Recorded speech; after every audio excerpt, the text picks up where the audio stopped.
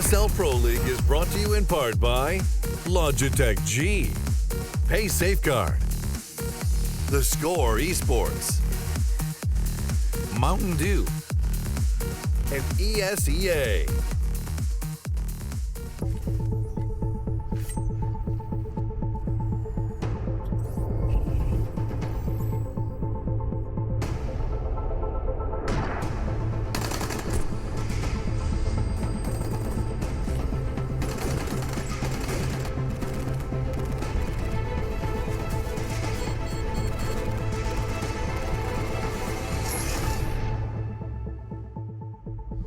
Good evening. Another day of the ESL Pro League is upon us, and we've got a whole lot to look forward to. First of all, introductions. That's what's something you can look forward to. I'm Alex Machine Richardson. I'm joined by Chad Birchall and Lauren Pansy Scott. Still purging the sponge. I'm doing well. I'm getting better at that. G'day. G'day. How you doing today? Good, how are you? I'm all right. Getting through, on the grind. How are you, Lauren? I'm okay. Holding on. Well, Holding on. We're going to have a we're talk cheerful with the two today. of you guys because I want to find out what's wrong in your lives because my life is great. Is Here it? in Cologne. That's nice. Nice and sunny. We're watching some Counter-Strike and today's going to be nuclear. Yeah, I had a couple of bad ESEA games, and I'm on tilt I ever got since. that. Thank you. I like that. No, I appreciate it. It's just, it's a spoiler. You didn't It's a reward spoiler, him. Lauren, because we haven't told them what's coming I up want yet. to get it in before you do. I've heard you say that before. Let's go ahead and quickly start talking about what happened yesterday before we get too far into the innuendos or innuendos. It's going to be Hellraisers and Navi that was the first game we did see, and of course that was one of the mind-boggling events that did occur yesterday. It really made very little sense to everyone at the desk. Lauren, you weren't present for the desk segment afterwards, but I'm sure you can voice your disdain now. Yeah, I think we were all surprised at the form that Na'Vi came in with. Very underwhelming from start to finish. Hellraisers weren't phenomenal, but good enough to take them down, which says, I think, enough about that matchup. Considering the maps you got to see as well, that was a very surprising result. Yeah, they have been rocked, and indeed, so were Virtus.Pro. 16-5 defeat on Cobblestone, a map that Virtus.Pro previously picked up a 16-3 victory on versus Navi. It has been so damn mad. It's hard to work out where on earth these teams stand, and same could be said for Dignitas and Astralis, who have admittedly been on the rise recently, referring to Dignitas, but unable to close it out versus their domestic rivals, Astralis. Envy picking up wins now, and that's starting to be a very refreshing sign to see the French side actually hitting some stability when everyone else seems to be completely off kilter. I had the pleasure to cast them during the Gfinity Invitational, where we first saw the likes of Apex and Kenny really starting to hit some peak form together, and of course they went on to win that as well. So maybe looking like they're in a bit of a good path of recovery, but it's still only a couple of results. It's still a long way to go. Yeah, indeed, a long road ahead of the French side. But this is what the table does look like. This is what we have. The lay of the land, of course, battle for top 6. That's where we are trying to get to, and that's where these 14 teams have been doing their very best to arrive upon. We were getting hyped about the Hellraiser storyline, that it is still technically possible, but so much in front of them. You can see that 9-loss threshold has been met by many. In fact, some have overcome it. The likes of VP now sitting in double digits. G2 have been on 12 for a while. And it is definitely starting to shape up, Chad, into that top 6. Mathematically speaking, there are only 2 teams who are out of it. Penta and Flipside. Yeah. I think everybody else, because like Heroics still have 6 matches to go, right? That's a total of 6 times 3. That's good mathematics. 18 points that they could possibly still earn if they win all their games. So anybody can make it into that top 6. Anybody could. Literally anybody. I mean, yeah, besides your Penta and your flip side. But Penta, it's just going to be the remaining games that they do have. I think they've got like 4 left. They're an opportunity to just try and make sure they can distance themselves from that flip side comeback, because of course relegation is horrible. And of course you have that guaranteed relegation should you be at the bottom of the table. That 14th slot gets an instant boot out of the Pro League. Right, let's go ahead and bring it up, because you said it's going to be nuclear, Chad. We have got something special for the viewers today, and of course the beauty of the Pro League veto system does mean that we can get situations like this. We've had double cash before, and now it is going to be a triple threat of Nuke, the newest addition to the map pool. You're shaking your head, Chad. You ready to see some Nuke? People are going to be questioning why this has happened or how this has happened. I want like to explain it. We have to. But people have to bear with me. I'm going to use you as my example. So we have 2 teams. One team is Team Alex, and one team is Team Chad. Okay. Now we're playing a best of 2, but it's considered 2 separate matches. Alex submits the 3 maps which he would like to play against me. I do not get to see those maps. This is blind. I ban 2 maps out of the 7 that I do not want to play against Alex. Okay? They may not necessarily be the same maps. They could be completely different. Yeah. Now, the maps that you submitted are in order of preference that you'd like to play. Now, let's say the map order was Nuke, Dust2, and Train. Mirage. I'm a Mirage fan, actually. Okay, Mirage. Yeah. So Nuke, Dust2, and Mirage. Let's say I banned Mirage and overpass. So only one of the maps which you have selected was banned out. Nuke was at the top, so Nuke is selected. And that's how we get one Nuke, and then, of course, if you had the same picks, suddenly Nuke appears twice. Exactly. Beautiful. I hope I explained that well enough. That was great. Really well done. Really nice. Lauren, you happy you enjoy that? I'm just there for Team Chad now. I believe in this. Fantastic. Yeah. Great Oh, vetoes. excuse me. Yeah, okay, he did win the veto. Yeah. His face at vetoes or his ESCA vetoes were not quite as good. Either way, let's go. He made me play Train. I can't play Train. So my problem, you're a little bitch and you don't like to play, the big maps. I am, and I know about one smoke on that map. But either way, moving away from my shortcomings and into others, we can look at the rosters. It's going to be, of course, the two teams about to do battle. Astralis and Virtus.Pro are about to go into a 2 best-of-1 affair. We'll be seeing Nuke for the first time with these Danes as well. And going up against VP. Now, this is where the debate does start. We saw Astralis yesterday, and I think before we do start talking about the nitty-gritty maps and, of course, the frequency that we do see them on these maps, actually starting with you, Lauren, Astralis, they beat Dignitas quite convincingly yesterday. I think that was a big sigh of relief for many Danish fans. Yeah, I guess. But form in general, this is what I'm saying. Yeah, I know what you mean, but that's the thing. I always look at those kind of domestic matchups as a one-off, whether it be a good thing or a bad thing. I think that, to be fair, very honestly, those two meet quite often, like almost too much, so it kind of overbears the point of it being a domestic matchup to a degree, but it did go Astralis' way in the end, and their form seems up and down. They came back into this at the very start of the league, and it was atrocious. They went to a couple of offline events. They tried to do their boot camp. It wasn't going well for them. They seem to have stabilized a little bit, but it's still not the Astralis we were waiting to see come back together. With that new player really coming into the fold now after, the issues at the major they had with players, obviously. Yeah. But yeah, I still don't know what to think about Astralis. This map pool, one of them on Mirage, yeah, you can look at that and kind of break it down and kind of go into depth about what you expect between them and Virtus.Pro, but Nuke's still kind of unknown, for me at least, in this sort of matchup.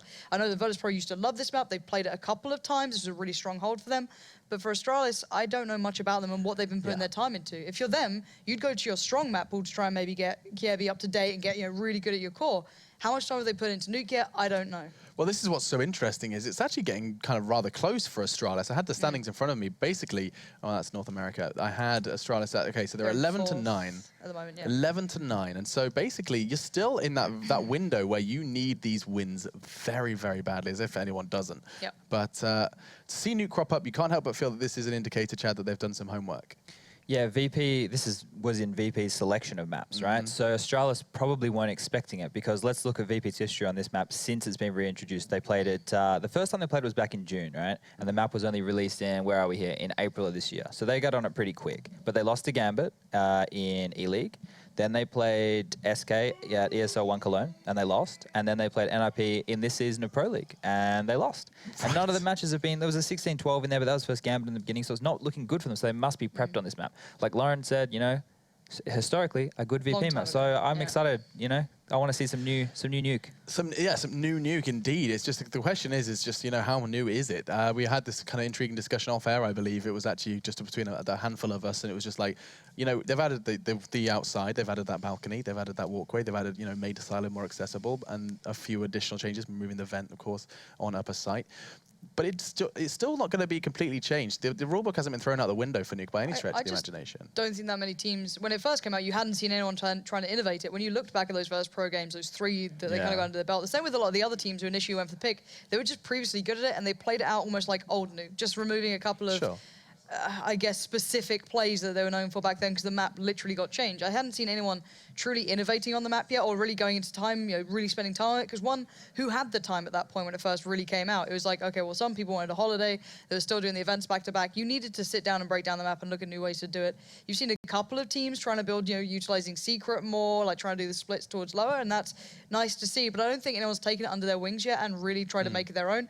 One, because let's be honest, it's probably going to be changed in the upcoming future as well. Because there's no point getting absolutely, in adoration or, totally into this map yet, because if Valve go and change half of the pieces of it, then all of those hours have just been wasted. But it could be a good map for a little while. So again, I don't think anyone's truly got the new Nuke down just yet. Yeah, I mean, we saw it cropping up even at ESL 1 Cologne. Team started actually bringing that out towards the kind of semis and even the quarters. We saw it. But you're right, it hasn't been a map that's been in too frequent use. I'm looking at your screen, Chad. I'm wondering if we're going to jump onto this now. Do we have time? I'll have a quick look at the server. Yeah, we've got 3 people in. So let's have some fun. Let's go for it. Let's do this. So basically, what we've got an opportunity to do is, since we have Mr. Chad Birchall here, of course, ex-professional player, we're going to jump into his screen and we're going to have a little walk around Nuke. Now, what is it that we can outline first here? I feel like let's just talk like pure and simple, the basics. Okay, so do you want to start with the CT side or the T side, or just general? I would like just a general how Nuke plays, if we can kind of walk through how that. Nuke should play? Yes. There's a few ways that it should play. Now, it is still a CT-sided map in my mind. It hasn't been fully exploited by the terrorists yet, and the reason for that is because the entries to the actual, to get to the sites are quite small. So this door into top, which is called Squeaky, for those playing at home, is very small. You can negate that with a Molotov or a smoke. The same with Hut. It can be stopped with a Molotov or a smoke, and the same with ramps. Now, these are the three main parts from lobby that you can possibly take. Now, the issue with this is the CTs have so much room to move around. You play a player here at ramps, right? Once he spots a player or gets overwhelmed, he can fall underneath, and then there's a whole nother section that the terrorists have to clear out to get to him. There's so many little places to hide, so many corners, windows, doors that you can use to your advantage. And the CTs can also rotate quite quickly through the map using the vent system. Now, we've locked it down to just one vent now, but it's still quite easy to rotate because you can run in the vents. Previous iterations, you had to crouch, which made it a bit slower, not as accessible, right? The outside part of the map is where you see most of the executes or most of the utility being used by teams to set the precedent. Now, I just want to quickly go to the CT side of the map and talk this through with people. Now, I call this a protocol. It's about making sure the team can't rush you or locking down what you need to do in your position to stop the rush. Okay. Now, it's very simple for top site and ramp. For outside, it's a lot more difficult. A normal hold, you'll see, will be 2 players in top, 1 player at ramp, and 2 players towards outside. Now, the top players need to be throwing Molotovs towards the hut, and then 1 towards Squeaky Door. Now, that automatically stops the top rush. They can't get in through that. You're just going to move through different lines, and then you're going to use a smoke, and you've delayed it for about 30 seconds on both positions. The terrorists... This means the terrorists have to play a very slow style, or they always have to play through yard. Yeah. Exactly. So there's a couple ways you can do that. You see teams, they're doing a few different smokes. Envy do one where they actually smoke here on the catwalk. They smoke off the warehouse, and they smoke here. Right. And they drop and do a top split. Apex drops down, and he comes in through top, and they do a top split. It's an easy way to do it because the CTs are focused on towards Hut and Squeaky, and not so much towards, I call this Annex. People call it Mini. Whatever they want. So do you still bring players out through Squeaky eventually, right? Is it split? You have somebody in top side in lobby throwing through Squeaky or Hut, to distract. And the windows on the roof, for people who aren't familiar, they are skylights. And at the start of the round, if you're a terrorist, I would advise throwing a grenade, one of your players, to land about this section to break both sets of windows here, and you can use that to throw flashes through, smokes through, Molotovs through, and do different executes. So it's a very diverse map. The problem is you have to have patience. You have to be able to wait out the utility by the CTs. You have to be good enough to bait it out, and then you have to be good enough to wait and patient enough to wait it out. Okay, so that's the basics covered, basic. And I think we'll be coming back to that. I think I'd love to get a little more in depth, especially regarding so what these T sides are going to be up to. VP and Astralis are about to be going down on Nuke, and so that's just a little taste of how it should play out, how you anticipate to play, and also a good example of just how you say it should be CD sided. You've actually outlined kind of very well why. Just because of these very slim routes that you've got 3 ways outside of away from outside. Yep.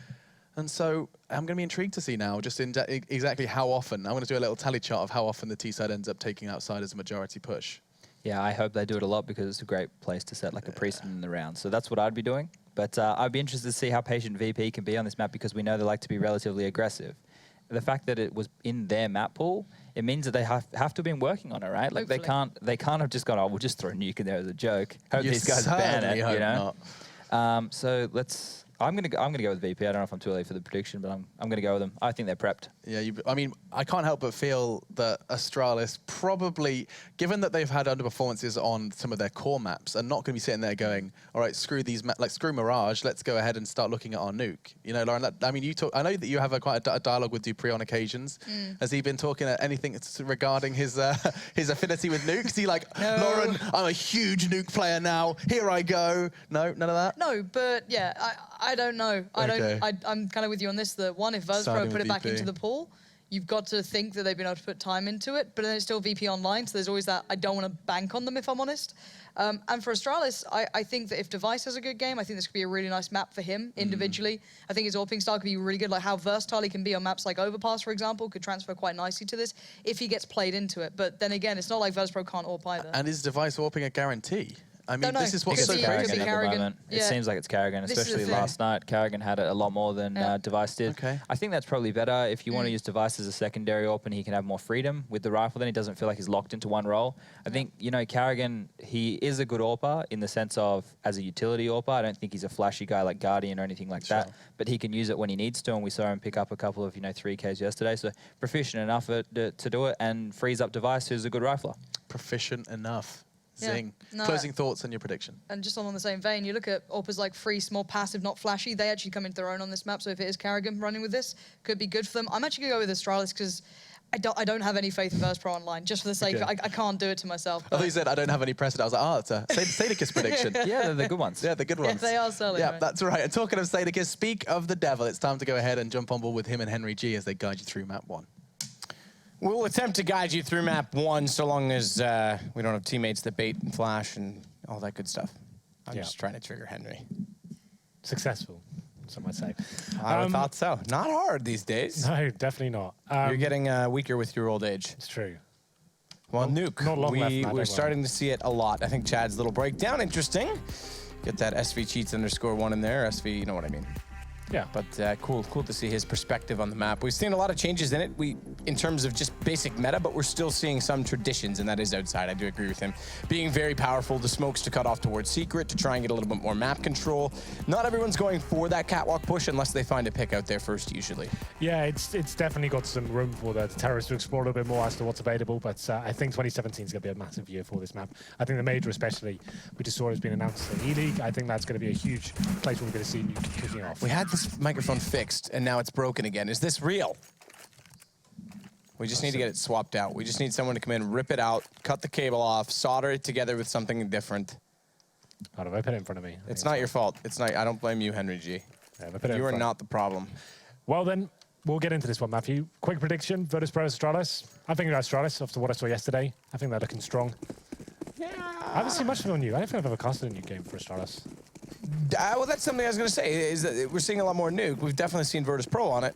Major definitely was a blunder, but you're right, Astralis, this is something different. Device already getting down the vents quickly. He's got lower. He's going to cut back towards Secret, make sure there's no one out there holding off the stairwell, because there still is some teams that run the fifth man lurk, sort of CT side, quick rotation, swing between the ramp, but toward the underpass, toward the vents so they can pop up toward A on retake, or down towards Secret as it would have been in this case, but he's covering it off now for rotations. Yeah, he stopped rotations completely now, so Pasha needs to drop his full awareness down towards low. He's not 100% sure what's going on here, and Astralis have made their way toward ramp. The thing is, the CT's had 3 players there as well. For now, equal, but Pasha, he finds 2 headshots. It looks like they have got the advantage here as Neo chimes in as well.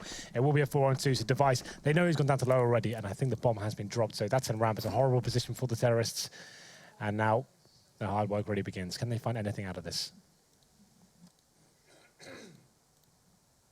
Kirby already up on top of the rafters as well, is covering off the upper site, but unfortunately they've got to pull back some kills, dropping down. He'll make a lot of noise, and it's at the lockers where Snacks resides, waiting for him to push in, but good read from Kirby. He's found him. He's figured out exactly where he's gone through. His pistol a little bit early to try and get the USPS, but didn't quite reach it. Now Device, who made it down the vents early, has to go back toward the ramp. It's stacked up 3 players there, holding on to the bomb that's been dropped. As Device is going to get hunted, pursued, and pushed as Pasha's going to close out the round. That's quite nice, actually, from Virtus.Pro. They actually sacrificed upper, they've sacrificed outside, is to Device getting on the vents quickly. He's basically the bait, causing rotations for the CTs, but they didn't take it whatsoever. They saw the terrorists go down the vent, they saw he didn't have the bomb, and at that point they stayed towards ramp. It's quite a common strategy to get one towards lower, either from Secret or towards events. It's a bit more risky towards events area. And he gets down, and they just don't take the bait at all. They wave towards ramp, and they're saying, okay, there's probably a good chance his teammates will be coming from there. Mow them down, it's Pasha to line the first 2 headshots, and Neo finds the 3rd. And at that point, Astralis don't get the bomb down here. So we go to the 2nd round with the force buy. Deagles across the board, man. We talked about this yesterday. Astralis incredibly strong with the Deagles. You can never discount them on these sort of rounds. Looking at the CT buy, they've only got 1 rifle, which is surprising on a map like Nuke. They've got Pasha with the M4A1S. There is a scout in the hands of Snacks. So naturally, Pasha looking towards outside, a very long-range area. He's just covering the push towards CD spawn, though. Dupree, tagged. Yeah, he's probably the best Deagle player on Astralis, and maybe I thought you were gonna get. Yeah, I thought you were gonna give him this big praise. Yeah. He's probably the best Eagle player in the Astralis. No, I think that's fair. Like they're all very good. I think he's probably the one who shines the most. Well, right now it's going to be Pasha that's going to go back aggressive with the M4A1S. Lots of damage, no kills. They'll get flashed off, but again, damage is potentially enough here as the rifles are still prevalent on the map, and although he's the only one with a rifle directly, I meant the weapons, Henry, just so you know. More importantly, the damage as well with an MP9, given that they have armor. It's sufficient for it to suddenly come into play for Bialy and build up some cash. Same too with Neo. Bialy is actually in a prime position to do this as well. No utility to flash him off when the squeaky door does bust open. Line up, down goes Xyp9x, control the trigger, hold it down. Unfortunately, goes down immediately after, but 2 quick kills. Now it's Snax' turn with the UMP, and it's just Kirby remaining. He'll go out with the Deagle in hand. Good shot to start it off. You might have been wrong about Dupree. No, you're not. I definitely agree with you over the history of the time on this team, but it is going to be Neo that closing it off with that other MP9. So SMG's coming in with all 5 kills. They build up money. That's a decent objective achieved, I would say. Yeah, they only dropped 1 frag as well, so they're in a decent position going forward. Astralis went for the outside, taking the stop. Couldn't find anything. The Eagles actually took a lot of damage from Pasha at the start of the round. They went back towards lobby. Like you said, no flashbangs, no smokes. Just had to go towards upper, see what could happen there. And they managed to get 1 kill, but no plant. Once again, it's going to be a full eco at this point. You can see 4 Glocks and a PD-50. I think they smoked towards main to try and get the bomb down the vents quickly, but that's going to be completely shut down. The bomb has made it down the vents, but they might just about get down there. They're trying desperately. KRB finds another kill, and you know what? He's got down the vent with the bomb as well. He's just going to try and plant this. That's his only objective right now. It will go down by the looks of things. Yeah, good job. That'll do. That's fine. Donkey, that'll do. Yeah, they were never going to win the round, but I didn't expect the plant to come in at all, so he's done very well to actually make that a possibility. It will be 3-0, but Astralis has had a big boost of cash. He definitely can probably get an AWP. KRB was $6,100. He's picked up a couple more kills in most of the rounds. So he could drop over an AWP if required. So he will. He purchases that weapon. And like the guy said on the desk, it's been Carrigan who's been AWPing for the last couple of weeks, but it looks like Device will be taking on Nuke. We haven't really casted much of Astralis on Nuke, so I can't really tell you what to expect. But it looks like he will be going on the T side at least as we go into the first gun round here. Neo is keeping the MP9, Snax keeping the Scout as well. So a chance for them to try and keep the money strong. They win this round would be absolutely amazing for them and impressive. As we go, there it is. Okay, Snax had to just go in with the Scout, but Device, he takes him down with that first shot. 5 on forward, kick things off. What's the reaction with the CT? You see Bialy, he's dropping down the vents. They've lost presence outside, so he needs to adjust himself, and looks like Neo will be doing the same thing, but he's only got the MP9. Well, the MP9, it's lethal in the right environment, up close, personal, and damage can be done further. Again, though, this Scout going down, there's also a Molotov on the ground beside it. So Astralis on the AKs with a good start. The M4s. Yeah. Taz with one as well. That Deagle's better, though, from wrist distance. That'll give Neo a chance. Never mind the MP9. Lovely headshot against Dupree to pull it back to 4 versus 4. And Taz still waiting on top of the hut right now. Is going to backpedal slightly up on top of the rafters. Get the range game. This is the swing position we were talking about. A late rotation from Bialy towards Secret. He catches off Kirby, still on Twinkie. And Astralis not really able to get much map control. Still slow and hesitant to try and get toward anywhere, really, including the upper site where Xyp9x now smoking off. He'll bust out the vents, flash through. Does he go for it, though? I think he's trying to bait them into thinking he's done so, but also they are heading toward ramp. Well, this is probably the most beneficial place they can go at this point. No CT presence at all. You can see the CTs had to rotate down towards lower, so they gifted ramp room towards Astralis. But with 30 seconds remaining, they're going to have some presence down there. I think it's going to be Bialy at this point. He's actually currently in the vents, so he's just sitting out, probably giving the call to his teammates now, and they'll allow them to plant by the looks of things. They're going to be going for the retake here on the 4 versus 3. Bialy taken down from vents, Device in decent position towards the ramp room, and now the game really begins. Can they do anything with this retake? I certainly hope they can. What's the play here? What are they waiting for? Well, Neo's already down there. He's the only one. They've just come down the vents now. They're going to go both back toward decontamination. Potential trade off of Taz with Pasha in behind him. Door, hole in it. Xyp9x, crosshair firmly fixed upon it. That's going to give him the vision, but not the headshot. Taz wins that duel. It's Kerrigan to watch the door, and it opens toward Toxic, but his position lost. Given up on the fact that he misses a few shots, it does bait them in toward Device, and bomb is planted forward side of the silo. So he can just sit, watch, and wonder what just happened to his teammate, because Taz is looking accurate so far, but unfortunately that's not enough to win the round. Yeah, Device even more so perhaps, as he gets 4 kills in the round. He opened it up and he got the initial AWP kill outside, and at that point it actually started to fall apart for Astralis there. They lost 2 frags in return. They go towards the ramp room though. No presence there whatsoever. Device finding the kill towards the vents. The bomb is planted as well, and he's just holding towards ramp room. Very efficient stuff from him. Hits every shot that's required, and it comes down to the 1v1. But at that point, Taz, yes, he found the second to last kill, but it didn't really amount to too much. And Astralis, they arrive in the first gun round. It comes down to the 1-on-1, but the CTs do have plenty of cash going forward. You can see Snax now. He's got the AWP. Last round he had the Scout, and previously he had the MP9 as well. So this is the first real gun round as we get into this one. Round number 5. Device still on the order of course. He'll be towards outside. This time on the silo though. Seeing whether he can find that first pick once again. Device is going to try and find the shot far back at Big Garage. No one quite in the line of fire just yet. In fact, no one really even playing in that position at all. There's Snacks outside with the AWP, but he's covering off from CT toward the cross, towards Secret. Again, Bialy, he's swung down to cover off that stairwell. Virtus.Pro tends to play these offside man style of approaches on their CT side. If you think about Train being Taz kind of on his own toward B. Snacks is going to totally back off this now, but having lost Bialy early on, that does mean Dupree can easily walk in and take this position, start to push into the lower bomb site and give Astralis a lot to work with in a 3 versus 4. Yeah, absolutely. They have got that man advantage and a minute to play with as well. So the CTs, they're trying to adjust themselves at the moment. Snacks beneath heaven. He's trying to watch out for anyone crossing towards outside. But for now, Astralis aren't fully committing. See Pasha, he's pushed up in ramp room as well, hoping he can do something with this situation. But Dupree, I think he's made it towards the vent room. So this next kill is going to be huge. I think he's going to get it. There it is. Okay, 3 on 3. 35 seconds. Pasha on the aggress. Flash goes back up inside of the vents, but Pasha's just waiting. That's bomb down. With 29 seconds, bomb down towards Squeaky. Device with an AWP and a 1 versus 3. It's been turned back the other way as Virtus.Pro with 3 players kill all 4 of the Astralis members. And you would have thought with stairs open that there was a chance on that. Yeah, well, they got the initial trades, that man advantage, but just a nice reaction from Virtus.Pro, trying to find the frag and return, and it goes in their favor. They push in towards ramp room, and they're actually showing presence towards lower as well, actually locking Astralis in, and unfortunately for them, the round falls apart. It will be a full eco. That's actually a very harsh reset for Astralis, considering the previous round was a 1-on-1 in the end. So what do they bring to the table in round number 6? It will be a Glocks and a PT50 once again. They did try towards that vent area before. It doesn't look like they'll be trying the same thing here. Going to be holding up. Have they got any nades? They have not. So they're just holding a T-spawn. Dupree's actually AFK. I guess a chance to go to the toilet. Why not? Don't waste a pause. Let me have a look at him. What's he up to? Still AFK. Yeah, why not?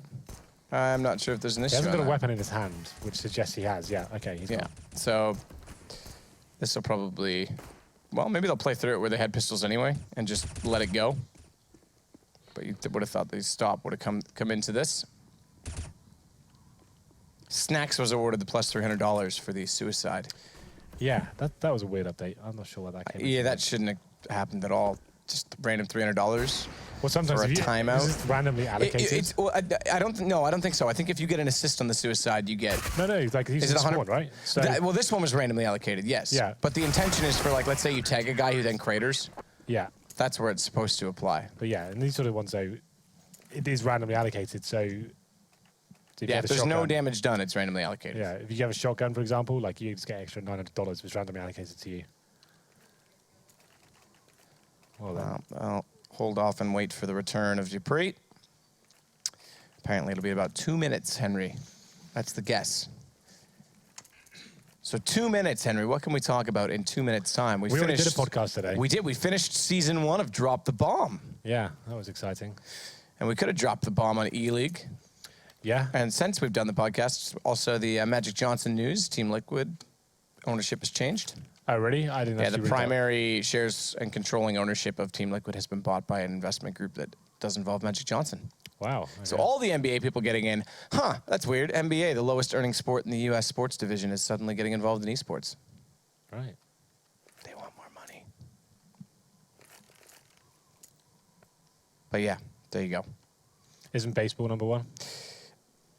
I think in TV rights, oddly it is, and I find that so bizarre. NFL would probably be close at this point, though. I haven't looked in a while. Yeah, I think it was baseball by some margin, actually, when I last looked. Yeah, which blows my absolute mind. Yeah. But anyway, that's what it was. And then it's NFL, and then I think NBA is potentially 3rd. Hockey in the U.S. is not that big. Canada's number 1 by a landslide. Well, then, we do have a little pause coming in here. Was Dupree timed out? This is online CS. It does happen time and time again, but it was a full eco. I don't think it was affect the game too much. Dupree is back in now. I don't think they need to replay the round or anything. They had Glocks and a PT50. They weren't going to win the rounds or even get a bomb down. So we'll see what they bring into the next one. It looks like they're going for, is this a partial buy? Yeah, they're going to have Tech9 and Dupree. So they're going to get the Tech9's body armor. And it means they won't be spending all their cash. You want to keep it around the maybe $2,000 mark. Maybe a bit more considering the loss bonus hasn't built up too much. So you can see, Device keeping his money about 32. Oh, someone said the NBA makes more than the MLS. That goes without saying. That's not the MLS. I don't even. It's established now, I'll give it that, but it's still not at a growth level where it's sustainable yet. European players go to retire. Yeah, exactly. It's an injected league, basically. They try and inject hype by paying people to come over because they're trying to gain market share. They don't have it yet. So that's discluded in the big brand sports. So we shot at those windows of terrorists. This could suggest some sort of execution, considering that you have the Tech 9s and a few smokes and Molotovs. I'd assume they're going to try and get on the vents once again. But Bialy, he's in a great position to lock it down. There'll be a flash coming in momentarily. Here it comes, and he'll try and lock them off. It's going to be Bialy swinging late as well with the flash coming in. Unfortunately, his timing is off, but he does do damage through that squeaky door that's open. Snacks there as well on the AWP, but a nade goes in. That's going to land. Snacks has 1 nade kill. Remember, we're still looking for the new nade record, Henry. I don't know, we're actively looking for it. Yeah, we are. Every game now, since Alu came 1 HP shy of breaking it. That's the new objective. I was thinking about only throwing nades in our ESCA pug earlier, but you would have gotten more mad than you already were. Yeah, I'm not sure that was possible. Xyp9x in a 1 versus 5. It's true, you were pretty ragey. It took me bringing out the AWP in overtime to save you. Didn't save us. You were ruined. It saved us that round. Yeah, the round. I got a pretty slick 3K, bro. Round 8, and we do have money again. 1 to 4 for Astralis. It's going to be 5 AK-47s. No device orb. That's the weapon that got them that initial round with the 4K. But Virtus.Pro widening the gap here as we go into round number 8. Snacks on the orb. Obviously one of those maps you can change your position every round if you want to. You go towards heaven, outside, ramp. And Bialy, a little bit more aggressive this time. I like this. Snacks to kind of take the attention away from him. And he'll be looking for that first frag with Kiabi. He's looking to hunt him down, but through the smoke is Bialy coming out on top. Looking for a second towards Silo as well. He could actually get a multiple situation there, but it doesn't actually work out for him. This wall of smokes comes in, and now is that Dupree trying to make his way towards Secret. Doesn't take too much damage there, as Neo very aggressive. Neo's going to try and fall away from these crates as well. Flash over top. Might make him get the jitters that someone's pushing to his left through the big garage. No one is. He'll wrap back around and flash effectively used just to get Device out of dodge. He's fallen down behind blue, spotted up, shot in. Neo's gone. There will be no further exchange until Snacks arrives to catch Dupree. Late cross, no smoke towards Secret. 2 bodies on the ground there, one from either side. Sorry? Didn't Dupree already get across? Did he come back? He may have come back up. You're right. Yeah, he came back for some reason. Well, Wasn't quite happy. Not a decent decision from Dupree, if I do say so. Because it's going to now leave Neo out in that garage position. Now, he's watching toward Mini. It does give a chance for Device to try and slip by him, but he was slow from trying to play underneath and catch off rotations in the pistol round, but this time he'll do it. Neo's given up on the thought that there's anyone further outside, but Snacks is there, immediately rotates from heaven to catch him off. That's going to put Taz on the rafters to take the bomb down, and as he does that, Snacks finds Xyp9x rotating back inside and in through Secret, or rather Squeaky. He'll go down 7-1 Virtus.Pro CT side. Astralis, we said we haven't seen them on this map. It's certainly starting to show. We'll see what they can do. It's still early days here, you know. They've only had the AWP out once, and that's when they picked up that 1 round. And we'll see whether they can actually pick things up here. It's certainly not over. Even if you can get 3 or 4 rounds, it's still possible to win the game, right? So, Deagles, P250, we'll see what they bring to the table. No nades. It's going to be difficult to actually enter any sort of bomb site.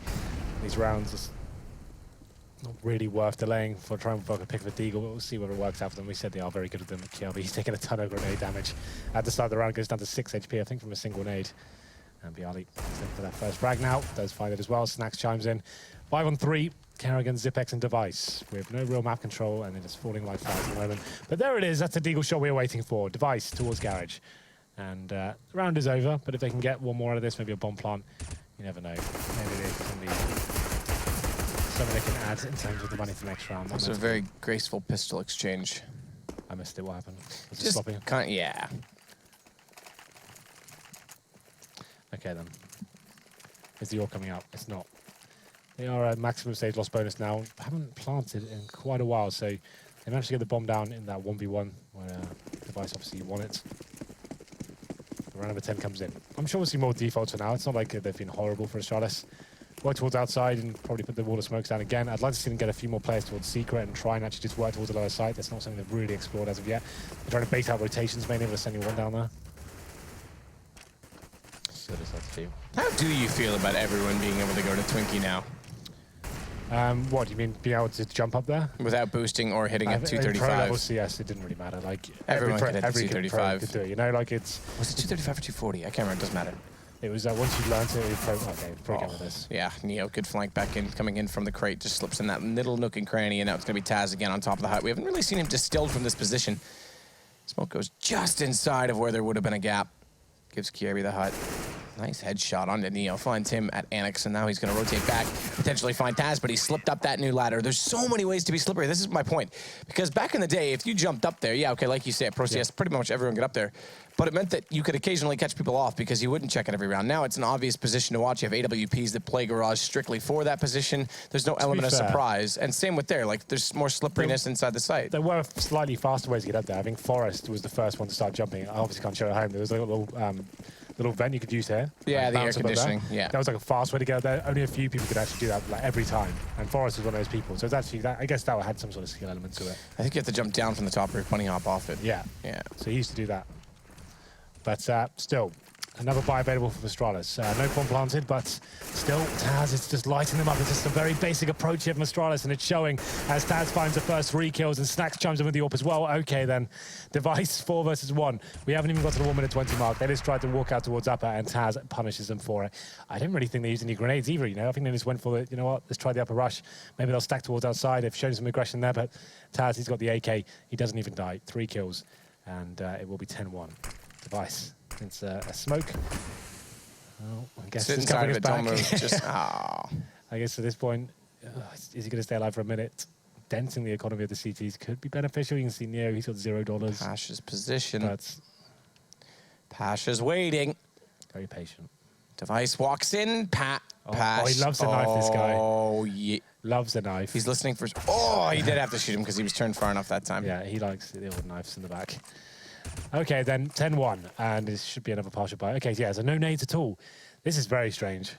It looks a little bit too easy for Taz at that stage, right? Like, there's no pressure on him at all. That's just like shooting fish in a barrel. They're never going to take that position. Obviously, as a terrorist, you've got to come out, look above you, towards heaven, the bomb site. It's very rare going to come around and check that side of the bomb site, and he just mows them down before he can really call off what's going on.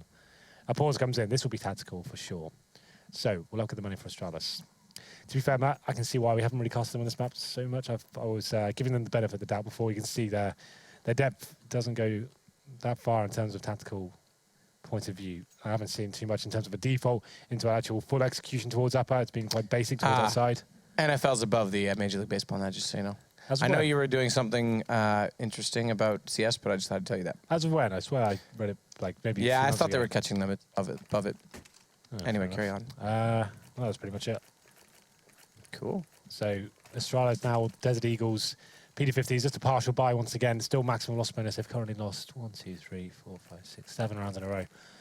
They only won the first gun round number 4. And if you remember, that's when VP had a scout and MP9. So they haven't actually really won a gun round. Yeah, it's just that was like, as you would say, the bonus round. And, yeah, I have another name for it. Nah. It's fine. You don't have to use it. But now will be the partial buy. The objective, once again, get the bomb down. He still can win these rounds, not outside the realms of possibility. We'll see. Tactical pause. What's the buy still? Stacks, he seems very sharp right now. Absolutely everywhere. Outside, upper, ramp, just rotating to wherever they're going. They haven't, like I said, they haven't really explored the idea of the lower bomb site. Like we've seen they have got the outside smokes. Haven't really sent anyone towards that area. They've got 1 player down there successfully. Why are we not trying maybe 2 or 3? Let's actually try getting that first kill in our favor. Even a trade is good at that point. If you take the presence away from the CTs, and you're in a great position as a terrorist. We'll see what they bring to the table. As this pause is still going on. It's quite a long tactical pause, guys. Yeah, this should be underway anytime soon. Can we? But Astralis def. I mean, we're not even seeing the basic smoke execution wall towards secret. We're not seeing the skylights. We've seen it once. We saw Dupree get that, but he went down and came back and died to the AWP. Like, it didn't really make sense. Like I said, I'd like to see that as multiple players. And then just even an upper execute with the Molotovs and the smokes actually give you a bit more higher of a chance of winning. Just rushing upper completely dry with 3 people trying to look at 20 different angles is it's not really ever going to work out for you. Well, then here we go. PD50s.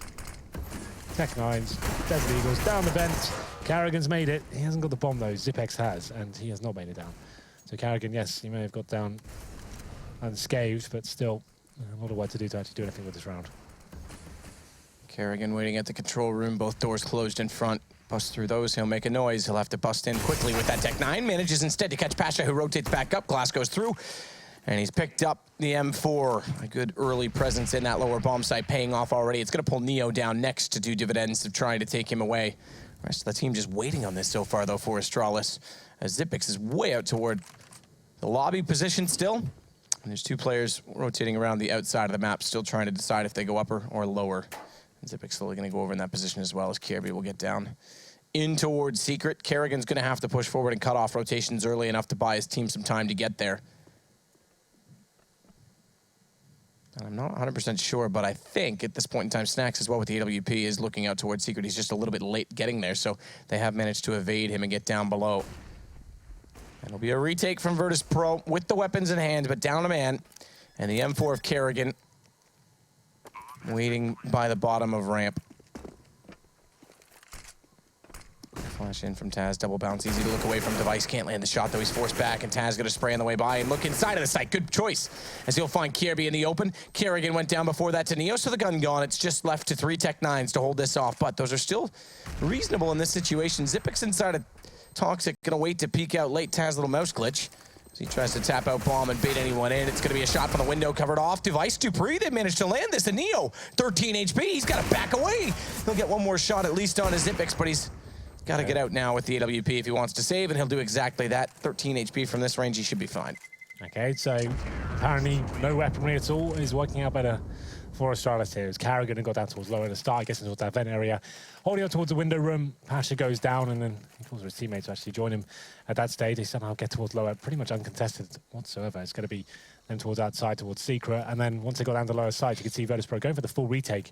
Should have really been going in their favor, but good positioning from Astralis, and the bomb going down in a nice situation. I think that flashbang towards the vent as well was a little bit too shallow. If we got a bit deeper, could have potentially blinded Device and had the kill, but still, Zipx aggressive towards Squeaky Door. Doesn't find anything in main entrance. As we go into round number 13. A much needed round for Astralis there, but Snacks, he's back to his killing ways as he finds the first frag down towards Device. He had the AWP as well. And the AWP looking inside of that smoke. Snacks can't spot. He's gonna get one in front as well. He's gonna try and use the gap in it. See if he spots anyone moving in toward that main position, but what it does do is allow Dupree to round on the catwalk, and he should have the lineup with this AK. It's timing at this point in time, though. As he goes by, Snacks, yeah, you're dead right. That boost, Snacks could easily look away and then back as Dupree needs to get inside this doorway to evade that. He does. Snacks has gotten Kirby in the meantime, but now he's in prime position. Your discipline, he's gonna let Taz, whoa, nearly get away. Ooh. I was gonna say walk and lead him to his teammates. Neo's at the bottom of the ladder already being pushed back from ramp. That's gonna put Kerrigan in an awkward position inside the site. Net lovely shot to take down Neo, but he's in a 1 versus 3 still. Smoke off in the gap. Flash as well. Inside of the smoke, he'll try and plant, but just a bait. It's gonna be the second player at ladder, surely, that's gonna respond to this. The trade, as Kerrigan nearly reads it to snap back, but Pasha's there. Nice little play there from Carrigan, but ultimately, without the plant, and with VP having a ton of cash, it doesn't have that much impact. It was quite flashy, quite nice to look at. But at this stage of the game, round number 14, VP can definitely buy into this run, have a residual cash as well. Even after reinvestment, they've got 2 players on around the 7K mark, so it's not a massive deal. So a force buy from Astralis. I think at this point they have to be buying every single round. Well, the last 2, it's 11-2, and they had a bit of money. They got AKs, and they won with the Tech 9s before, so why not? There's actually a stronger situation than it was before, so let's see if it works out for them. Try and get down the vents again, maybe. As Dupree's waiting there towards main entrance, he's stuck himself in a difficult spot, so closes the door, tries to get out of there, and he takes a little bit of damage, so okay for him. Through the smoke, okay Carrigan. Spraying into the hut wildly, gets the first kill. Looks like his eco's going to work out for them once again. He's limited buys, and it's going to be a clean sweep. And the thing is, losing these ecos is so punishing on Nuke as well, because we know it only takes a few rounds for a T side to really be successful. They've now gotten up to the threshold of 3. I think that's the minimum required, but it's totally still doable right now. Definitely. You just win a pistol, you get a 3-0 on the other side, and then all of a sudden it's 12-6. And that's how we learned our lesson earlier today, Matt. Yeah, it's true. Yeah, we met our demise in a very similar fashion. It's that mid-control, man. I just couldn't hit those shots. Couldn't hit those shots. We were on an absolute high, and that's what wrecked. Once I went vents, though, it worked. Need to do that more often. Good pick up from Snacks. He'll take Device. Smart rotation as well as he gets in a better position on top of those crates, but he's going to get flashed off. It can't afford to stay out as he's got no information. It's completely in the open. Good rotation back, though, and again, Snax is going to spot up Kirby. He's playing this yard very well with the AWP as Pasha inside the radio room, although there's no radio. Trophy room. Nope, don't like it. Radio room. I don't like it either. Why are there major trophies at a nuclear reactor? Is that saying CS is toxic? Is that what you're trying to do, Valve? Is that what it was? Do you really like us less than Dota so much that you have to make it apparent we're toxic? You sure there's CS trophies in there? Neo's going to get the shot back. I'm pretty sure. Nah, they're not. Oh, It's a you're right. safety They're one. not. For some reason, I thought they were the major trophies. That would have been interesting. Yeah. Well then, what was the final score? 12-3. You said that was the threshold. It's the minimum threshold. Yeah, absolutely. Yeah, obviously, it means even if you lose a pistol, you still have some sort of a lifeline there. It's not completely over. But Virtus.Pro playing very well there in the CT half. But the thing is, most of these top teams seem to struggle on the T side. They don't get that much practice on this map. And we'll see whether they can actually finish this game off or whether we'll have a bit of more of an interesting affair. Who knows? Come back for the second half as we take a quick break. Carrigan sat up on short as well, so he'll be able to see pushes in towards Connector. Device, though, good little flick from him. He's missed a couple of those. Oh, there's the no-scope. Pimp just gets sent packing. Device going large. Aggressive. They want to find as much as they can probing in the wings for Team X, who through this wall. Zippix actually gets two. We didn't see the second one. Okay, I was going to say the first one, Volda overextends it, and Zippix, he's able to pick up Maudie in that as well, and he may find a third. Oh, Zippix has 3 kills through a wall. It's not necessarily Device, it's actually the guy we rely on clutches who's finding all the frags. Carrigan once again gets the opening pick, looking to get a second, he nails it as well. Can't hit the third just yet, he's surely going to be taken down, but the no-scope. And it's going to be round over. What a round from Carrigan it was, 4 kills. They can't really afford to commit too far on the site because then they walk into their own given pincer. It's a bear trap waiting to close down on them. Kiebi left in the 1v2. He's already found 2 kills. He needs 2 more to close this out. A nice, strong half, and that's not going to happen. There's the bomb, it goes off. Kiebi will shut down on the final 2. Dignitas really only have pistols and armor. What a horrible way to play the 28th round. Dupree taking down 2 and going for a third. Still 7 bullets left. KG coming through the smoke and the pistols out. It's going to be Dupree to pick up a quad kill and make it 16-12 in favor of Astralis.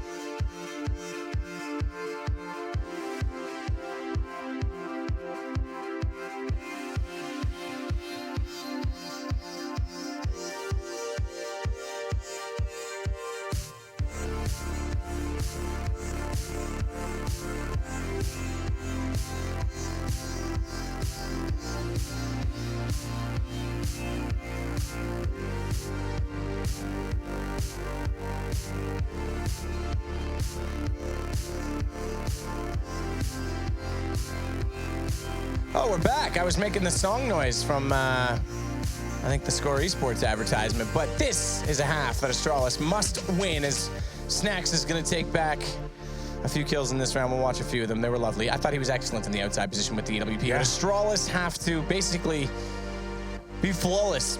The 12-3, I say it's the minimum threshold because that allows you to lose pistol, but then you've got to win out the entire round. I still dare say that the perfect situation is win this pistol as well. Obviously, that kind of goes without saying, but I said it anyway.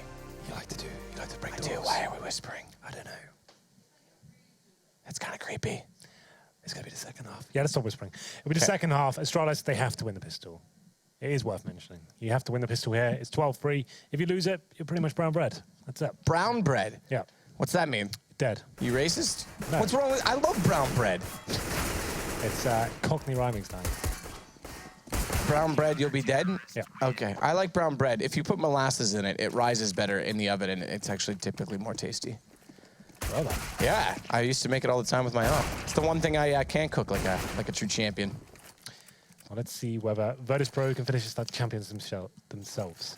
They're going to be on the T side now, and we'll see whether they can string something together to be a successful pistol. We have seen some interesting pistol rounds in terms of the top teams. I think I've mentioned it a few times. G2's probably presented my favorite one so far.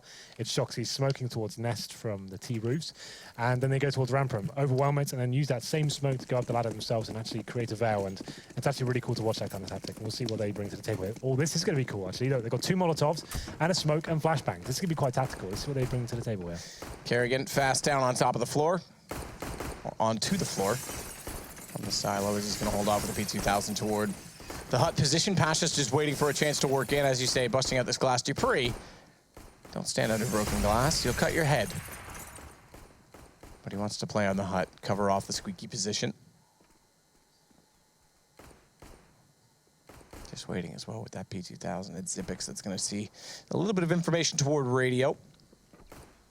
Now, Xyp9x doesn't have a smoke, as no one has a smoke or kit or any utility to work with on the Astralis side.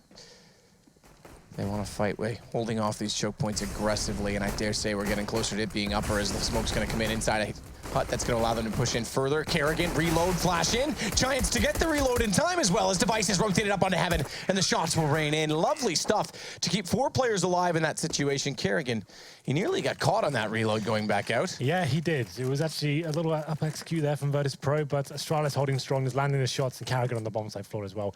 Does do some decent work there, and they managed to win the much needed pistol. No bomb plants for Virtus.Pro, so you assume a force spike comes in. It does indeed. What have they got? 3 Deagles, a Tech 9, a P250. They've got a smoke to work with. I would speculate, considering their setup right now, maybe just one smoke towards the vent. Try and get that down there. What's that's going to be? Yeah, okay, so yeah, there it is. So smokes in front of the vent.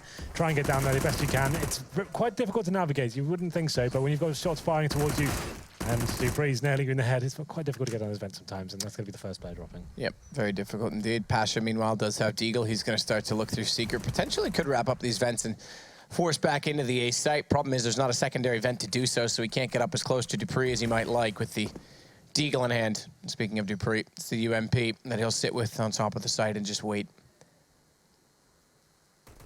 Pasha in toward the control room as well. Has elected not to go up those vents, but there is one to his immediate right. It's Xyp9x, and hearing that window, that's an invitation to just hold on to the angle with the UMP. Lovely shot from Neo back, though. So Kirby will go down. Xyp9x now knows they're heading this direction. He'll hold the wall. I forget what Chad called this. What, this specific? Yeah, position. No Probably idea. Diggity. Probably. As he's going to just sit. Crosshair placement a little bit low considering they're coming down a ramp. It's not headshot level, but it's good enough to take down one on Neo. Deagle through the wall, trying to hit the shot. Does get some damage in, and that's going to allow Dupree to close it out. Astralis on track already, but still a long road ahead. Yeah, they've got to fully go up against him. I said it would be, even after losing 12-3, win the pistol, you get to 12-6, you're on a CT side, so grinding it out. There's no reason why this can't be a very competitive game now. It was just down to the pistol, and I think we have got a game on our hands. So, like I said, full eco, just a PD50 purchase, just Glocks, and they'll just maybe rush. Is literally no one's going to wear picks with the Glocks. Well, what are you going to do? You just might as well maybe force your way towards ramp or go down the squeaky door. That's what we were doing, the latter. Just run out, hope for the best. They get one down the vent as well. I think that's the Taz with the bomb. He might have planned this. This would be nuts if he does. Oh, how did he die? Got caught by Kirby in the end. No, he was up high. You're right. I think he wallbanged him. Tell me he didn't do that one down by the door. We got to see a replay of that. Snacks, he'll fall in the end to Device. No way. Okay, so he definitely was up, but Kirby killed him. He was lower. Can we get a confirmation whether that just happened? Maybe I saw it wrong, but... I think you may have, because I saw him behind the silo. Do you know that can happen? You can spray over the floor. Yes, okay, so in between the two dotted yellow and black lines is actually thick enough that there's very little damage, but to the arrows on the left and right, you can. And there's also, if you watch Theorycraft, this spray spot that you can do from a squeaky door that lines up with the bomb, and the reason you do it from an angle is just because you a higher percentage. I didn't just get excited about that for no reason, but if it did, that's really cool. Anyway, it's going to be round number 4, and it will be 5 AKs in the hands of Virtus.Pro. They have got smokes, flashes, no Molotovs there. It makes execution a little bit more difficult, and you can't really flash the CTs out as much. Matthew's just looking on the second screen now. He will be able to confirm. He did, yeah. Kirby through the wall, down into Bialy. I thought he came in from toward the ramp. That was Xyp9x that was in that position, so you're right. He got him.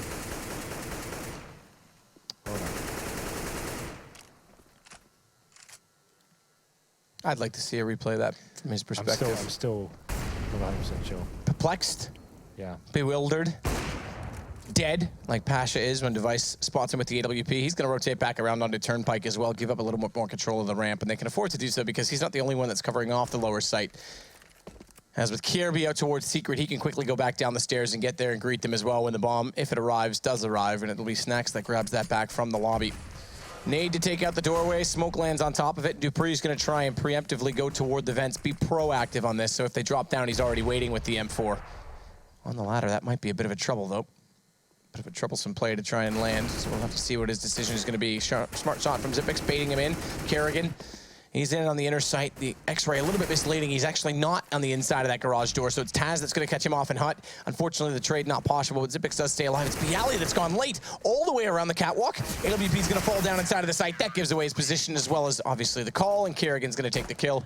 It will be Astralis picking up number 7. And another eco for VP as well. They're trying to stand, they're trying to wear the picks there and making their way towards upper once again, but Astralis locking them down in every area and only actually dropped 2 frags, and one of them was that backstab from byali towards the end of the round as well. So we go into round number 5 at fully. Well, not fully. They got a couple of sets of body armor as well. Some Tech 9s. They've got smokes. I'd suggest this would be towards outside for now.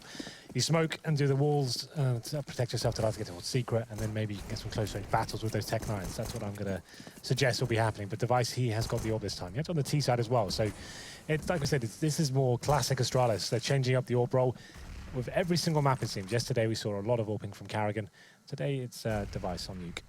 As we go into this one, it will be that maybe it was debate with the smokes outside. I guess they're trying to pull some rotations that go towards upper. Kerrigan does get a headshot, but they are finding the initial frags here. This could get a little bit interesting as Kerrigan, he does drop and actually managed to get a 3rd frag as well. That's all they'll get though. Xyp9x comes in and saves the day, and we get to 12-8. It's going to be 5-0 here on the second half, but money coming back into fruition for Virtus.Pro. And we'll see what kind of buy comes in. No orb for the terrorist as of yet. It's just going to be 5 AKs, and still Device, he drops a weapon over, he'll still be on the AWP himself. So with this time though, Virtus.Pro, I know they've got upper executions, I've seen them before, but they actually didn't have the Molotovs before. This time they do. They have smokes, Molotovs, flashbangs, and we'll see whether they bring anything interesting to the table in that sort of manner. No orbs to really work outside. They have to do the smokes once again if they want to try and take that area. byali just taking out all the windows. He doesn't like glass. I once saw him, well, I don't know where I was going with that. Yeah, I was going to make up an endearing story about why he doesn't like glass. He once walked across it in bare feet, and the glass was the one that actually got hurt the most. dupreeh inside of the vents. He's again waiting for this drop-down position where the smokes have come in, so he's trying to read the play and stay ahead of it. The problem is he's also leaving that upper site, and VP again are going to rotate around on the catwalk position, but Device, missing a big shot, has the information. The shot he misses Neo to take down Kirby as well as he slides back out, so it's 1-1 and still position, but Device on the second peak will find byali. And that will subside the play slightly as Kerrigan, still in on the floorway, is going to try and cover off this hut position. Needs to land a shot or it would have gone to a 2 versus 2. It's now Pasha, 1 versus 3 with as much HP. As the bomb's down inside of the hut, he'll fade away from this, and money's not great. Yeah, the maximum loss bonus. So they will be able to get a buy next round. You can see with most of them with above $500. Yeah, actually all of them. So with the 34 coming in, they definitely will have a buy next round, but they won't have the orbs. And we'll see what they decide to do as we go into this one. It's going to be Pasha saving the AK for now. He's towards T-spawn with 1 HP.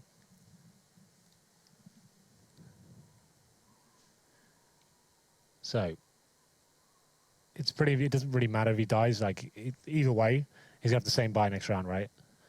Because he'll get 3,400. He's got 1,000 residual, and he's gonna have to spend that next round anyway to buy grenades. It's not really. It's negligible as to whether he stays alive or not. But he does. So he goes to the next round. He had a Molotov, so he'll be buying grenades. That'll be most of the money gone. So actually I just saw that ESL tweeted Kirby's in lower on the X-ray. So Kirby was down below. So it wasn't it. There was no hype. No hype. Hype's dead. 0 hype. It was through a wall, but it wasn't through the floor. Okay, well that's why I was skeptical. I thought it looked a little bit too crazy for that to be a thing. byali outside, nades toward the smoke in secret. He hasn't elected to push around just yet. His Device is the one waiting. Astralis, remember, down 12-3 at the half, but it is Nuke. And so far have been flawless. Kirby's going to come late toward this secret position. I said it, that both teams have elected to use this late rotation from the CT side. It's almost a 4-man default with a 5th man that wants to try and read off the play and get in position accordingly. And they are going to try and utilize the skylights this time. We're seeing the second position set, ready, trying to get in play as Neo. He'll be late to go on to Twinkie. Smoke's out inside a hut as well, and dupreeh won't be able to see through those. He can see the edge of the doorway, though, if that opens up. Yeah. And byali's going to set the wall of smokes out toward Secret. Are they going to use it though? That's the big question. So yeah, this is this debate. This is fine though. This is just to keep CTs guessing as to what's going on. And have a look. I think you can just listen to Kiabi. Okay, he's in towards secrets. It's not going to pull anything away. So upper execute comes in, but Dupree, he's ready for it. Shot in from Dupree, covering off on the floor. It's Bialy to pull back one. Taz to get the other. They're not done just yet over top of the boxes. Nearly pulling that off as the ball is grabbed, though. Bialy's still got a chance in this, but Dupree, a little bit too close to the window of Hut, is going to grab him immediately after. Yeah. And also they recover the AWP so they can continue this money. Yeah, my problem with that approach from VP is if you can do the wall of smokes right, one person has to be going at least. The fact that they've got Kiabi just waiting in towards secret, he's just like, guys, this is a complete fake. Stay exactly where you are. Just go towards the bomb side. If anything, they're going to try and fake off this. You need to be sending at least one, in my opinion, to at least gain some information. If he finds a kill, it's amazing, right? And then you're in such a fantastic position at that stage. But if you send all those smokes out and they don't hit the bait at all, you've literally just wasted all your utility. And we're getting to 12-10 now. Astralis actually in a very good position to win this game, considering what we've seen so far. And the smokes go down. There's a huge gap in the middle of that smoke, but it doesn't look like anyone will be trying to exploit it just now. But there's the nade kill from Kiabi, just spraying through with the smoke as well. He takes two of them down. I don't think the bomb's been dropped. That's actually going to be in the hands of Neo. His objective now, try and plant it, but Dupree, he's waiting for them. Astralis got a great read on VP so far. I think VP just need to keep it a little bit simpler. Use the outside smoke. Let's just send people down there. Let's just try and have a simple round in that respect. The fakes aren't working for us. They're not really setting anything at all. But the Snack's back on the orb. We'll see whether he can do anything and have some impact. We should have also known, Henry, that not just because it's Nuke, but 12-3 is the Pro Line's That's true. Pro League what were you scoreline. thinking? Obviously, it was going to be a close game. Not once in Pro League has 12-3 ever equated to a whitewash victory. Okay, then. Well, one of the few times we've seen the orb on the T side here for VP. We'll see whether this can lead to anything. As Snacks smoking towards main for now. And flashing catwalk as well. It's going to be Kelby falling back a little bit. And we'll see whether Snack's can open the map for them. Not going to be using the same wall of smokes. Actually wants to challenge and have some vision here as he smokes towards main as well. A nice little setup they've got here. First kill going to be huge as Kelby's actually on top of that blue box right in front of Snacks. Spots it. Of course he nails the first shot. Snacks going to cover off toward heaven with the AWP for a chance of a re-peek, but Device instead going to rotate back late on Turnpike. Won't be there just in time. Neo, therefore, already up toward the new AC vent, is going to jump. And potentially, the shadow. The shadow gave him away. Device saw it. He doesn't land the shot, though, so he's going to have to retreat further away, but he potentially could still get to the top ladder and try and execute on this upper site. Device isn't exactly sure what his best approach is as such. If he can regain lobby with this AWP, they can work through the hut and get in a position, especially where you can see the rafters now before you actually go through the hut. But that means confronting Taz, who's waiting out toward main. Device needs to find this angle eventually. Bomb's still not approaching just yet from Virtus.Pro. Yeah. Oddly enough, with this one kill against Kirby and how far they've pushed away from the outside of the map, basically the T's have control of the CT side.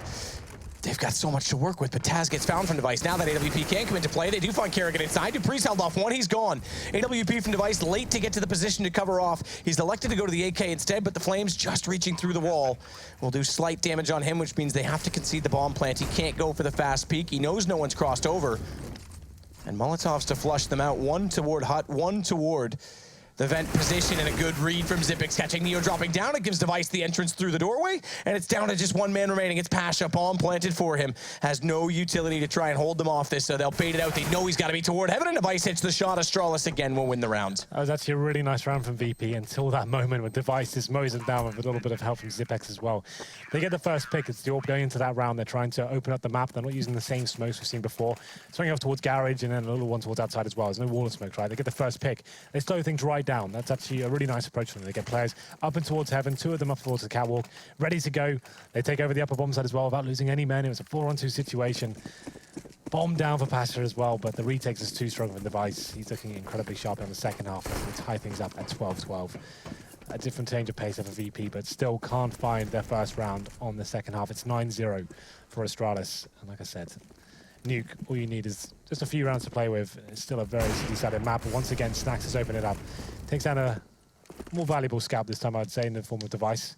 He had the orb as well, so can Astralis hold strong once again? I like this position for Kiabi, not exposing himself, just watches the catwalk. That's really smart. I love that position. That's one of the newest, the best additions to this whole iteration of Nuke in terms of the CT positioning, because you can cover off catwalk so easy. You still can see outside. You can still peek towards Secret, and now he's in a position where he can potentially confront them walking out from the big garage. However smoked off, This does actually mean they can slip by him undetected, and Pasha knows he's got to be somewhere inside of that smoke. Still, Buddy gets so close he can't land it. And now as he goes searching for the headshot, Kirby's actually been quite evasive in this. How is he still alive? Get on the railing. Pasha just needs to jump on the railing. He'll see the headshot. Neo's going to get it instead. Okay, then. 3-on-2. 50 seconds. They've got the bomb as well.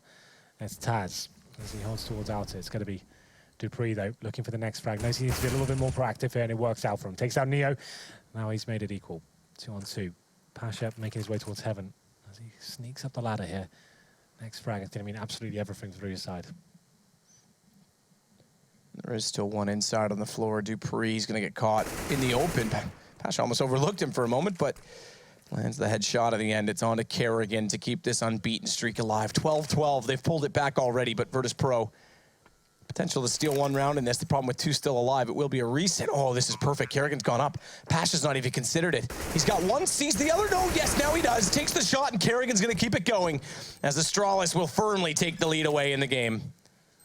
I've got to ask myself, why are they not even considering ladder as an option? You have no idea where he is. The bomb has been planted. Why are they both looking towards hut? The bomb's down. And Pasha's so in the open by doing that. Why is he not... Okay, at this point, they're both looking towards... Okay, Taz just around turned around. He said, why are we not watching heaven? And then just as he turns around, he finds Kerrigan. At that point, you can cover him from the top of the ladder, right? You can cover him, you can watch hut. That's all you need to watch. You only need to watch hut when you're planting the bomb. So Neo would sit in the ladder. As soon as it's planted, he falls back. He's in the clutch position, right? His teammate can die. That can be the sacrifice. He'll win the clutch one-on-one. The fact they're both open and exposed as well, not even thinking about ladder, that's insane. And Astralis, 2v1, Kerrigan did a great round here. Still can't break the goose egg here. It's going to be 10-0. Virtus.Pro struggling here in the second half. Had a lot of clutches, to be fair, but that one, in my opinion, was played horribly. Well, horribly indeed, and Astralis now with a lead finally to work with.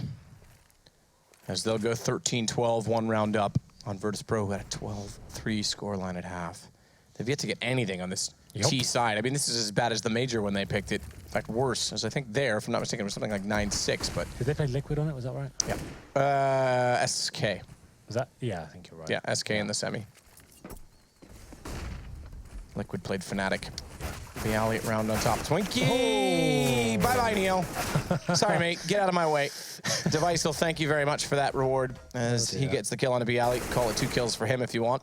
Snacks will eventually get him back, but down the catwalk he shall go. It's Pasha that has to hold off the ramp room and not allow a rotation, in from Turnpike. Virtus.Pro, they pulled this back this time, suddenly getting kills everywhere. Welcome to CS, where you can lose the first 2 frags of a team kill as well, but still pull the round back in a matter of seconds. Okay, then, well, it's difficult to analyze this kind of rounds. They were just working picks at the start, and they lost the first 2 frags. Went all on that point. There was a nice little lurk there towards the ramp from Pasha. He finds a kill on Zipex, and everything just unfolds at that point. Every single frag goes in the favor of VP, and they managed to find their first round of this half. 13-13. Problem is, that cost them a lot of money, and we'll see whether they manage to win this round. If they don't, Matt, it's pretty much GG. If Astralis win this round, it's over. The game's done. There'll be a full reset for Virtus.Pro. They won't have anything to buy. Have to win this round.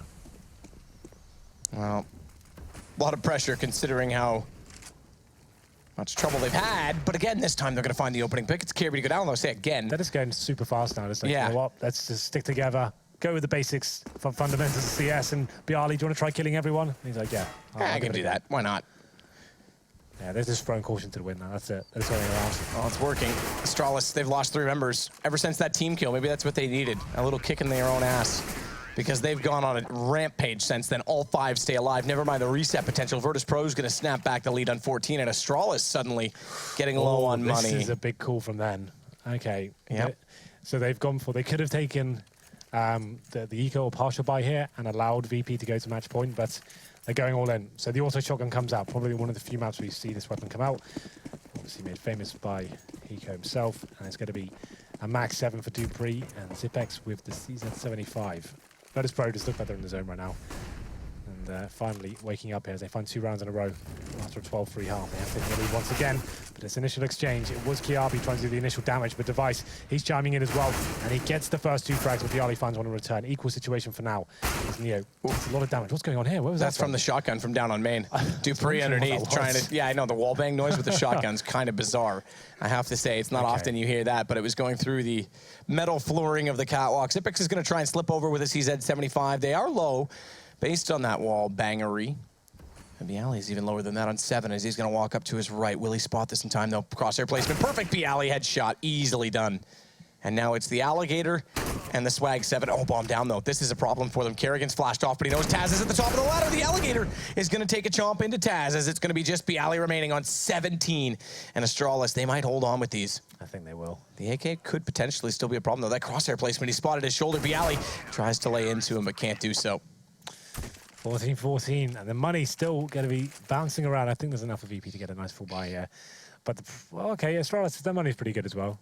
That'll be okay. We have arrived around number 14 in the second half.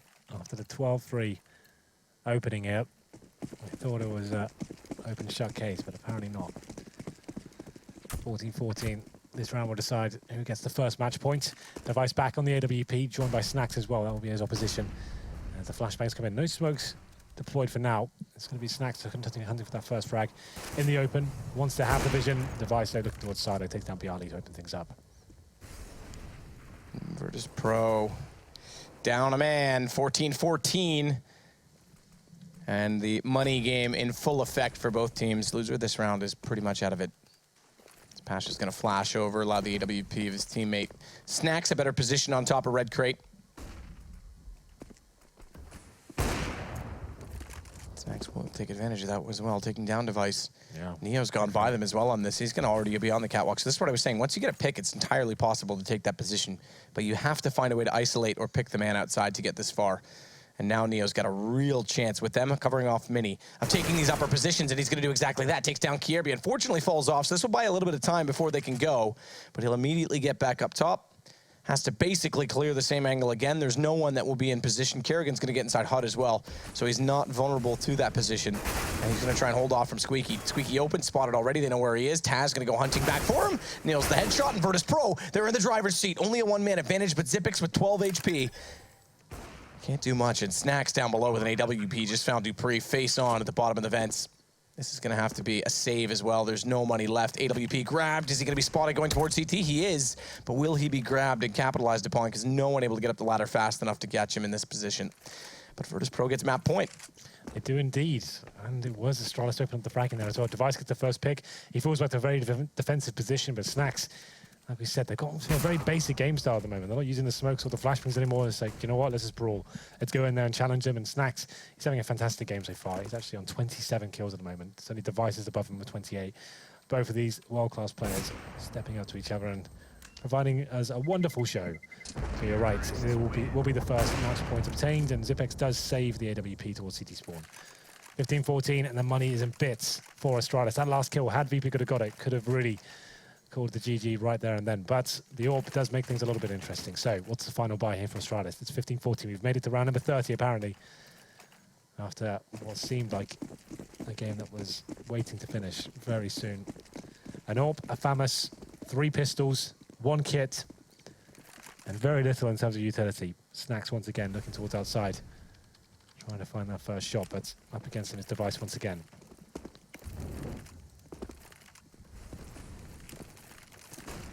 Snacks with the AWP again is going to exactly that, find that first shot once more. This time not going to be boosted toward Red Crate, not going to have the same support system. He's going to go aggressive as well. He's going to be the first around the corner. The deagle from Dupree, it's going to miss. That's going to bring Neo into it with the AK.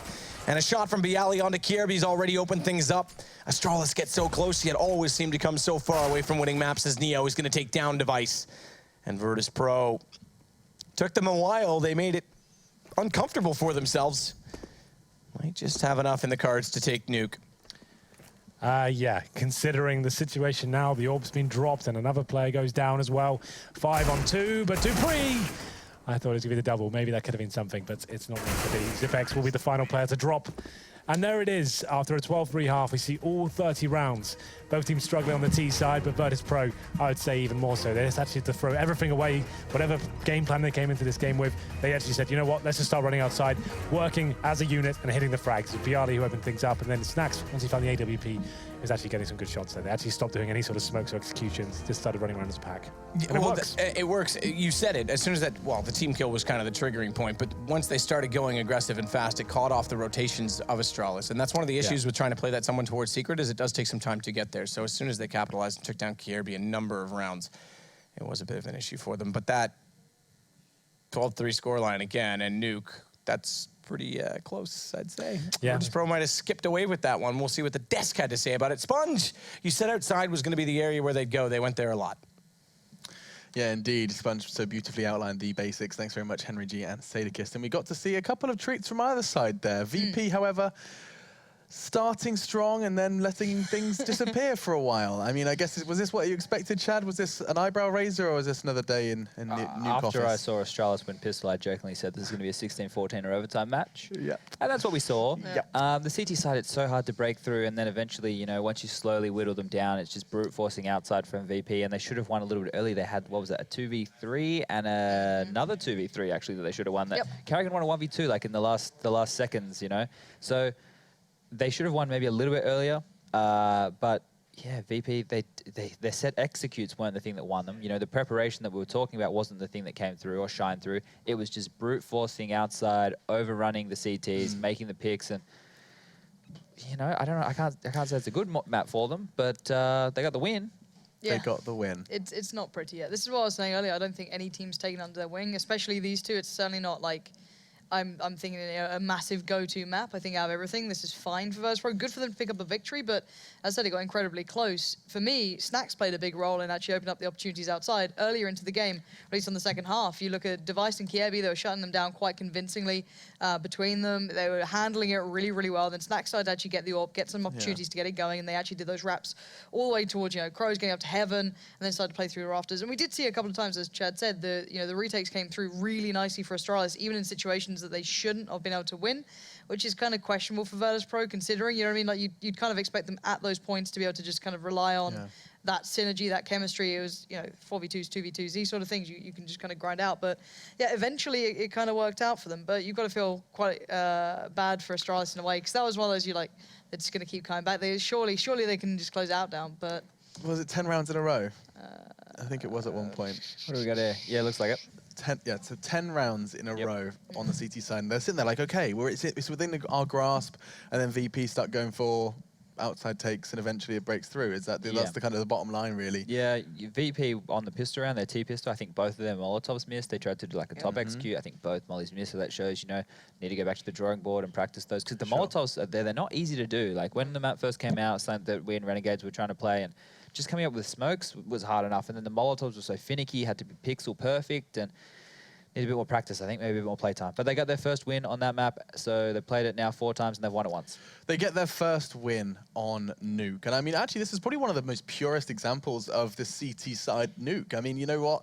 When the first started getting played, we saw in Katowice, and it was obscenely, like, we saw like 10 rounds T sides from Hellraisers and stuff like that. It was kind of the most confusing experience. Does seem like now people have got their CT side on lock. It is just a question of tidying up the T side and actually getting a little bit more lockdown on their attack. We'll be talking more about Nuke. Do not worry. I know you love that map, and we're going to be showing you much more of it today. We have a little hiatus. We have a little Mirage. Unfortunately. And then we go ahead and jump into... We should have 4 nukes. It would have been nice, because then we really could have had a whole nuclear day and had loads of kind of dank maymays.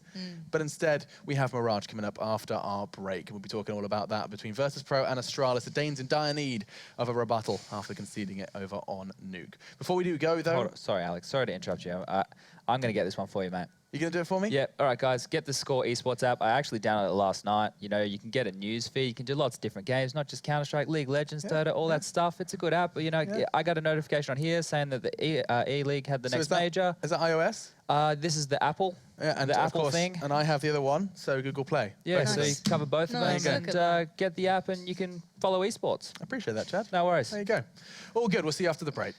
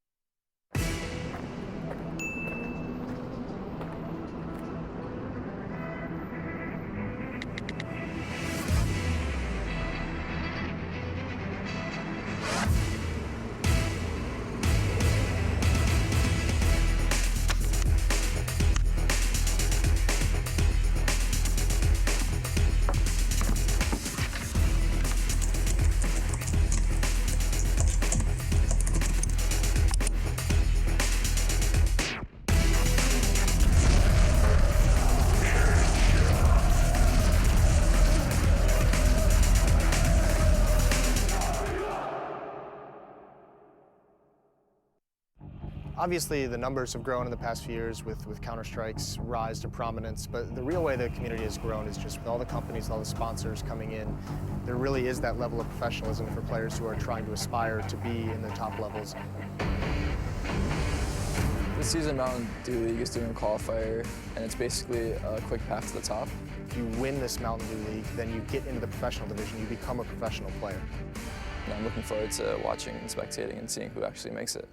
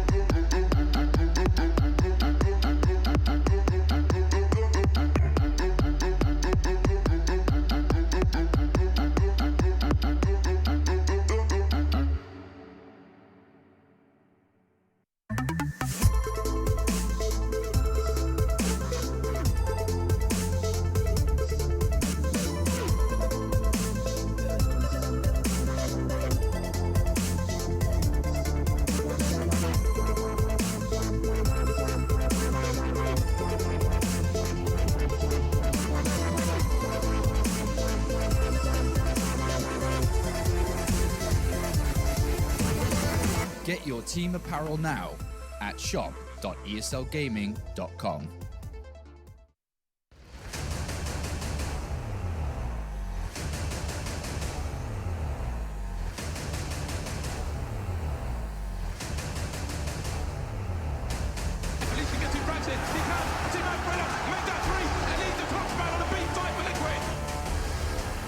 There is surely no way out as they toil it. Nitro will get the finishing kill.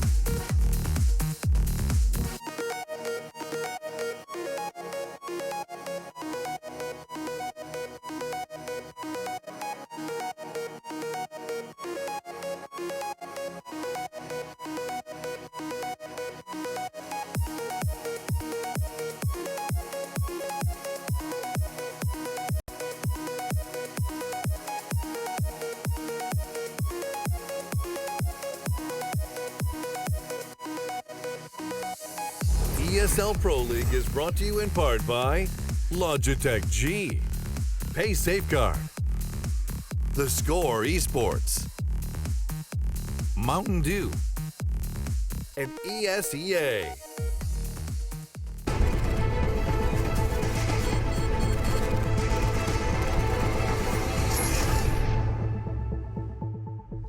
It's time for Mirage, our second here at the ESL Pro League, after Nuke goes the way of Virtus.Pro after a very much one-sided affair on both sides. It was, in fact, the defensive side of Nuke, to no one's surprise ever. And of course, two people that were not surprised. It was, of course, Chad Birchall and Lauren Scott. Now we venture into a map that we're more familiar with. It's going to be Mirage between Astralis and Virtus.Pro. Now, both sides, of course, are all too familiar with how this does play out, and both sides should be putting on a bit of a show at this point in time, because it's coming down to crunch time. If you're unfamiliar, we're into now our 23rd match day here in the Pro League. Top 6 of our 14 teams will be securing a spot in those beautiful finals in Sao Paulo. That's going to be exciting over in Brazil. So, opening thoughts is what I'm going to give to you, Chad. I want you to go ahead and set the scene to our unfamiliar viewers, or viewers that may have not been catching too much of VP and Astralis lately. Okay, so VP are a bit of a mixed bag still. You know, they're coming off the back of a couple of good land victories, but then online, you know, we saw them lose yesterday just to flip side, 16-5 on one of their home maps. So they're not doing, you know, as predicted. But Astralis, on the other hand, they have had a bit of a lull. And they've turned it around a bit in the last 2 days, having some better than predicted results. And Lauren, this will be a quick segment, but if you could just quickly kind of give us your thoughts, especially on what you're expecting to see here. Is it going to be the same kind of case of Nuke, or are we going to get a bit more of a tighter ship? I think you're going to get a far greater display of skill throughout this map. Both teams do play Mirage pretty well, let's be honest here. I think Astralis... What's with this chair, man? We're going to get you a new one. It's the way I sit. Lauren, they didn't see it. You can't laugh. I know, It's because I cross my legs, so I press my leg. This is how I sit, right? And then what happens? It's like a roller coaster. I'm not clinically obese, I swear. It's just... But okay, pulling it back to Mirage, I'm looking forward to it. One, because Astralis, I think, are great at this map. I actually still always enjoy watching them. Dupree, I think, would be a huge factor on T side. His play up, Cat going to ladder and being a constant pest. Yeah. Really enjoyable to witness. I think, actually, we might see Carrigan AWPing. If they are going to be sharing the role, this is one of the maps that he was actually very good on doing it on. However, we saw Device AWPing on Nuke. So again, I'm not sure where they stand on this. I think it's good to look at them from maybe a kind of further back perspective to get an idea of where they stand at the moment. Virtus.Pro is certainly no slouches on this one either. Absolutely not. Looking forward to seeing if Dupree can start doing some of those entries we saw not too long ago as well, just walking into that site and making it his own. I said this was going to be a quick segment, and I meant it. So just finally, it will be predictions for Mirage. I realise this has been brief, but they're ready, and I think we should be too. So Chad, what have you got for me? Astralis. Okay, giving us the Danes. You have approximately like 5 words to back up your claim. I liked what I saw last night. Oh, wow, you've really just overshot there, haven't you? 7. That was 7. I wanted 5. Lauren, can you keep to the 5? No, I don't think I. Oh, damn. So okay, who's you didn't winning even their team. Astralis. Okay, we're going for double Danes. We're going, instead of double Dutch, it's the double Danes. It looks like the desk is expecting Astralis to take Mirage. Let's have a look what Henry G and Sadikist had to say as they're going to go ahead and dive us into Mirage. Well, Alex, you would know a lot about a double Dutch, so I will say that's all you, and this is all us. We're jumping back into Astralis and Virtus.Pro. We're going on a Mirage. Yeah, an interesting prospect, a map, but both teams are very well versed. And Nuke is always a bit of a red herring, I feel like. It's difficult to predict where it's going to go. And that was evident in both CT halves, I think. You could see the T sides both struggling. Yeah. Okay, then, Mirage, Matthew. We saw Astralis actually doing very well on this yesterday, looking very good. Yep. And we'll see whether they can continue that form. I'm going to say Astralis take this map. We'll see what happens, but it's always going to be a good game between these two on this map. And if you did dismiss it, Nuke, interesting game. Still, it's a map. I don't understand why it's taking so long for people to sort it. I just think there's not enough effort being put in. I'm going to say it right now. I think teams are being lazy and not creative. Go into a server. Where's the fun in that anymore?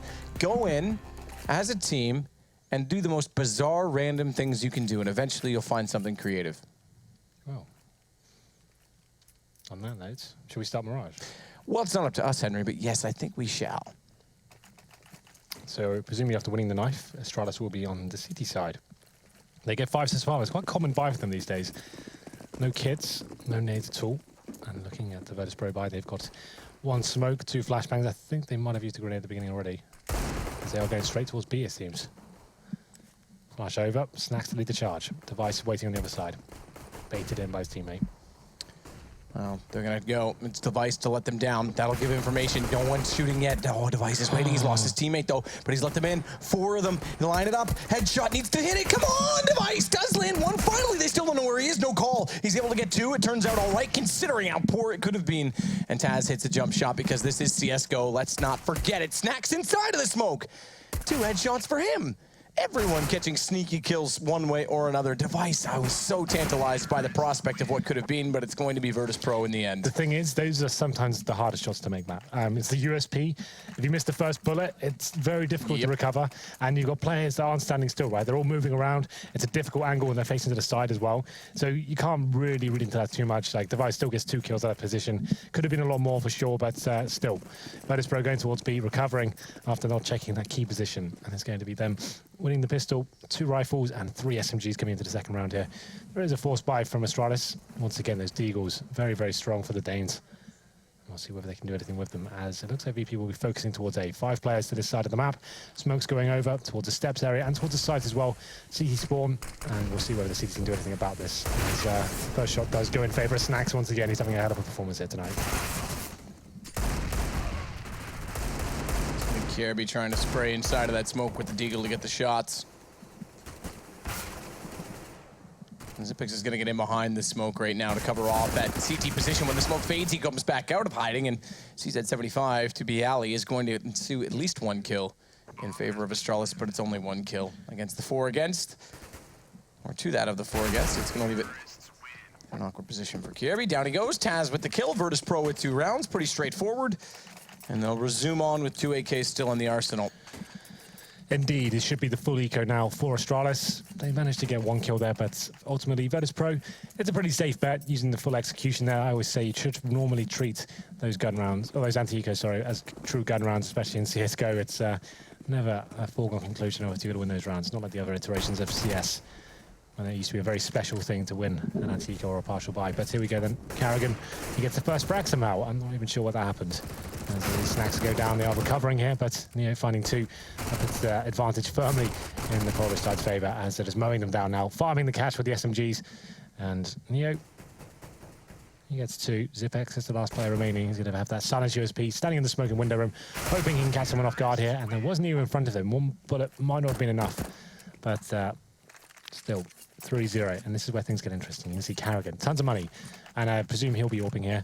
That seems still to be the standard for Astralis. Yeah, I would expect so. We talk about them flirting with the idea of having Devices domain open and Carrigan's it sometimes. And this map in particular, though, even when they were diverse, it was always Carrigan. Yeah. There was an era when we went to Croatia where Device was AWPing this map. They completely took Carrigan off the roll. That was Counterpit. That was one of the greatest hyped events ever, if you know what I mean.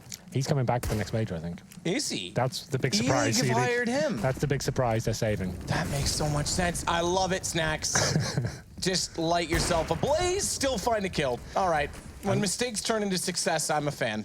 Yeah, I really like that pick. Snacks does that a lot. You use that one smoke to get you to the box. There's a little bit of a ledge you can use to jump up on, and you always seem to find players nailing that first shot. It's going to be a 5-4 now. Pasha, still with the Mac 10 in hand. He's going towards short. Using that smoke as that little venture towards short. It's a bit of a high-risk situation, though. Does manage to get past, and he's got players in the connector as well. Device smoked out for now, just waiting to see if he can get some vision on the connector. What is Pasha up to? He must be close to Device here. Oh, he spotted his gun barrel. This is big. Yep, goodbye. Yeah, easy kill with Mac 10 inside, coming from the vent window. It's going to be Taz and Neo to follow up. Astralis falling fast. Xyp9x is going to try and get away. Safety inside of the B site. Only 1 kill to take down Pasha, but that's going to give away his position. And as the bomb's gone down, oh no. I hate to see this because right now, okay, we know Xyp9x is way over toward B. But they almost sent everyone after him. I think they have 1 player who is that. It's Snacks someone still. I know. Look, in this case, it's impossible. But it's one of those situations that just scares It's a really you. open plan as well. Look where it is. Like it's very unlikely, even if he was close. But yeah, right. Xyp9x just trying to stay alive at this point. He got 34 HP. Not going to happen. Snacks finds him. 4-0 comes in. So another great start here for VP. As we are on the second map here. It is Mirage, of course. We haven't had things up with Nuke. A map we said we hadn't really seen Astralis play too much, and they actually gave a very good showing on the CT half. I think these top teams still need a little bit more depth on their T side, but Mirage, I'm expecting this to be another close game here, although Virtus.Pro have had this great start. Should be a 5-0. There's not too much purchase by Astralis going into this round. We've got Desert Eagles, PD50s, and looks like VP once again straight towards A. Snacks with the orb, looking to open things up. Is looking at the close range angle here. No smokes deployed by the CT. So if they wanted to do a contact play, that's definitely a possibility. One player holding towards middle. That's Snacks, and that's not going to help. A little team kill there to kick things off. This could get interesting now as Kirby finds a Deagle headshot as well, looking for the second as the bomb has been dropped on the site. Kirby trying to find the angle with that Deagle will not get much. Taz, he's got him on the way through, and now Bially's got a chance to push in and cover off window, but Xyp9x winning that duel does give Device a bit of space to work with. A 2 versus 2, but Taz, he'll read it well. And a smoke going down will leave Xyp9x well and truly outside of the play. He's got an AK. He's has tagged down Snacks onto 7. Taz is on 51. It's still doable despite not having armor or a kit, but he's got to act quickly. And the smokes will deter that, well, until now, as we peek back out and see that they're gone, but he's going to keep that AK-47 heading into the 5th round. The lost round bonus will reach its maximum, and having that additional AK inside of the weaponry will allow them even a double op setup if they had elected to go that route, with good utility as well. Well then, Xyp9x certainly made it a bit exciting towards the end then. I'm not sure we have a replay available, but I want to see that team K happen at the start. Snacks blew off Neo's head as they're going towards the A side. I don't think there was a CT in front of him either. But still, Taz, he recovers the round. 3 kills by him. Xyp9x does pretty well considering. He's just pumping in the numbers at the microwave there. Haven't seen anyone do that before. That's where I cook all my dinners. Pizza pockets. Pizza pockets. They're the best. They sound healthy. They're definitely not. I can tell you many a story about what they've done to my inside. And when I was in this isolated area running a ski store, that was pretty much all I ate. Pasha's going to take down Dupree. It's going to be a smoke out on top of the jungle position. He's going to wrap around on this. He's got to line up toward that smoke before it blooms, but Kierby holds true on the trigger. The flash timing. Kerrigan and Bially stare each other down, but they're both so blind they don't realize how pretty they are. And eventually, Kerrigan's got to go back for more. Finally, he'll find it on the 3rd try. Okay. Bomb was planted in all of this, though, as it's now a 3 versus 4 in favor of Astralis on the retake. But Taz pushing forward, a flash comes in again. Kerrigan's gonna fall. Low HP on Kirby, and Taz gets the kill on a Device before Xyp9x can do anything of it. It's down to just Neo. What a shot on Kirby. A one-on-one immediately ensues. A nade comes in. Damage dealt. The AK carried over from Xyp9x is gonna have to be, well, the difference, and it certainly is. No kit this time again, but Astralis will pick up their 1st round. A very interesting round, I have to say. A bit chaotic there towards the steps area. Taz finding the kill on towards Kerrigan. After a few missed shots, he does actually find the kill towards the bomb site there. But you can see what Neo was trying to do. He's in a 2 versus 1, kills the first plane towards Connector, who's low HP. Thought, okay, well, I know where the second is as well. He's not going to anticipate me facing multiple times in the palace before he even gets to the bomb. And that's the idea he's going with there. It's a bit of a Hail Mary play. It's high risk, but you know what? Sometimes you have to make those plays to pull off some magnificent moves. It doesn't work out for him. Kirby was ready for it and managed to pull off the round. 5-1 though, still in a very scary position for the CTs. If they lose this round, it's a full reset. Could be in a double eco. It cost them a lot of money to get back into this round. All was salvaged though. That's in the hands of Kerrigan once again. Taz has got the shot on Dupree, trying to get aggressive up close. Taz looks pretty savage right now. He's running into the bomb sites by himself and finding the headshots. I think we did see a CD player towards underpass there as well. Who was that? That's actually going to be Kayabi, and he's making his way towards T-spawn. This could be a big play by him. If he acts quickly, that is. Well, that's the thing. Timing is always the essential. Neo's gone back to grab bomb. He's going to be in perfect position. Gets one with the M4. No response as it's silenced from the AWP in Snacks' hand, but when he turns back, Kirby's already evaded him. He's got the bomb down as well. Yep, that's the big aspect in all of this. And a player inside connector in the form of Device could go support, but they need to make sure that they take down Snacks first. They're actually going to give the bomb back, so not a bad situation. The bigger problem is this right here, is that Pasha, despite Kirby getting so aggressive and clever, he's been able to slip in undetected, and now he's the one who can do the same in return as Kirby did to get the bomb. 1 for 1 as Snacks will get Kirby. He falls at Xyp9x, and there it is. Pasha takes down Xyp9x, who realizes that there's no information on the B site. No one's checked it, and he's caught off. VP now have the man advantage again, and bomb's going to be recovered from Horseshoe. As Device gets Bially, he's going to go aggressive. A ton of noise being made. He's going to hear Taz grabbing that. 24 seconds. Taz has to go quick on the ladder. Jumps off. He's bought some time and space. This is going to have to be a kill round, surely. As he's going to get the bomb inside of apartments at 16 seconds. Can he make it from here? If he jumps in and goes immediately for the plant, I don't even think this is possible. It's not. It's not. That's it. That's round over. They can't plant. Nope, don't even go. Nope, done. Oh, you know what? I'm impressed. I am impressed. That was on 3 seconds. Someone do it. That is the last possible tick. I thought there was sure literally no chance.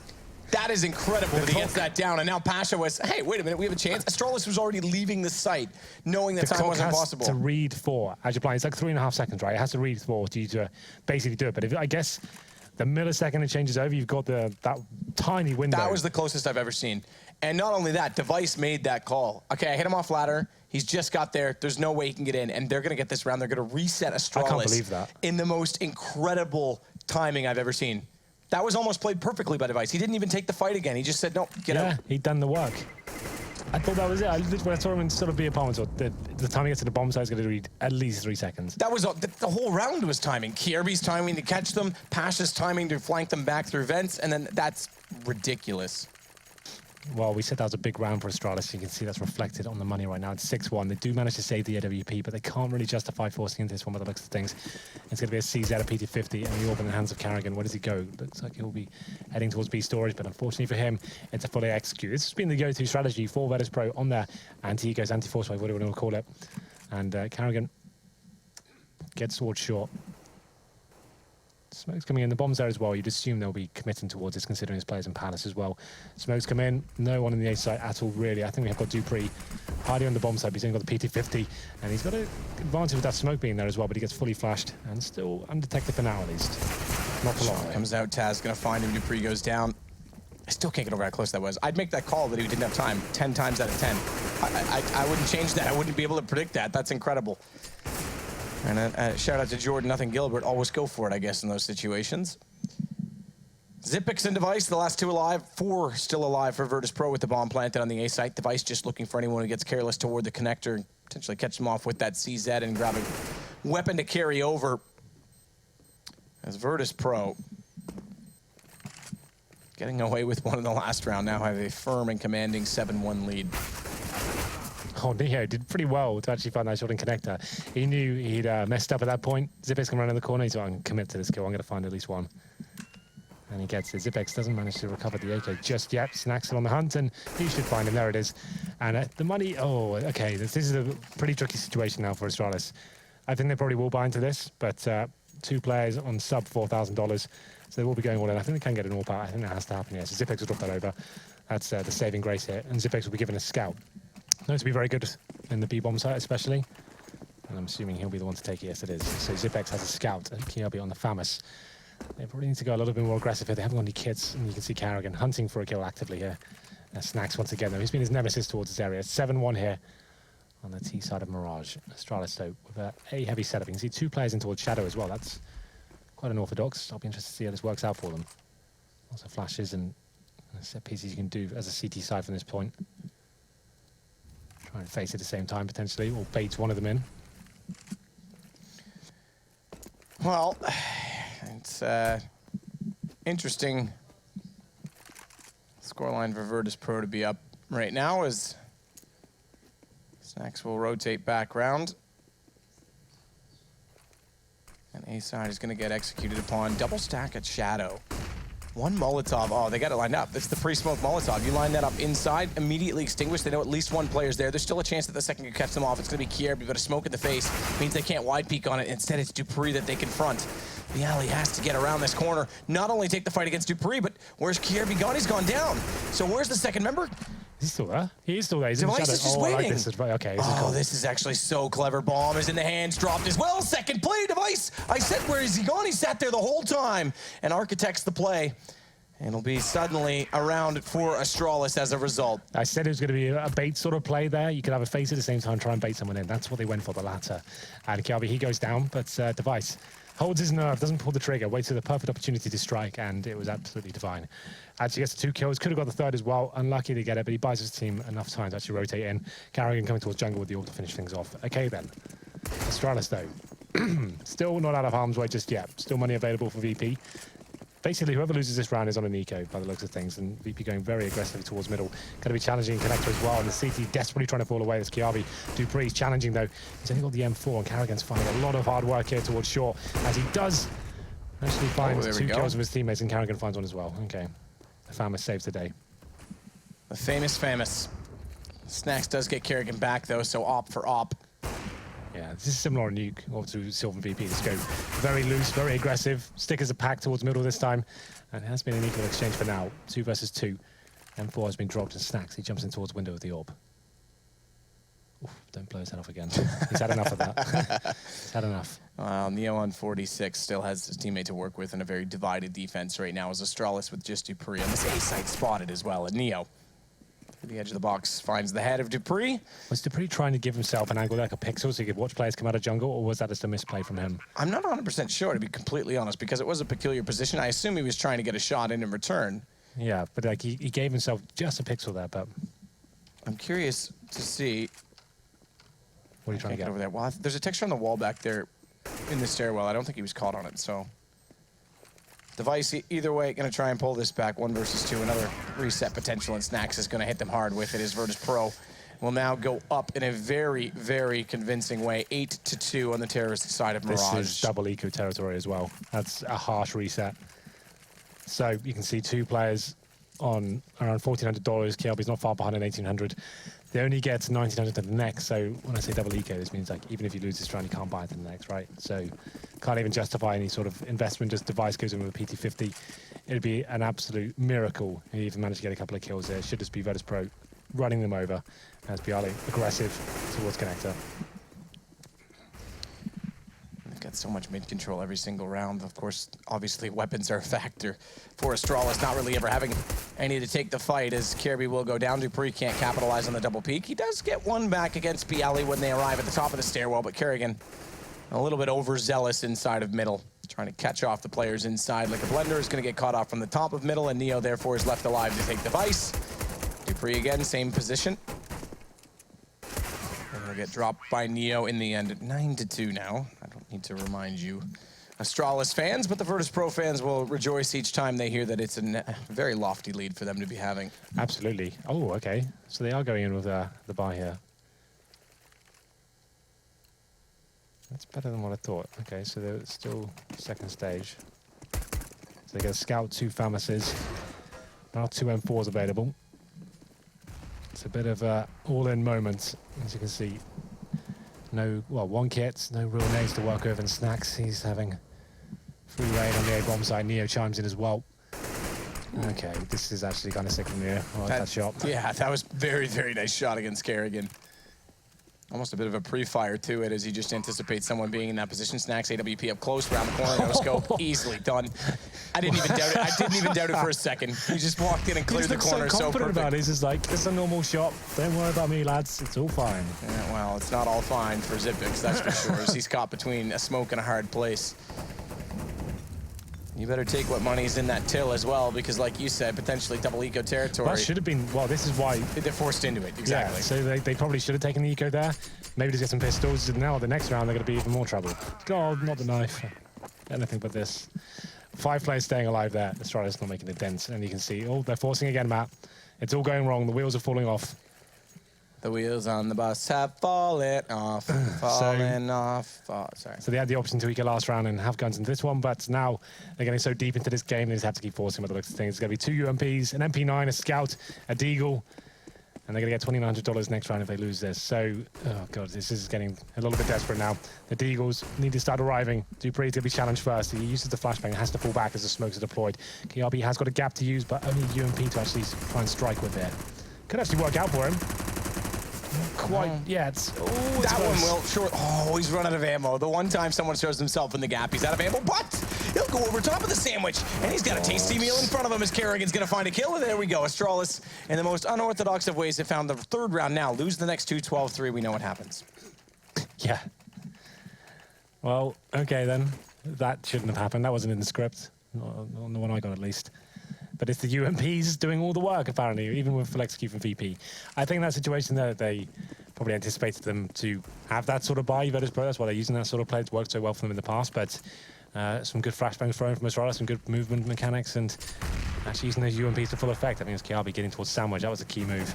And we go to round number 14. The AWP has been picked up for Kerrigan. It's going to be Challenger, and Snacks, he's just been dominating him this game. Every single situation he's going to be on top of.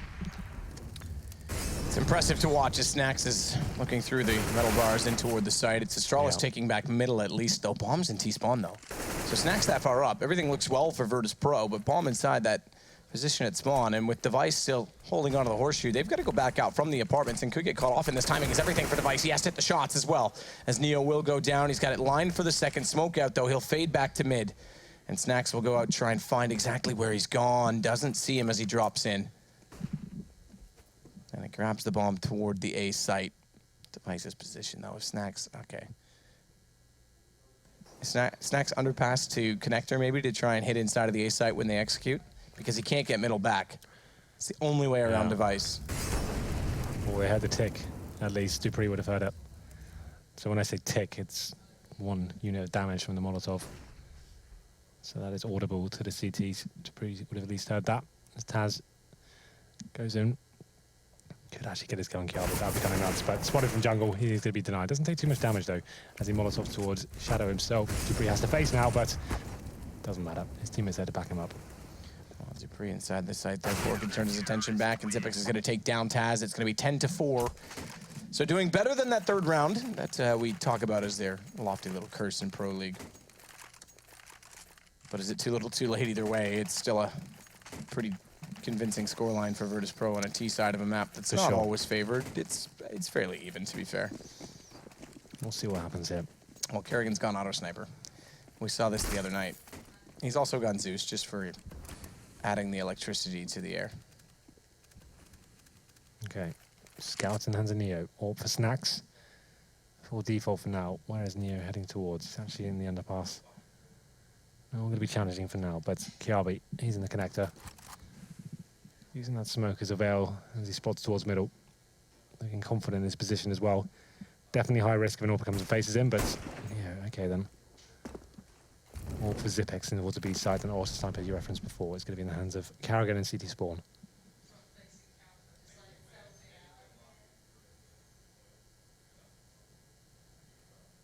Kirby's timing on this. Neo's here. Oh, that's scary around the corner. Good headshot, good crosshair placement. That's going to draw Taz's attention, but smartly, he's going to get away.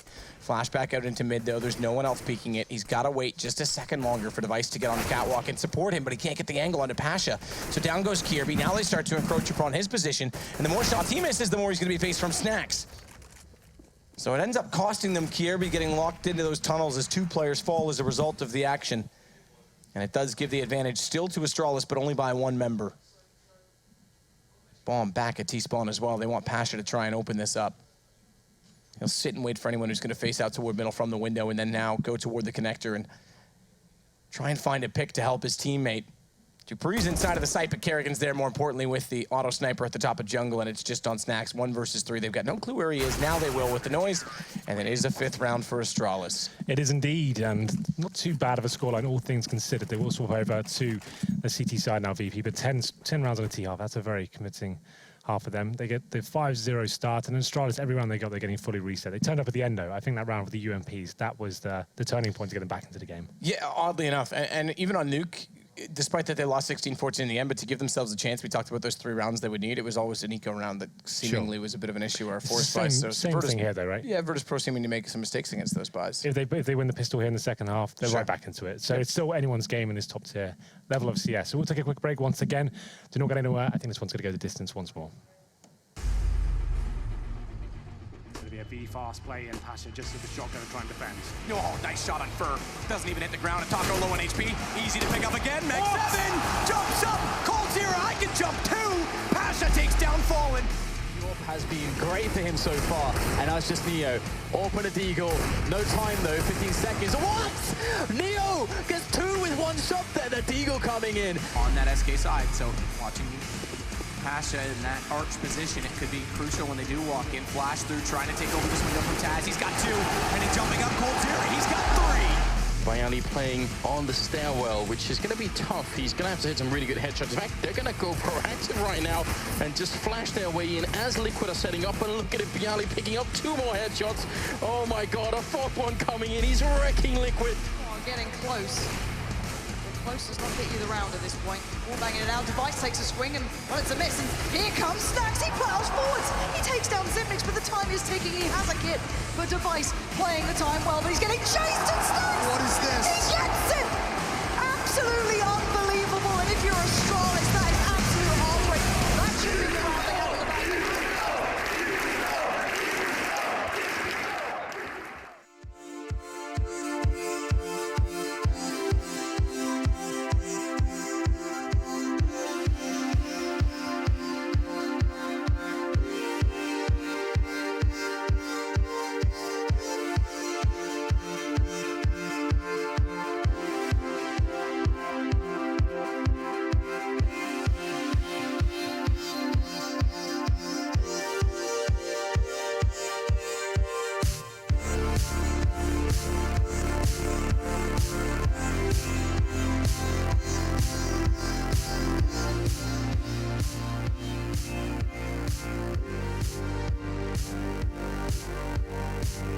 Well, welcome back, ladies and gentlemen. Was the first half, some highlights on your screen right now, and it will be 10-5 in favour of the Poles here. Great performance from them on the T side.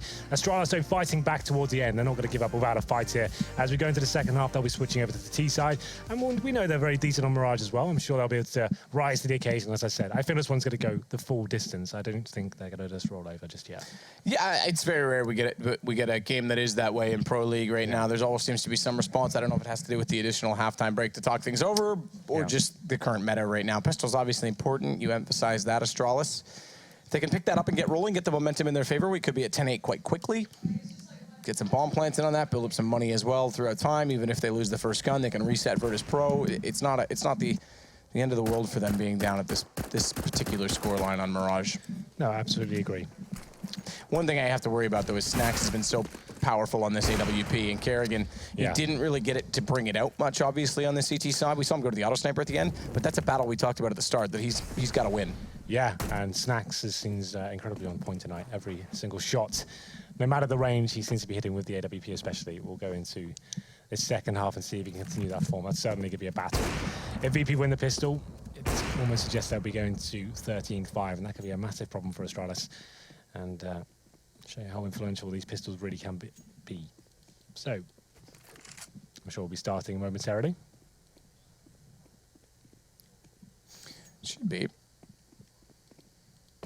Let's hope so. What's your thoughts on the halftime break? As a player perspective, obviously it makes a lot of sense for the show. It makes a lot of sense for promotion, as you can see, throwing in some team highlights there for ESL 1 New York, etc. I think at an event, it would annoy me slightly. For an online game, it wouldn't be that much of a big deal. Like if you They did it at Cologne, though, because you got such an adrenaline rush, like when you're playing right in the boost and stuff like that. Keep it going. And then it's like boom, you're out of it, and you got to running around this, just like waiting for it to start again. I like the fast pace game of CS. You know, I like that it's quite relentless. Like that you don't have time to think about stuff. Papa Pasha seems to be the one that's not present at his computer right now. He and Kierby are both not moving in spawn, so. Right then. Well, Kierby's moved. It's Papa Pasha. We're back into it. We're back. Papa Pasha sits down and we're ready to roll. Okay then, ladies and gentlemen, the final half of Virtus.Pro versus Astralis. Like I said, I feel like this one could really go the distance. It's almost certain that Astralis can win the pistol, because no one gets an easy run in Pro League. You never do. Absolutely not. There's no such thing as an easy run in Pro League. 5 players, all towards 8. 2 smokes, pretty much identical pistol, presumably to what VP did. There is 2 utility players on the Astralis side, as you say. The kid on Neo, Bialy in the sight. Smoke's coming down. They're seeing them now toward the top of the jungle and on top of the stairs. No one going to be re-entering from that position, but Bialy can bait them in on this. He doesn't have to peek early. He goes to anyway. Tagged up immediately. Can't find kills, and he's got one finally, but has to go for the reload. That's going to put a wrap around its device instead. And he'll swap to that USPS. Full ammunition as well as the reload was completed, so therefore he can cover off towards CT, but it snacks over top of the stairwell, dropping in the sight. And Pasha combining each, they find a kill. It's going to be Taz immediately after as well. It's on the device. 8 HP. This is a huge problem. That was a very fast retake from Virtus.Pro. Remember as well, they have a kit onto Neo.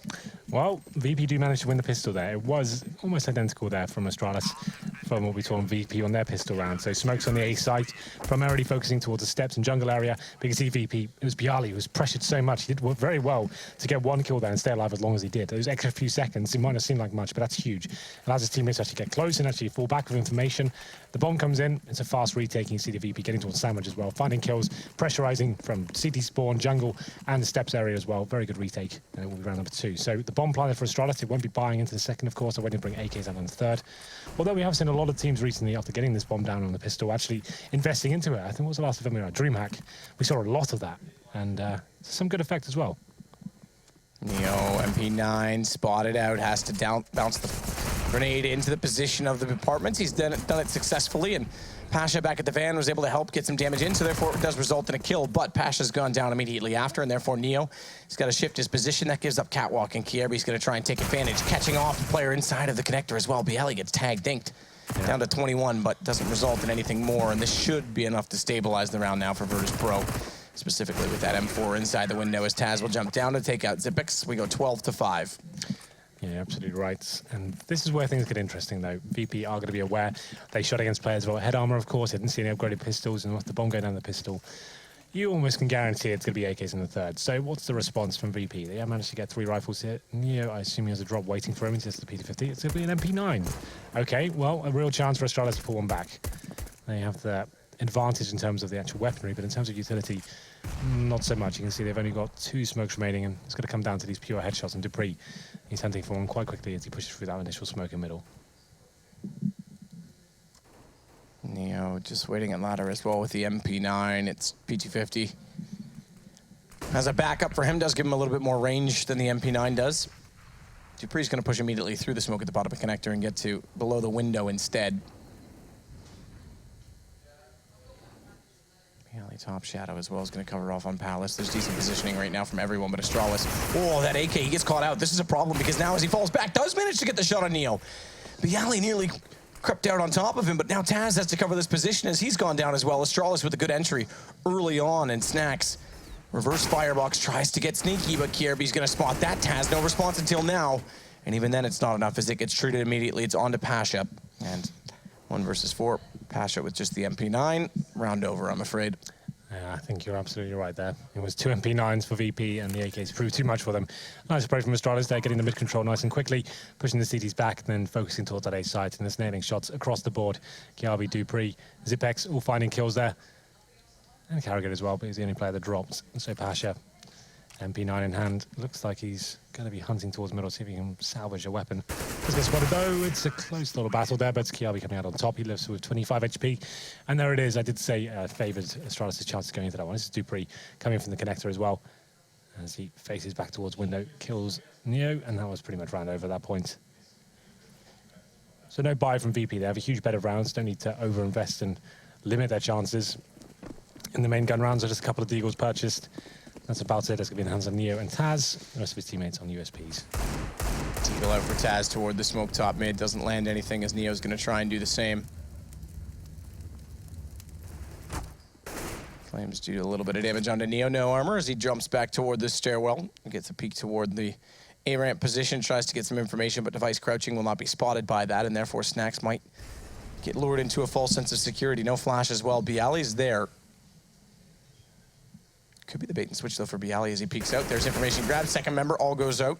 That's going to give it away. His device with the AK holds it together, at least so far. Bialy flashed off, is going to retreat to shadow. They'll know he's there. Kierby's going to find Neo.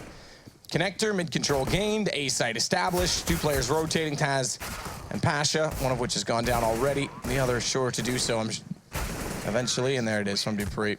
So Astralis, again, building back in. Yeah, well, Astralis now. We find a couple on the bounce, and it's going to be the orb coming out of Snacks head. This is where things get problematic. We know how strong he's been tonight. He's currently sat on 15 kills, 10 deaths. It has been Taz, though, with the majority of the fragging on this map as he goes 17 and 9. We'll see what kind of play comes in. Looks like an aggressive CT push towards middle, and Snacks to be protecting them. The bodyguard as they push towards mid. The problem is, though, okay, this is working perfectly so far. That's what they wanted. So both the terrorists baited in towards that mid position, but still pouncing fast on the A side. Still a 3-on-3. They have time to plan here as well, but not quite making noise to the side. There it is. Smoke goes down. And they elect to boost Neo back into window, so both don't come from jungle, but still the Molotov goes out that far. Snacks, that's a big miss. So the Molotov did go in the right position. This is going to let Neo in, though. They don't know that he's come in from window. They haven't expected it. They're watching Connector as 2 did push up middle, and he's got a kill as a result. That Snacks missing that shot. May go on to... rather, there you go. Gets it onto Dupree, but rather effective. What's the word I'm looking for? Insignificant, because they pull it back. Thank you, Henry. Yeah. Thank you very much for the help. No problem. Well, yeah, you're absolutely right. I thought Snacks, when he missed that kill in CT spawn, that was their chance to actually get back into that situation. Astralis did a great job getting to the A side. It was an equal exchange to kick things off, but still, Snacks, that was the shot. I thought, okay, he's missed that now. They know exactly where he is, but his teammates came in efficiently and managed to lock it down. It was Snacks to finish things off there towards CT spawn. It looked like it was free to smoke as well. But 13-7, still tons of money available for the Danes as they do manage to get the bomb down in the previous. This is a full investment for them. I think Kiabi's still got 4,200 residual cash as we go into round number 6. I still think this will go the full distance. Let's see if Astralis can keep applying the pressure here. If they win this round, it's the full reset for all the CTs and potentially a double eco as well. Oh, that nade towards Carrigan. That's huge. Right to the face. Yeah, 33 HP left to work. Oh, that brings him into the position where this could work. Neo not going to go for it again. Snax, meanwhile, still watching middle with the AWP, but it's underpass by which they'll go. Snax is considering that as a possibility now. So Taz will come in with the M4. Snax still there with the AWP, needs to get away, gets to the corner and behind the box. Repeat potential comes out. Remember, you cannot spam the crouch anymore, so he only gets 1 or 2 shots at that, but Dupree doesn't fancy giving him another. He'll get away, and Snax will fall to Kierby instead. As soon as he does, that brings Dupree back in a position where he can shuffle onto Neo. And suddenly it's another 1 versus 4 against Pasha. Dupree doing a fantastic job there towards Connector. That was actually pretty amazing from him. Actually putting Snax in that horrible position as well. Great awareness. Those players going to be coming towards short, and he's actually nailing 3 headshots and secures the round. Virtus.Pro can't hold on. A fast play towards middle from Astralis does shut them down. We said this was a massive round going forward, and this will be a harsh reset for the CTs. You can see Pasha now hiding in towards the kitchen, just an M4 in hand. Smoke as well, just to buy him some time. He wants to stay alive here. The CTs have absolutely nothing going to the next round. We can bring the scoreboard up. There it is. So Snax nothing, Neo nothing. 2 other players have $1,000. They're only going to get 1,400 in the next round. So it will be 13-8 and a chance for Astralis to start clawing their way back into this game. This was a big victory for them, and Dupree looking to finish things off as well. And of course, he nails the final shot. Good work from him. 4 kills overall in that round. Yeah, very well done in the end. And Astralis now find their 8th. It's a response to the 1 round Virtus.Pro did grab since the guns have been drawn, and that's going to put them on a reset position. So AWP in Kerrigan's hands, and just a shotgun for Pasha, who likes to level his money with the rest of his team. But now they're actually going to go on this. So they'll buy down a little bit. With only 1 round, though, CT side, I don't know if it's going to make that much of a difference for them. They're potentially going to be in a double eco regardless. Good shot from Device, take down Taz immediately on the way through with the M4. A chance for him to try and come across the top of Tetris. The stairs covered off by Viali, but oh, well, Device running out of ammo. Oh, Viali, thank you for the M4. That's a donation. Kirby's going to get him back. I thought it would be a trade with the player at jungle instead, but that was pretty lovely. Yeah, that certainly works. Got him down to 4 HP. Just looking at that Glock burst to finish it off, but I've never heard you gasp like that. That was like gasping when walking in a machine with another guy as Kierby takes down Snax. It's going to be Pasha. Yeah, that's true. That's true, but I know your heart would be broken. You're right. Could have been a girl. It's Pasha with the shotgun as the last alive in this, despite the best efforts, particularly of that scout. Xipix has also already recovered that AWP, so they'll carry that over on the Astralis side, and it's going to go 13-9 Pasha. He can't go through that little rabbit hole, but so too no one can go against him with the shotgun in that position.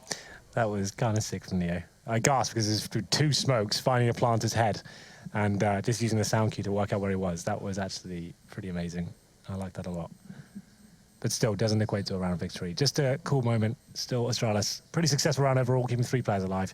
Pasha will be saving a max 7 towards jungle for now, but won't be getting any exit frags, that's for sure. As we do see Pasha survive, money's still in tatters for VP. A chance for Astralis now to make double figures. And I'm just having a look, Matt. Is the scoreboard, is the chat lit up with VAC? It's lit up with VAT. VAC, yeah. VP VAC. Okay, perfect. Well, it's all to play for still for Astralis as they try and mount this comeback further. Double AWP this time with Kerrigan and Device. Device toward the A ramp, and Snax going to sit in a smoke on top of Catwalk. This is kind of clever. If they push through, he'll hear it, but with the flash gone, he'll get flashed around the corner instead.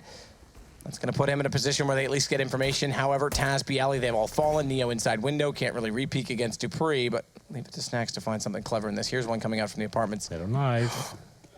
I thought he checked it. I thought he turned back, but he checked the key instead. This is just Snax waiting for an AWP. Gets tagged Neo up. die. He let Neo die. That's the problem. He watches him get tagged, watches his teammate die, gets the shot, and then Dupree immediately turns back. So it doesn't really work out like that, does it? It was like still. He wanted to get the knife. He wants the money primarily, so it's justified still. But surprised Neo even peaks though when Snax says he's at top mid with the AWP there. True.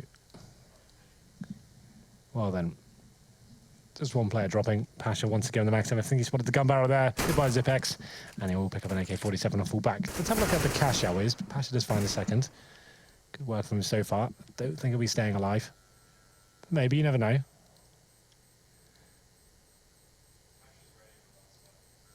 Two orb salvage for Astralis, so the Huns will not be on for now. God, they took a little bit of a risk there, considering where the bomb was, and he was right next to it. But still, they're absolutely fine. Pasha outside of the blast radius takes about 20 damage. He's absolutely okay as well. 13-10, Matt. We said this would go the distance, and it looks like that might well be the case here. Round number 9 comes in. 5 rifles, no orbs for VP. And finally, the money has started to stabilize. You can see Pasha, he's survived 2 rounds in a row. So he has, even after reinvestment, he's got just shy of $5,000. Double orb set up on the T side for Astralis. So is this an aggressive play from VP? Actually 3 going towards window with no orb protecting them. He's going to run up middle together. Snacks, holds back, and the Ali, he comes charging up mid. Nade into Kierby, that's going to do decent damage, and it'll be finished out by Neo. dupreeh still wants this, but they're inside of this. Neo's above the smoke, so he's got perfect position for that top mid smoke. And it's Taz now on top of the shadow that's waiting for Kerrigan, who has an AWP staring at jungle. He's surrounded, though, because Xyp9x has also made it into Tetris. Smoke off means he's got to go to the top of the cinders, and that's where he's staring, spotted, though. And the AK through the wall will get the kill. That's the first back. Still down 1, though, as Neo shuffling out flashes. He's going to be forward of them. He's going to get the bomb down. They know it's there. It's that Tetris. They can rotate over toward the A site and try and potentially hold this off as Device goes in. AWP. Neo basically gives himself up for free as Kerrigan's going to get 1 back as well, but Pasha did land an 8 on Device in the meantime, meaning it is a 1 versus 2, and Kerrigan, smoking the bomb, can try and grab this with a minute still to play with. Flash as well. There is a bit of a gap, and that gap's going to be occupied by Pasha, but he misses the shot, and the AK nearly takes him down as a result. He's on 19, and Kerrigan's going to know his chances just went up on that exchange, even though he didn't get the kill. Yeah, okay, well, this is VP trying to do everything they can to throw this round with the looks of things. You can see Neo did a great job. He got 3 frags. They know the last T's are, and he goes running in against the AWP just to try and pick up those last 2 frags. That's all it looked like here, but Snacks, here we already hear Kerrigan go past. Guaranteed frag at this point. There it is. So they recover. It's fine. But in terms of the money, we know it's going to be low for VP, and they're still in a reset territory. Need to be very careful with the decisions they make in those kind of situations. 14-10, they're 1 step closer to taking the second map here. As we go into round number 10, there is still money available for T's, of course. They've had plenty of rounds in a row. 3, I think. As we get into this one. Orphan has the Device once again. He's going towards Palace, trying to work that first pick. Not going to have anyone joining him. More of a passive hold from VP. They don't have an AWP to play with him. Well, Device does have the AWP and is going to start to push in toward Palace. There'll be smoke in front of him, though. That'll deter.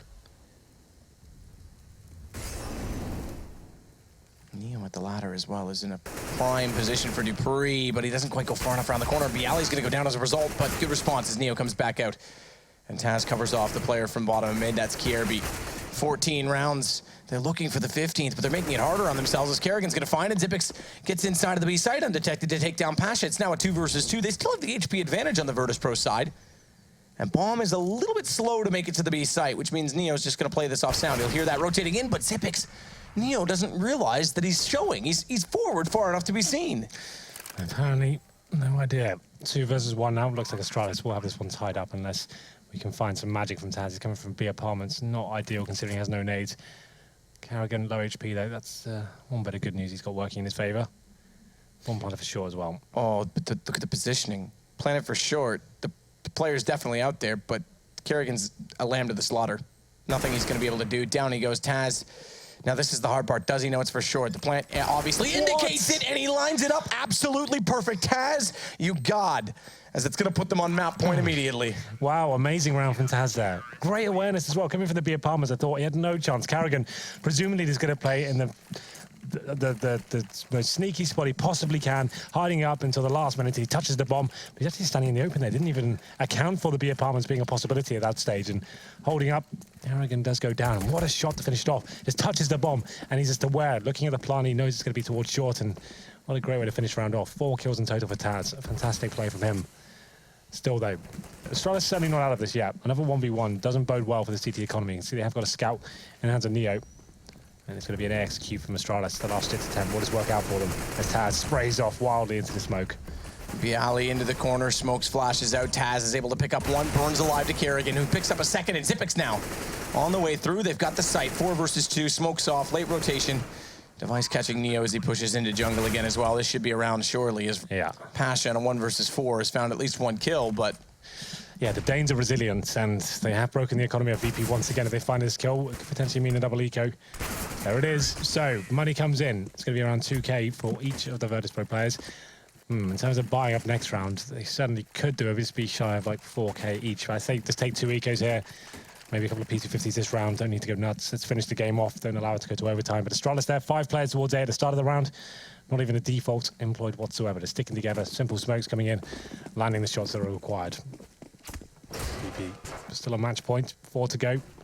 No pressure really being applied as of yet. Oh god, these deagle shots. Doing a ton of damage towards the top of middle. Carrigan and Device going down to about 40 HP each. Smoke off on Snacks. So struggling Astralis against online Virtus.Pro.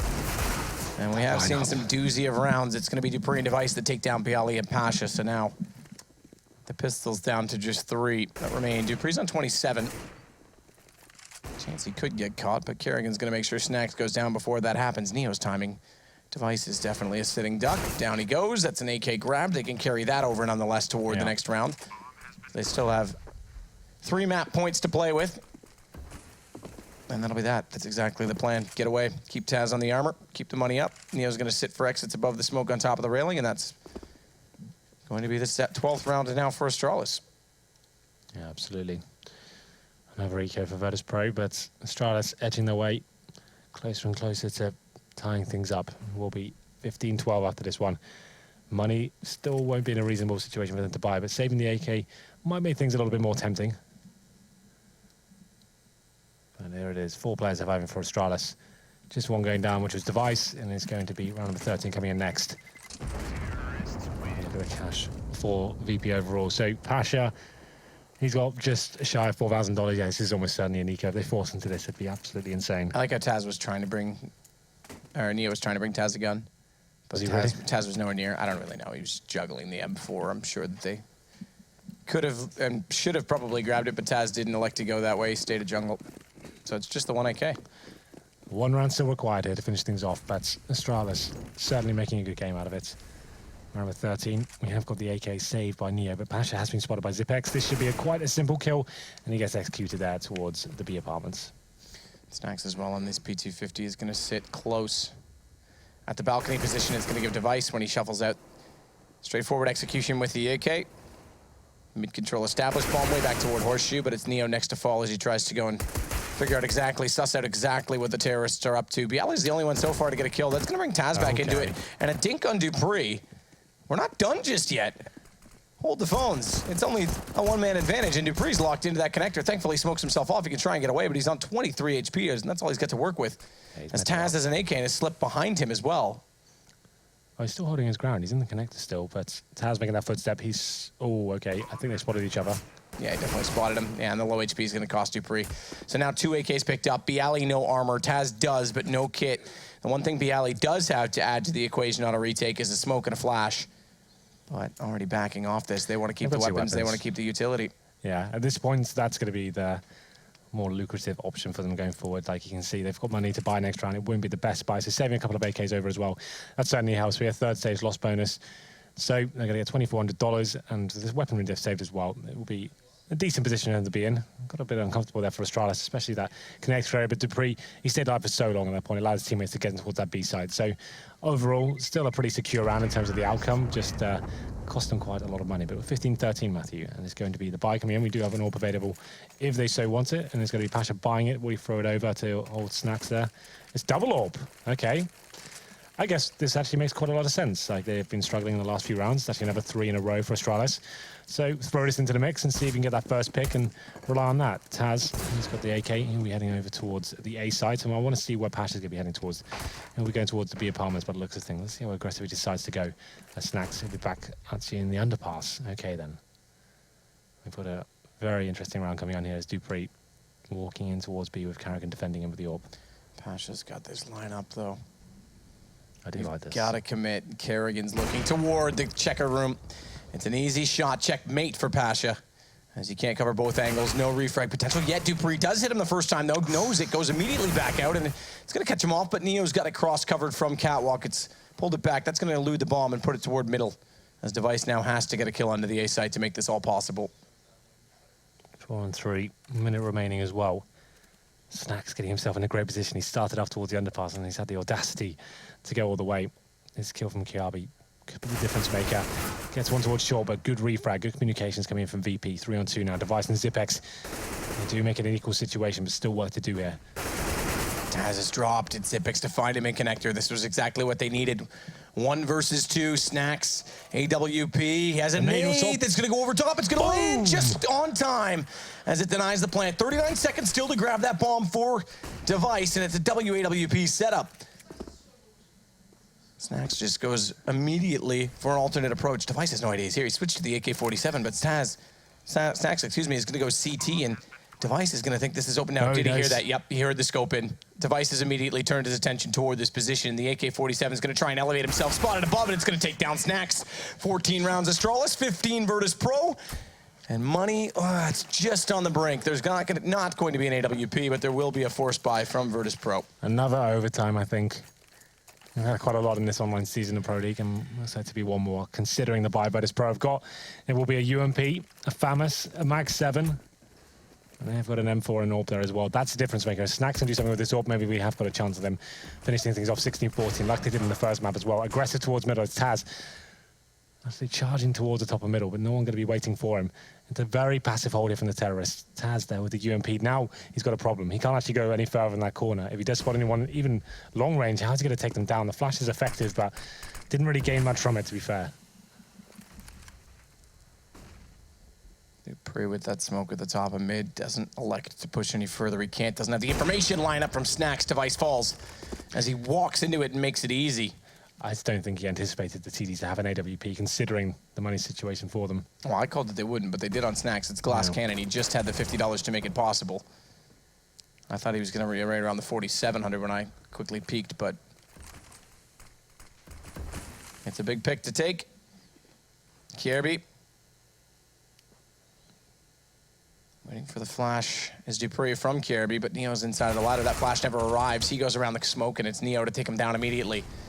3 players now left for Astralis as Virtus.Pro once again allow them all the hope in the world back into the game, but seem to be in the driving seat in the last round of regulation.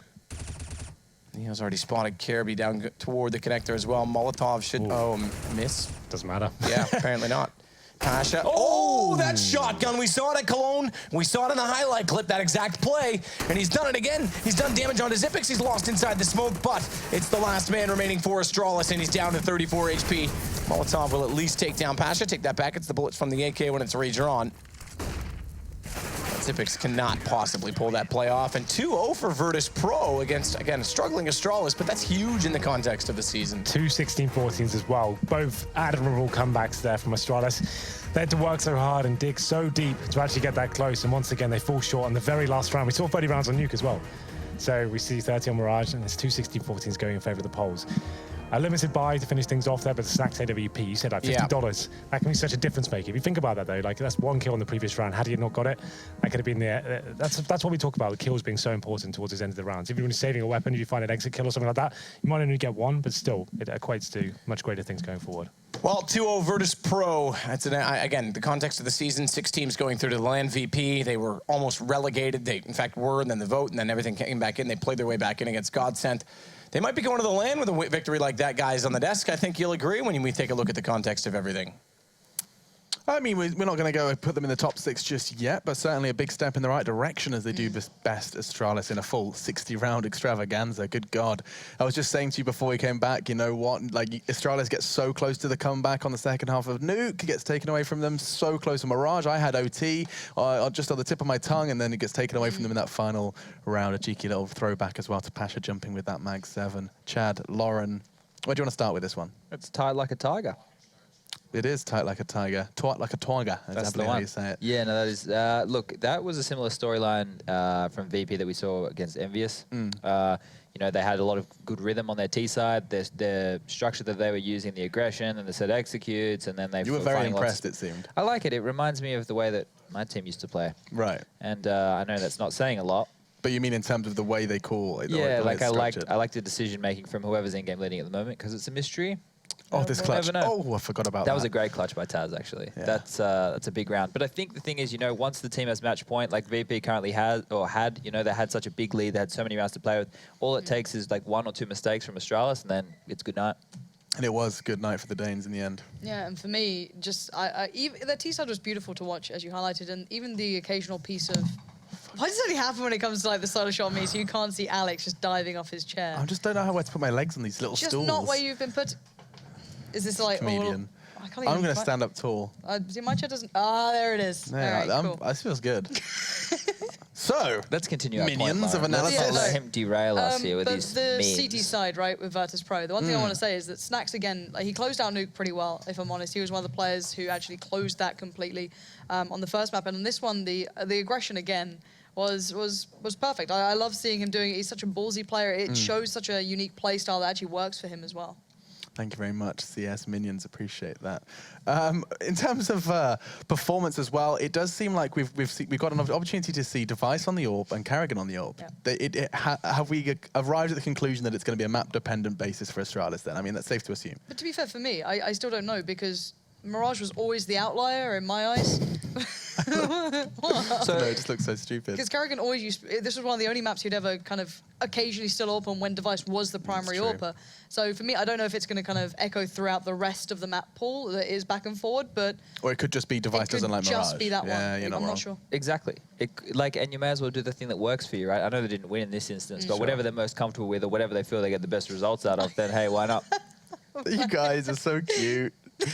I feel like Thanks, this is Daddy nice. Alex. You're making me feel less silly now for lowering my stall repeatedly. That's all right. We're helping you out a bit. Come down to our level, man. Okay. Come on. Just stay down here now. Yeah, this is good. This is where we belong now. Yeah. Someone's going to tune in and be like, God, I can't believe ESL can't get their desks right, never mind anything else.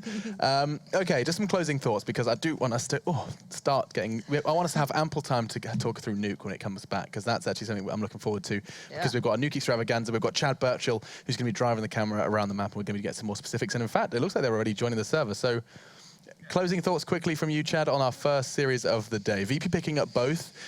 Sado's already hinting at them getting to the top 6. Is it a bit apprehensive? It's definitely possible. It's possible for 12 of the 14 still, Matt. It's definitely possible. It's definitely possible, but the thing that, I think it could be a little bit too early. It'll probably be like a last 2 days kind of thing. The grind. When teams like this, we were like, okay, VP look like they have a pretty good run to get those wins, and then they lose on the flip side. We're talking about Dig, they're on the rise. They lose 2 to Astralis. It's up in the air. We're not going to know until the end, and I'm sorry that I can't give you guys anything more definitive than that. But keep watching, and it's exciting. Indeed, it's very exciting. Something else that's exciting is something called the Score Esports application. This one, I'm going to do this one. Okay, if you that's sure? all right, Chad. Yeah. Okay. Score Esports application available on your smartphone. Go ahead and check out exactly where VP's performance has been rising and falling. You can see that little chart that guides you through their performance and their kind of rise and fall throughout the leagues. For now, though, we are going to take a break. And when we come back, it will be the Danes that have to dig deeper versus the heroic side on a double Nuke affair. Looking forward to walking through that one in just a moment.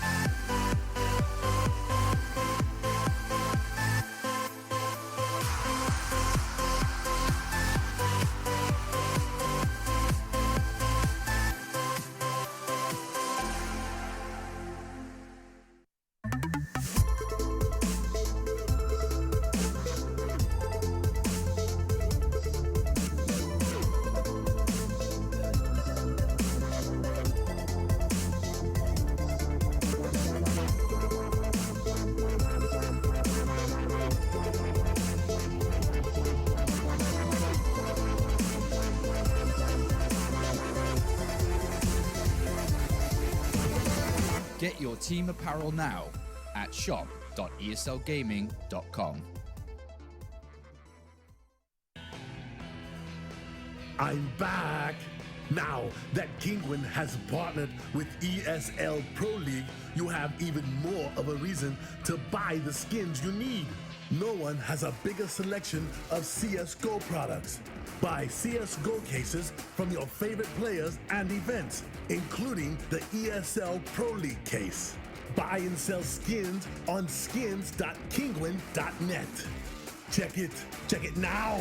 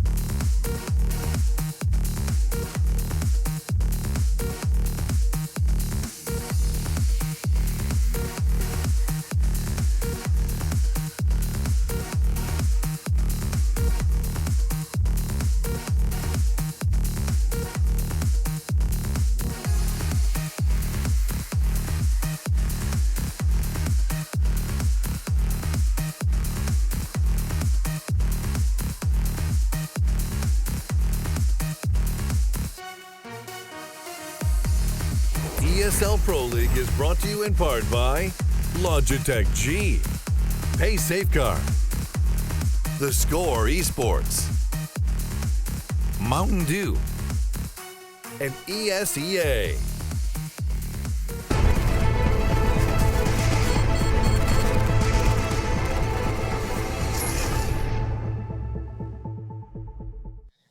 The Pro League is about to bring to you something rather sweet. It's a Danish pastry. Heroic are going to be going head-to-head with Dignitas. Of course, 374 calories in a Danish pastry. Times 2.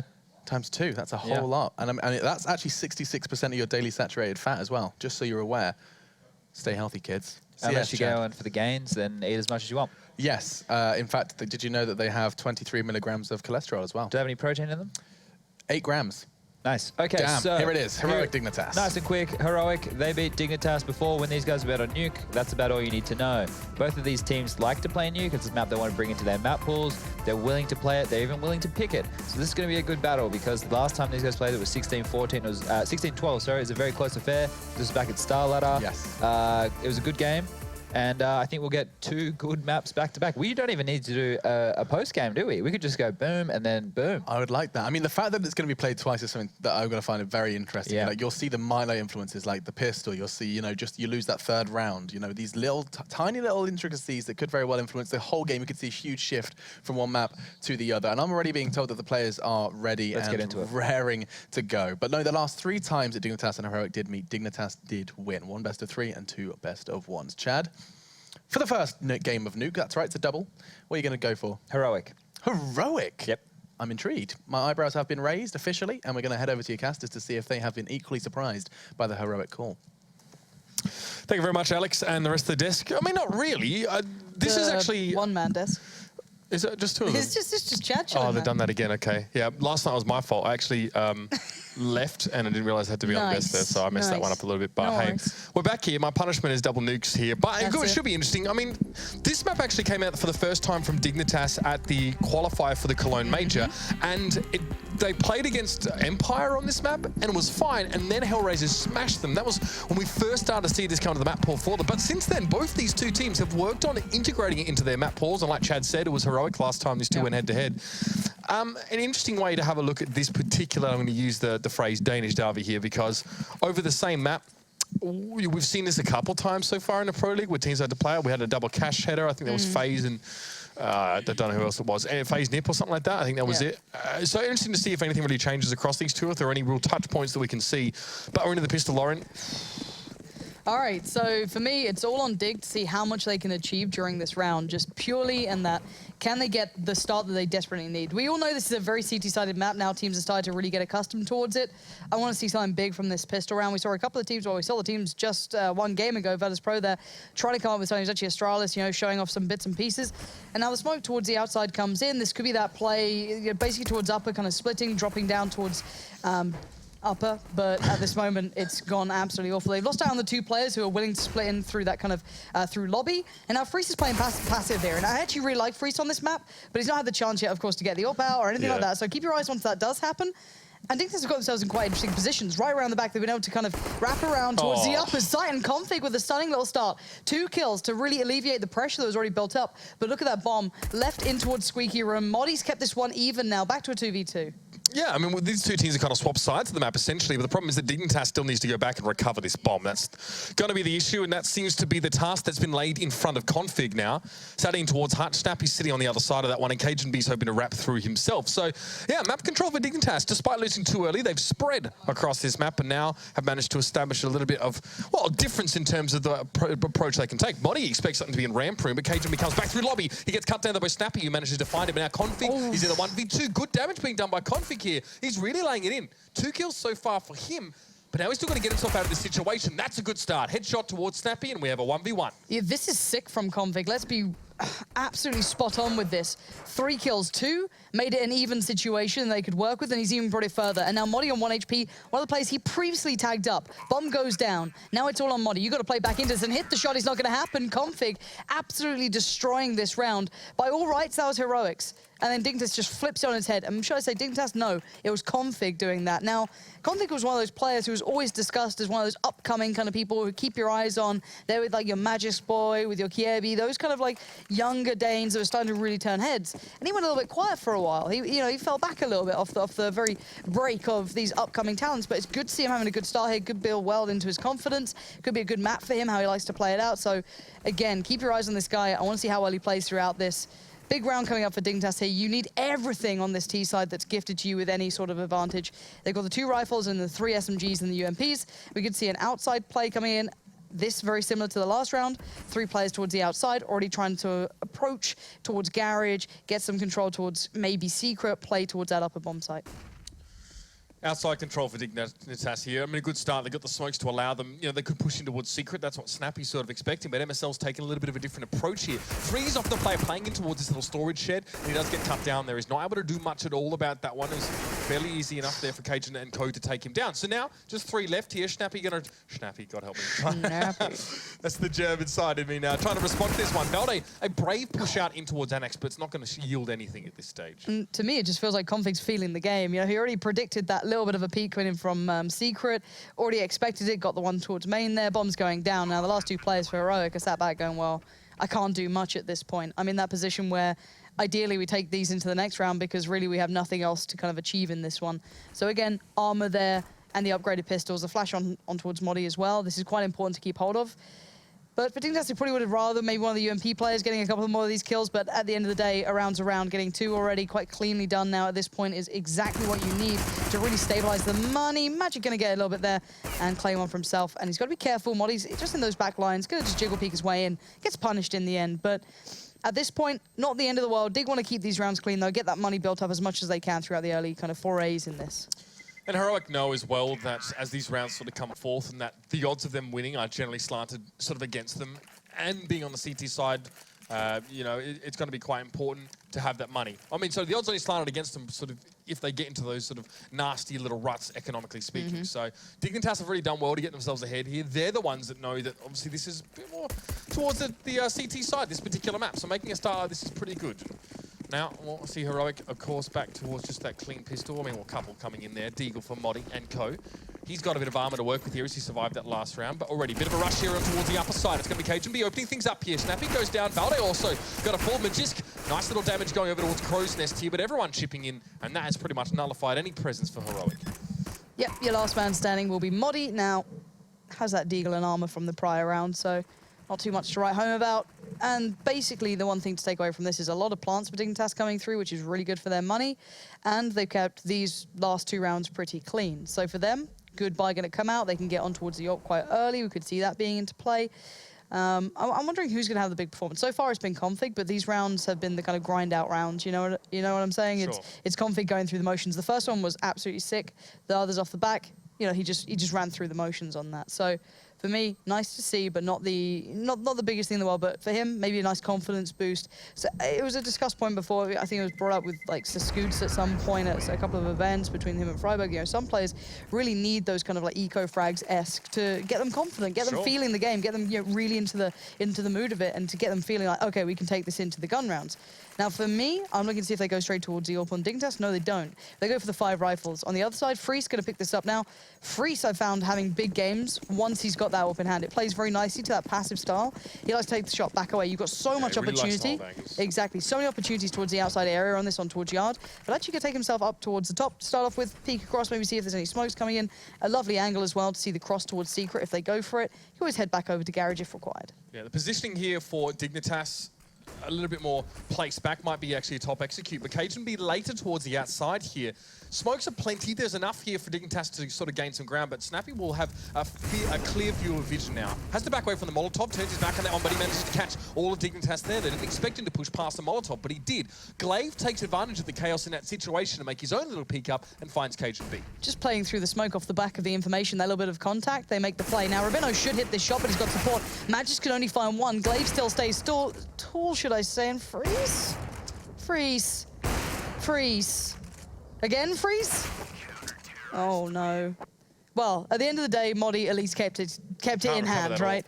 But not a good start for Freeze. I was singing his praises on this map, saying normally, you know what, he has a good game here. Can't rebuy that all. No, he's kind of screwed for money a little bit on this one. That's the one thing on this map, that if the T-side do build up that money quite early on, you can see them really, you know, putting the pain towards Heroic in this. So you're going to see Cajun B actually running that straight away. Good spawn as well, so he can maybe be able to try and work around that if he wants to. Take the straight fight towards Garage if he gets the angle he wants to on this one. But Snappy could be encouraged to go aggressive somewhere. Only a UMP to play with. You're going to have to try and find a way to make this one work against a really nice buy that's so far coming out from Dignitas. The impact of losing the AWP in that last round actually is not to be understated here. Look what HMB can do now. He probably doesn't know that the AWP's not recoverable here, gets himself one and opens things up. Now that's picked back up though. Snappy trades his UMP in for the dropped AWP, but still doesn't want to challenge up on the outside area. He's going to back away towards Secret, maybe hold another angle elsewhere. And now Dignitas, they're starting to work their way in towards this A side. It's looking pretty good. Rubino shots up high. That's a lot of fire. Fair enough there. It's going to be thrown up and deny any position here on Crow's Nest. Modi, well, not much to see up there at the moment for him. Smoke and one of the Molotovs on the other side as well. However, Magisk is just on the inside there as well. So we won't hear this. It's crazy how close together they are right now without knowing it. But still, 2 players left for Heroic. This is not good at all. Even with the AWP being picked back up here, maybe handed over to Freeze in the next round. Not really a round you want to lose out. And I want to highlight the confidence they've been having going towards that upper bomb site. Sure, they lost out on Cajun B quite unfortunately in the outside. Being on that UMP, you're almost encouraged to be a little bit more aggressive. Try and find the upgrade for yourself, which they did. You know, Snappy now has the AWP in hand, so for him, lovely benefit. Going to just be reminding Freeze you can hit shots if you want to. You just have to believe in them. We talked about him being more of a line holder and less of a fast peaker. So I think you saw the prime example of that. But beyond that, Dignitas don't look afraid to just take the fights in towards the upper side, you know, in towards Rafters, playing well. They even still had utility off the back of that to play with into this one. So for them, good position to be in. And well, we got Cajun B trying to farm back up towards be able to pick up an AWP, keep that money as robust as possible. And the other side, they're trying to get a buy around what they have left over. So a UMP here or there, 5-7 Deagle. It's not great, but it's got enough utility to support it. So they might still be able to punish this. It is a CT-sided map, bearing in mind. Yeah, absolutely. Dignitas those to rush on towards upper here. This is nice. They might be able to catch the Raptors players by surprise, and they do. Snappy falls down early in there. Valde also going to drop. Smoke in front of A, and that means Glaive has to back away because he can't see what he's trying to shoot at. A flash thrown in his direction as well will deny him any sort of pressure and step towards the upper side. With Modi falling elsewhere on the map, I have to assume that was over the outside, and Config now in this position. Heroic can't fight back into this site. Absolute power, confidence, and aggression towards upper. Config's going to walk around for this one. He's going to spot one. He's got to be careful of the crossfire, though. He kind of expects one to be towards Garage. Finally hits the shot. I guess a little bit of the... Magisk that got it in the end. It was Magisk to find it in the end there. But Freeze will be trying to fight his way out of this, or at least stay alive, keep them away from this AWP, because he knows he needs this. Their money's pretty much depleted. Look at it. Down to 350 for himself at the moment. He adjusts on towards Rubino, but no more to be claimed. And they do get an AWP for their troubles. Cajun B even picks up a rifle. He started off with a MAC-10, so their money's actually pretty good off the back of that for the T side. However, Heroic, not so good at all. And actually surprised Dignitas got away with that. Now, of course, Heroic's money was pretty bad at this, so again, they couldn't maybe molly out or nade out or do anything towards Squeaky at the start, but you can't do the clean rushes anymore. This is what we were discussing before.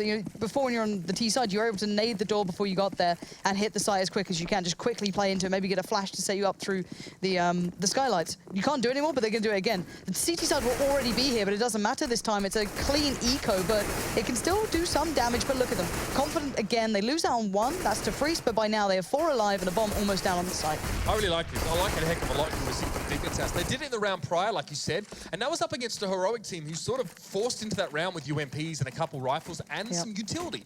None of it actually mattered, though, because Dignitas just played the shock trooper role and caught them by surprise. Now, that may not be so simple in this particular round, where Heroic finally have a little bit of money to bank on here and the smokes they maybe need. No Molotovs to deny any step through things like Squeaky, but smokes will fill that role to a degree. No kits either. Bomb plants become a bit of a problem at that point. But let's see what Dignitas do. Do they have that aggression again? Do they make the CT side uncomfortable at all? So there's the first smoke towards Squeaky. That comes in from, I think, either Snappy possibly, or anyone else playing out towards the outside area, just placing it down to deny anyone the quick play through, deny, excuse me, Cajun B the peak. And Valda just gonna hold the angle now. I want to see how Dignitas actually approach this round. How do we break back in? Damage aplenty comes in towards Snappy. That's a big deficit, and they don't even know it really, but that's a good beginning for them. Yeah, and now Snappy's going to just leap over, just has to find a new angle. He's kind of negated in this one. So Dignitas down to 1 minute. It's about taking away that utility, being quite meticulous. Rabino's going to be the one to set up the play pretty much at this point. That could be a flash through, a molly through. He's got everything he needs here. So it will be the molly. Could go towards Crows. It could be towards Rafters, and they're going to molly out the old vent, should I say, and this is the hit. So down to a minute, they've worked out the utility, and now they're hit in. MSL has been getting some good entries in this, just kind of barreling towards the side, saying, all right, I'll be the meat shield, but the meat shield has been biting back here, and now Heroic are down to 3. This is very surprising to see, Mitch. Yeah, free support peek in from the top side and just gets wrecked by Cajun B instantly, who traded out his AWP for a rifle here just to play a bit more of a brawl mentality over the site. Modi is forced to sort of pick at the edges of Team Dignitas, but with the bomb already down, and Dignitas having the utility to stall and to protect any attempt at a retake here, the 2-gun save as a CT side is a wise choice here. You're not getting rounds, you're not finding any other ways to scrape money together through the rounds, so you do need to hold on to these weapons, and that is going to necessitate, over the next few rounds, Heroic to save in some situations where you justifiably could go for a fight, even if the odds are against you. I can't say it enough. What a sick T-side already. Getting this many rounds on the T-side on Nuke is, I wouldn't say unheard of, but it is pretty rare. It shouldn't happen to this extent, but I guess this is what happens when you get that CT side money kind of broken out very early on. You pick up the pistol, you get everything basically going that you'd want to. They've had the perfect beginning. You've got Config firing on all cylinders. MSL providing good ways in towards the upper bomb side, just playing it, I'll go in if I have to. If I die first, I die first. I don't care. We'll play for the plant, we'll play for the round. And at the moment, this is just an absolute masterclass in T-side Nuke here from Dignitas, and it's just working. Heroic going to try and put some bodies towards the outside area. Cajun B is watching this, so Freeze, Glaive, and Co could be in a little bit of trouble. And it looks like Dignitas are going to go for, again, a little bit more of a cautious round. We don't have that strain towards upper play. I don't mind this at all. Molotov here as well. Not going to do a heck of a lot, except maybe give Cajun B pause for thought, because he needs that spot to line up for the smoke straight in towards the shed, and he does so. But Freeze has a little bit of a gap here above the smoke. Could be a risky spot for him, but the first shots are going to have to be very, very important with the FAMAS, of course, not obviously the ideal rifle to take into this scenario. So yeah, getting a bit nervous now about his positioning. Wants to use the fringes of the smoke just to get the first shot in, but he can't see MSL as he comes across. He gave up that position. Now he himself is spotted out, moving across. Dignitas starting to just exert a bit of control over the outside of the map, but there is still another player inside there, and Freeze actually takes the challenger on towards MSL. He takes him by surprise. And now Cajun B kind of has to do this on his own, and he's at risk of getting double peaked in any sort of weird situation. Maybe, yeah, a bit tough for him to work through that one. Freeze was also waiting for that one. He may even have heard the man.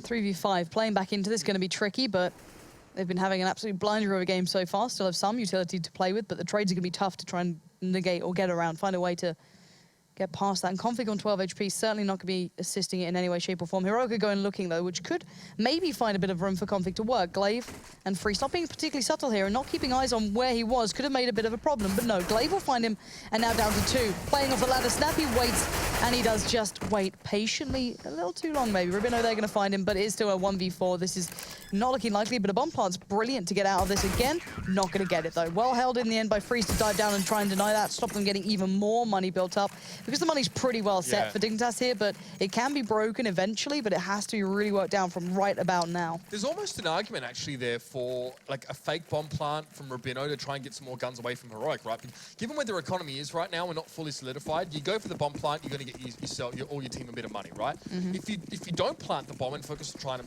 just kill people, then you're putting more pressure on Heroic in an economy that is still very much in its infancy. So, you know, an idea there, maybe you could have gone for that here, but hard to know exactly as Dignitas keeping tabs on the economy there, what the situation would have been for Heroic.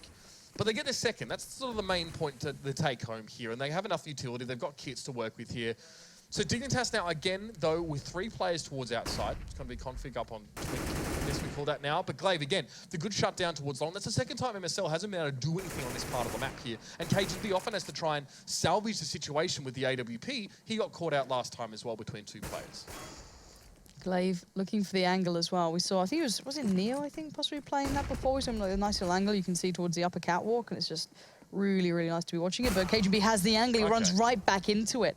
So Glaive now goes, we're back into a 4v4. The T side now has a bit of room to work, but the double play towards Radio Ramp could maybe come back around, but I wonder if Magic and Rabino are going to change their attention towards elsewhere. They have some control towards outside. The T side starting to build into this round. The Molly's still there. this could still be an upper side hit, and they've already worked out that, okay, there's one on the side, let's just try and get past that quickly. Rubino can try and go for the frag, he doesn't, he gets it. Really nice combination between the two. Straight up follows it, that is brilliant. Just walking in towards the upper bomb site.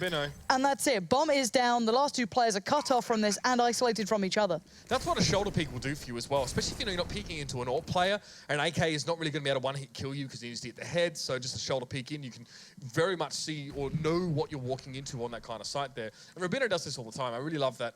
Same on Cobblestone. I love watching him on that particular map on the T side. He pushes on towards B. You see the same precision and aggression coming out from him. He's cracked this nut open entirely. And now Heroic, well, they're kind of back to the drawing board here. They've got only 2 rifles between them. Money is okay, but still some people are going to be sort of struggling to force up. Glaive's got 450 at the moment. It's not enough.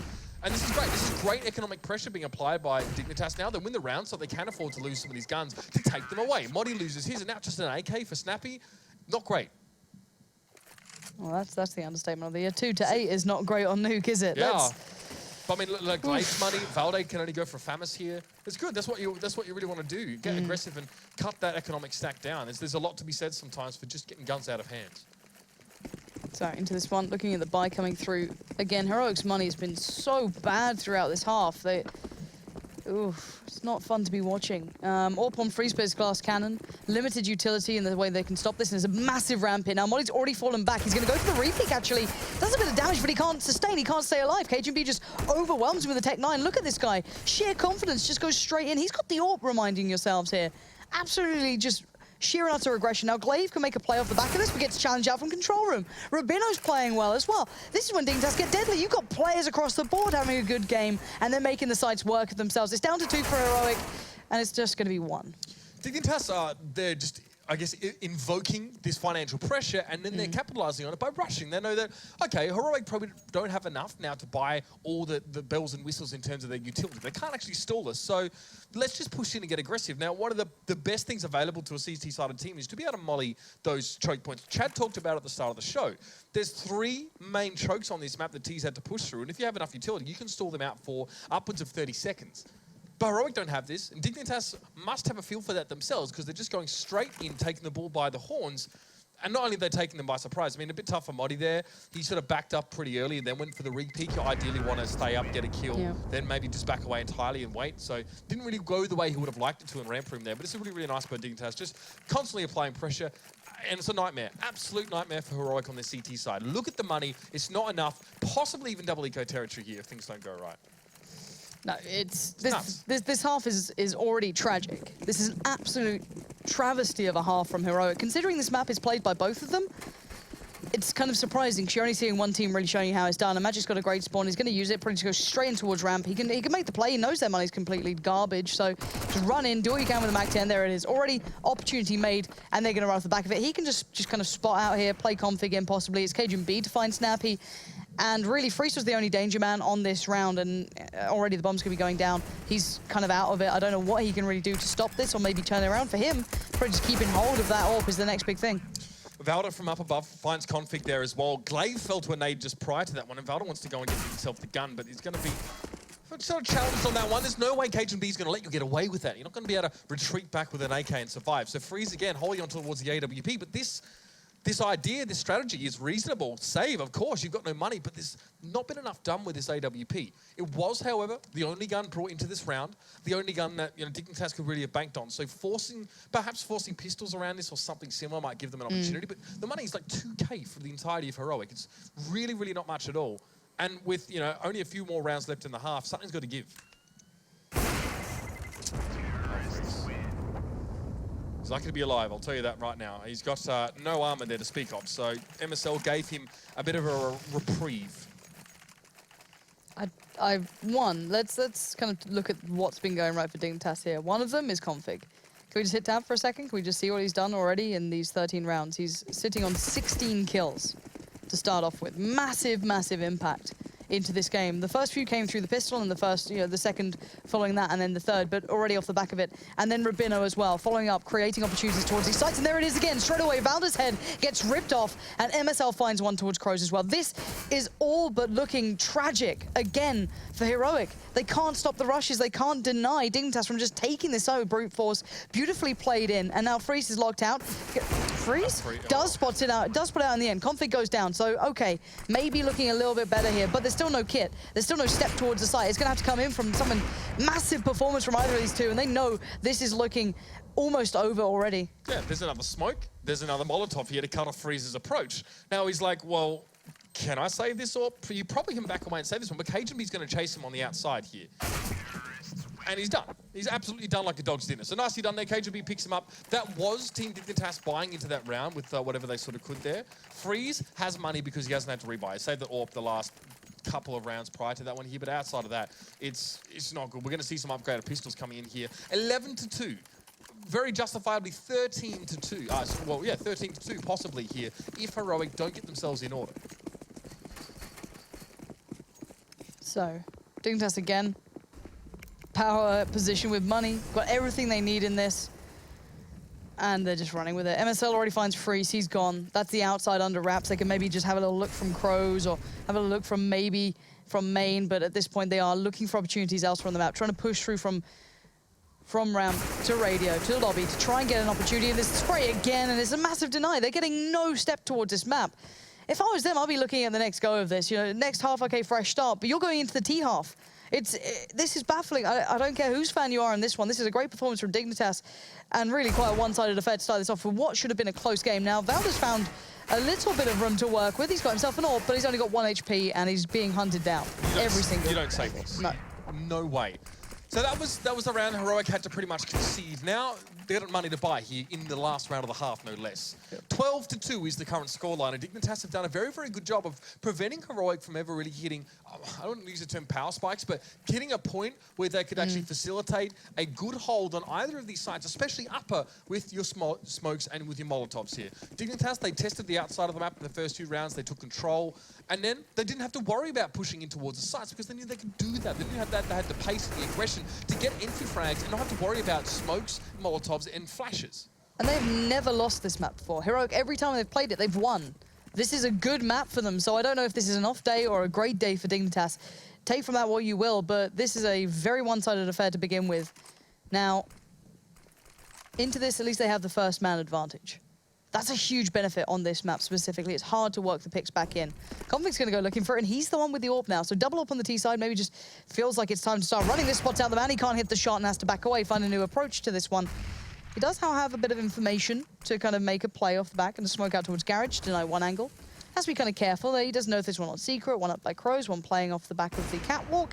And the tag goes in towards KGB. It's starting to look a little worse for wear here for Dignitas, losing out on that momentum. The pick's starting to play towards Heroic's favor. I don't mind double AWP on the T side, especially if you're playing a man down and you're playing outside of this map. That's fine, but eventually when Dignitas have to transition in, it's going to be a lot harder. Now playing with 2 men down, Modi, this should be straightforward. This should be a situation he should be able to prevail in. He backs away fairly early, does go for the repeat. He's going to see Rubino cross, but doesn't challenge. That's probably the better choice. Flash out, buy time, give the call to the rest of Heroic to respond to this now. As Rubino trying to make a faster play down, he's not going to catch Modi off guard though, and he thinks against it there as well. So not committing towards lower. They may be crossing Freeze at some point if they want to try and take control of ladder. First shot comes in.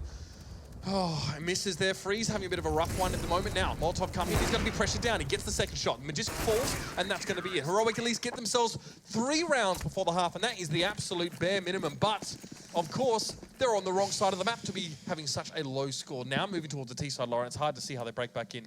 I mean, even with a pistol round win. Yeah, I'm lost for a way for them to fight back through. They need everything to turn around in this little bit of a break. They need everything to go right for them in that second half, and I don't see it happening. Well, let's see if that's going to be the case, though. We've seen an interesting game already on Nuke earlier tonight. Let's see if this one goes any similarly. We'll see after the break.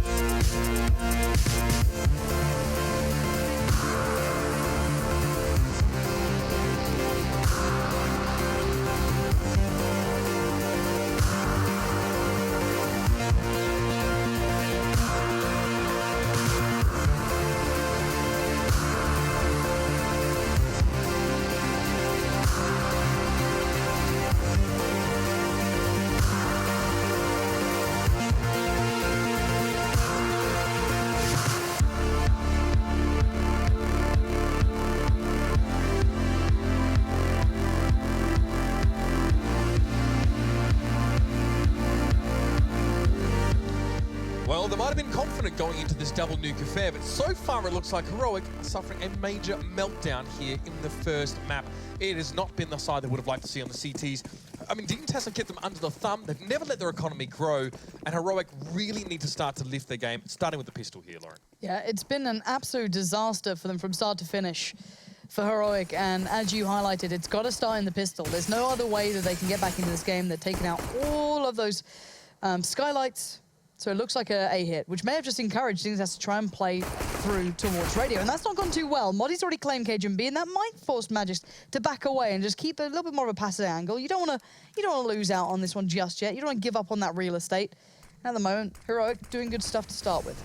You don't want to let Heroic get back in the game, and this is where you need to keep that pressure going. It was only a small break at the half, and Dignitas need to keep it together. MSL got a decent spot here, can just shoot straight down. He gets himself two. In fact, maybe with one bullet. It's hard to see with the kill feed coming up there, but nicely done nonetheless. Dignitas now start to break the back of Heroic. That is going to mean that Heroic are going to be looking down the barrel of, I mean, at least 14-3. They're going to need to do something pretty special here to throw I guess, a stick in the spoke to Dignitas. Now they're getting started. Mitch, they need a Heroic performance. Am I sitting next to Matt now? Or they just need to go to the Dignitas clinic and get it over with. Like, this is... Yeah, it's a clinic, absolutely. Keep them under the thumb. Don't let their economy grow. Even if you're losing rounds, then make sure they're losing guns as a result. They did that all half. So, I mean, now you start off. I mean, and if you're Dignitas, you're starting to JDM it, right? You're lounging a bit. You're like, okay, we're very comfortable here. The Heroic can't have a decent rush hit on towards the upper because we have the utility to sort of set that one up there nicely. Modi does find Magisk there, but immediately traded out, and Config can control the outer side very easy. I mean, those Tech 9s aren't going to allow you to do too much, even if you want to get towards Secret or towards BlueCon, it's not going to work. No, and the one thing that really impressed me that Dignitas did was those hits towards the upper site, hidden towards A. It was just so powerful. They had great trades, always finding the right angles, and Snappy's now lost the bomb. That's gone into the clutches of Cage and B, so he can sit there or just back away. Depends how he wants to do it, really. At this point, maybe doesn't want to give away too much, just finds a new angle. He knows that Glaive is going to have to make a play sooner or later, and he can play off the back of that. So he's heard the steps. Be waiting in towards ramp. He does a little bit of damage towards each other. Oh, what? And Glaive will find it, but it doesn't matter. MSL is there, and we are on towards well.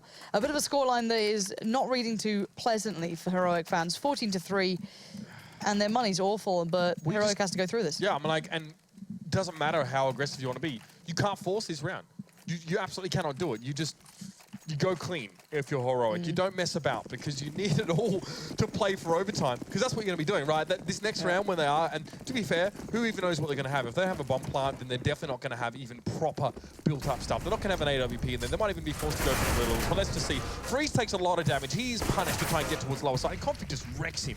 To be fair, they just wanted the plant. That's all it is. When you're doing that event dive, or at least trying to do a bit of event dive, it sucks. You can't do it as quick as you used to. Modi making money. At least going to get some sort of benefit out of this one, but beyond that, I don't know how far it's going to stretch to, but yeah, Modi's doing work, and actually Magic helps him. He felt so sorry for him. He'll help him out. He's like, guys, you've only got 3 rounds. You know, we absolutely destroyed you when we were playing T-side. Let me helping hand and all that. That's big though. Okay, that knife, purely because of that knife. Yep. That means there's an AWP that can go over here to freeze if it may be him. So that's a pretty good scenario considering Heroic were always going to get trashed in that round. So Freeze gets that one here. They get a decent buy. They don't have a heck of a lot of utility, but on this T side, you really just wanted to facilitate maybe an outer take if you want to do that. I don't think they rush here on towards an upper exit. The early molly. So the molly came down, and that's why it's there. I think the little bit of damage Rubino did with the M4 certainly helped. Yeah, so that's already the far from ideal start that they wanted. I think Config's read this now, like, okay, maybe they're going to look towards Secret. Lovely angle in the smoke. He might just get put out of it, though. Yeah, Glaive's going to read that like a book. May have just seen him cross, may have seen the shadow, may have seen something that gave it away. So now 4v4, okay, we've got a little bit of something going on here. And then it gets all ruined, and I got excited for nothing. Yeah, I mean, I like this, though. Like, they can control outside. This AWP gives them a lot more capability to play the outer side. But like I said, you still need to penetrate in it. You still need to maybe get in towards the lower levels. Maybe you work Secret together. But right now, Freeze is just forging wide on his own. Modi sets up here. That's a big, nasty nade hit going on towards him as well. Not going to be happy about that one. So, I mean, if Freeze can get into Crow's Nest somehow, I mean, MSL's going to be watching that one here. I don't think he even has the angle to see the guy's head. MSL saw him. Though if the peak comes out, you're done. You're pretty much wrecked there as well. With the AWP down, Modi's now already pretty much committed to this side. He still can't see MSL, who's foxed himself away in that Crow's Nest here. But what are your options? Modi, look up. Oh, God. He can't see Rubino there. Ouch. Oh, this is next map territory. Just go through the motions, Valda. Don't draw it out. Be a kind man.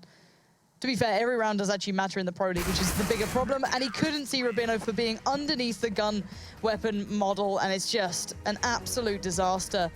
Heroic, what was that? I do not know. That's...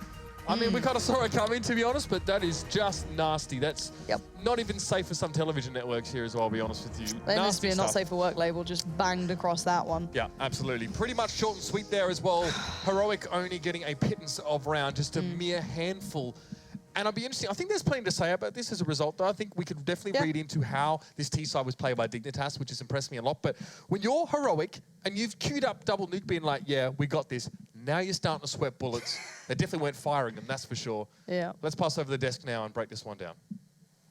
Easiest prediction of Chad Birchall's life. Fantastic. Yeah, called Heroic to win. Yep. Only going to get 16-3, don't they? It was Classic. pretty close game. Classic Heroic action. You know what? I hope we can see that again. Yeah. That same map again with those two teams and Heroic actually ecoing to get 5 Molotovs up before the 15th round on the first half. Wouldn't that be fantastic? Because we highlighted how important it was to Molotov off the choke points. And they didn't have 5 Molotovs until the last round. Chad was playing this game with me. He was saying, count the Molotovs, and I was playing. And I think the highest they got before the 15th was 3. And that was, I think, round 7. They got 3 Molotovs. Yeah, it's pretty important. And you saw how... You have to explain why, though, because there's probably someone here sitting here thinking, what is he talking about? It's just a simple grenade. Can you highlight exactly why on this particular side, on CT side of Nuke? Okay, so the way that you play your sites, you need to stop the rush because the way your CT side is spread, it's so hard to cover inside. You don't have a very good view of Squeaky going up the rafter. Hut as well, they can get out and they can make an easy pick. If you Molotov those spots, it gives you a chance to get into an advantageous CT position. Same with ramps, it lets you set up a bit better, lets you harass. The important thing to note, though, from Dignitas is they stayed on control, in control even, of the economy the whole time, you know? Every time that a round was won for Heroic, they lost the next round and they couldn't build up any economy. But the thing is, most teams would take a double eco and get up full utility. Instead, they kept force buying into it like they had a chance, and that's what blew it out even further. Because once you go down that force buy route, you hit a position of being 7-1 down, 8-1 down, you're going to keep buying. Like, you need rounds at that point. It's a CT-sided map. And they took an eco on the 14th round, and it blew my mind. I was like, why didn't you just do that earlier? Yeah. Like, you're too far down the rabbit hole now. So it seems like your general consensus is that, yes, it is an embarrassing result for Heroic. By no stretch of the imagination do we disagree with that. But you also can see very quick fixes to seeing a much more competitive second map. Of course, going back into Nuke if you are wondering where we're going next. Yeah, I think it'd be more competitive if they were able to get up to like a stronger CT economy. Actually, if you're willing to eco. Yep. So buy Molotovs. Yep. What's next on the list? Take outside more? I mean, can we just quickly, I'm just completely off topic, Dignitas and their inside takes, just because I realized we sat there and went, outside is your default, and felt like Dig were just walking into the site every round. Yeah, well, they did a lot of, like, they basically, it's not disrespect, but they play with confidence in the way that, you know, we know that their economy's low, we know that they probably can't afford this kind of stuff, and we can push into the site and just take them down. And that's what they did, and they just traded out efficiently when they went in. They caught them off guard, you know, really fast, without too many flashes or anything. They were just busting out, and then boom, we're in your face. You don't have any nades to negate us, like we keep talking about, and it's easy for the Ts to spread out on that floor of the site and take jewels. And we saw it pretty effective from Dig. It's good to see. Pretty effective, perhaps a little bit of an understatement. Not a single member of Dignitas conceded 10 deaths or more. Wow, that's pretty impressive. Yeah, not too shabby. In fact, Config rocking 21 kills to 8. He was having a good game, which is always refreshing to see. We know there is some serious potential within that Dane. It's all about getting it under control when it matters, and it certainly does matter in our next map. It's going to be Nuke coming up next after the break. Before we do go to a break, though, the Score Esports application available on your smartphone device, news article stats and more. That's what I usually say. That was a quick one. Yeah, just thought I'd go for it, get all the syllables out. But of course, if I'm being genuine about it, you should check it out because it enables you to keep track of this league. There's a whole lot of games going on and off stream, and of course, the Score Esports enables you to keep track of all of them and all of the good stuff in between. In fact, you just it popped up telling us that E-League have the major. Yeah, it's good. There you go. Yeah. Info in your hand. Important news. In the palm of your hand whenever you need it. So you go check that out. When we come back, we'll be talking Nuke between the Danes once more.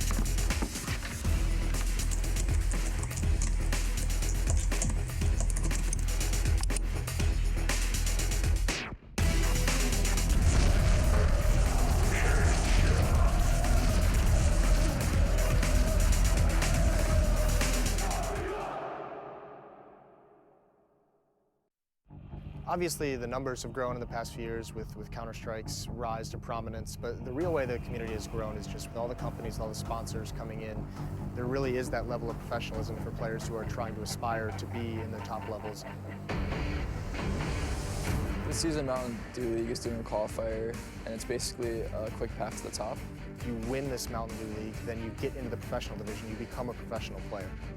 And I'm looking forward to watching and spectating and seeing who actually makes it.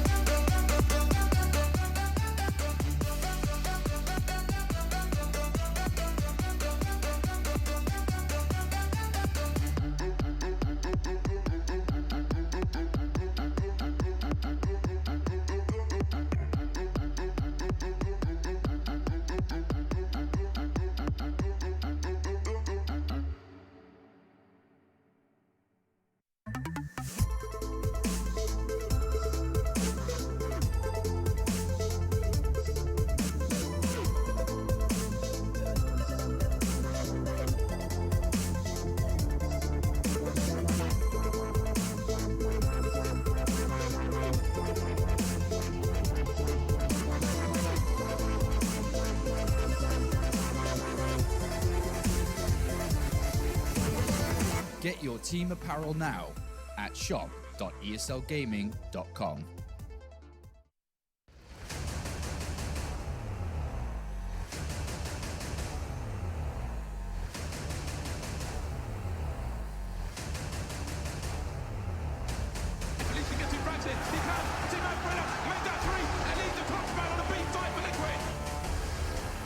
There is surely no way out as they toil on it.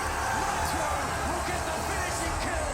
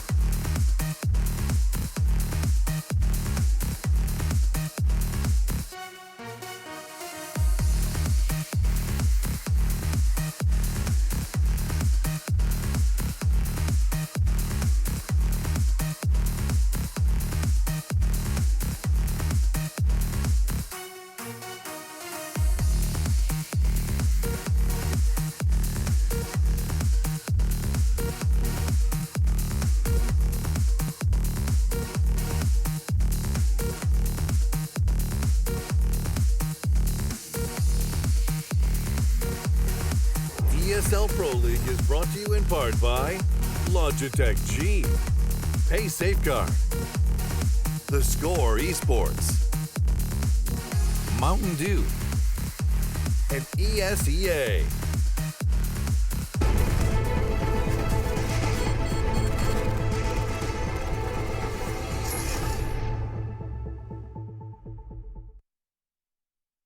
for one final game. It's going to be Nuke again. It's a rematch, that's right. But due to the way the vetoes are structured, you have the opportunity to see the same maps back to back. We saw it previously in an NIP affair on Cash, and now we get it between the Danes over on Nuke. It's intriguing that it has cropped up. Of course, it does state that both of these sides felt relatively confident. They had two opportunities to ban it. Instead, they left it in, willing to give it a go. And so far, Heroic have done nothing but disappoint, at least themselves. Yeah, what this indicates via the veto is both teams are willing to play it. So both teams actually had to pick it in one of their 3 map choices for it to even get to this point. So they're both comfortable on it, but Dig are looking much more comfortable at this point in time. Yeah, and we're just going to quickly kind of outline exactly where those confident plays came from, right? Because Dignitas, straight out of the gate, basically started running rampant over the CT economy. Was it genuinely just they started strong and ran with it, or was it because Heroic kind of had a couple of early slip-ups? Okay, so let's talk this through. So you win the pistol as Ts, that's fantastic. The CTs, though, they force bought, right? They bought everything they could. They used all of their dollar dues, and they're out of money. The third round, they have to take a full eco. When you force buy on the CT side, when you go into the 4th round, you're never going to have full utility, right? You're never going to have all the grenades you need, or at least even 90% of the grenades you need, right? You don't have it. You've probably got like what, a HE and a flash, a smoke and a flash. Yeah, maybe a smoke and a flash at best. You know, you spread the kits. Maybe they only have 1 kit at that point in time, right? And if you don't win that round, then that's when you're in trouble. It starts to spiral out of control. From there, they chose to do force buys off the back of saved weapons as opposed to potentially ecoing and stuff. And then we saw a 7-1 scoreline, and at that point, they were just like, well, let's keep buying. Yeah. And utility really hurts you on this map. But this is one map when you're on the CT side. I know they didn't have a very good CT side at all, right? But I think this is, we always talk about when you're the T side and you get a pick, right? How you have an advantage. If you just play it properly, you can go and trade out. Nuke is a map where it's quite weaselly, right? You can sneak around, you can get in really interesting positions to get multi-frags. I think the CTs, if they lose a player and it's a 4v5 situation, I think they still have a chance to win the round, like more so than other maps, because you can play so many areas where you can pick up multi-frags and you negate the player loss. I mean, it certainly sounds justified. Something that we didn't see too much of, and I was just going to kind of pick your brain on this one, is the AWP on Nuke. Yep. Now, I mean, I presumably outside holds, ramp holds. We had a rule back in the team Talk to that me. we would never run an AWP on T-side Nuke. Okay, because so it wasn't viable. Just cut it out. Yeah, because you could get to a certain point. Both of the bomb sites are very close quarter, right? Like top side and under. Yeah. Where are you going to really use that AWP? Maybe if you get down ramp, you can pick towards the vents. Maybe if you get into the top side, you can leave the AWP outside to kill any rotators. But he's not with the team. He's not there able to help. That's a good point to make. I mean, I guess, so what's the argument then that you have to take the fight outside at some point? You just say, no, we've got smokes. There's a reason we have smokes. Because, I mean, surely at some point you're going to have a long-distance challenge, you know, towards like crows or... You close that distance down with smokes, exactly like what you're saying. You can pick up... I think it's more viable in this version now because the way people use the AWP is different from earlier days and especially Source days. Source was so much run and gun, you know, it was a lot more aggressive.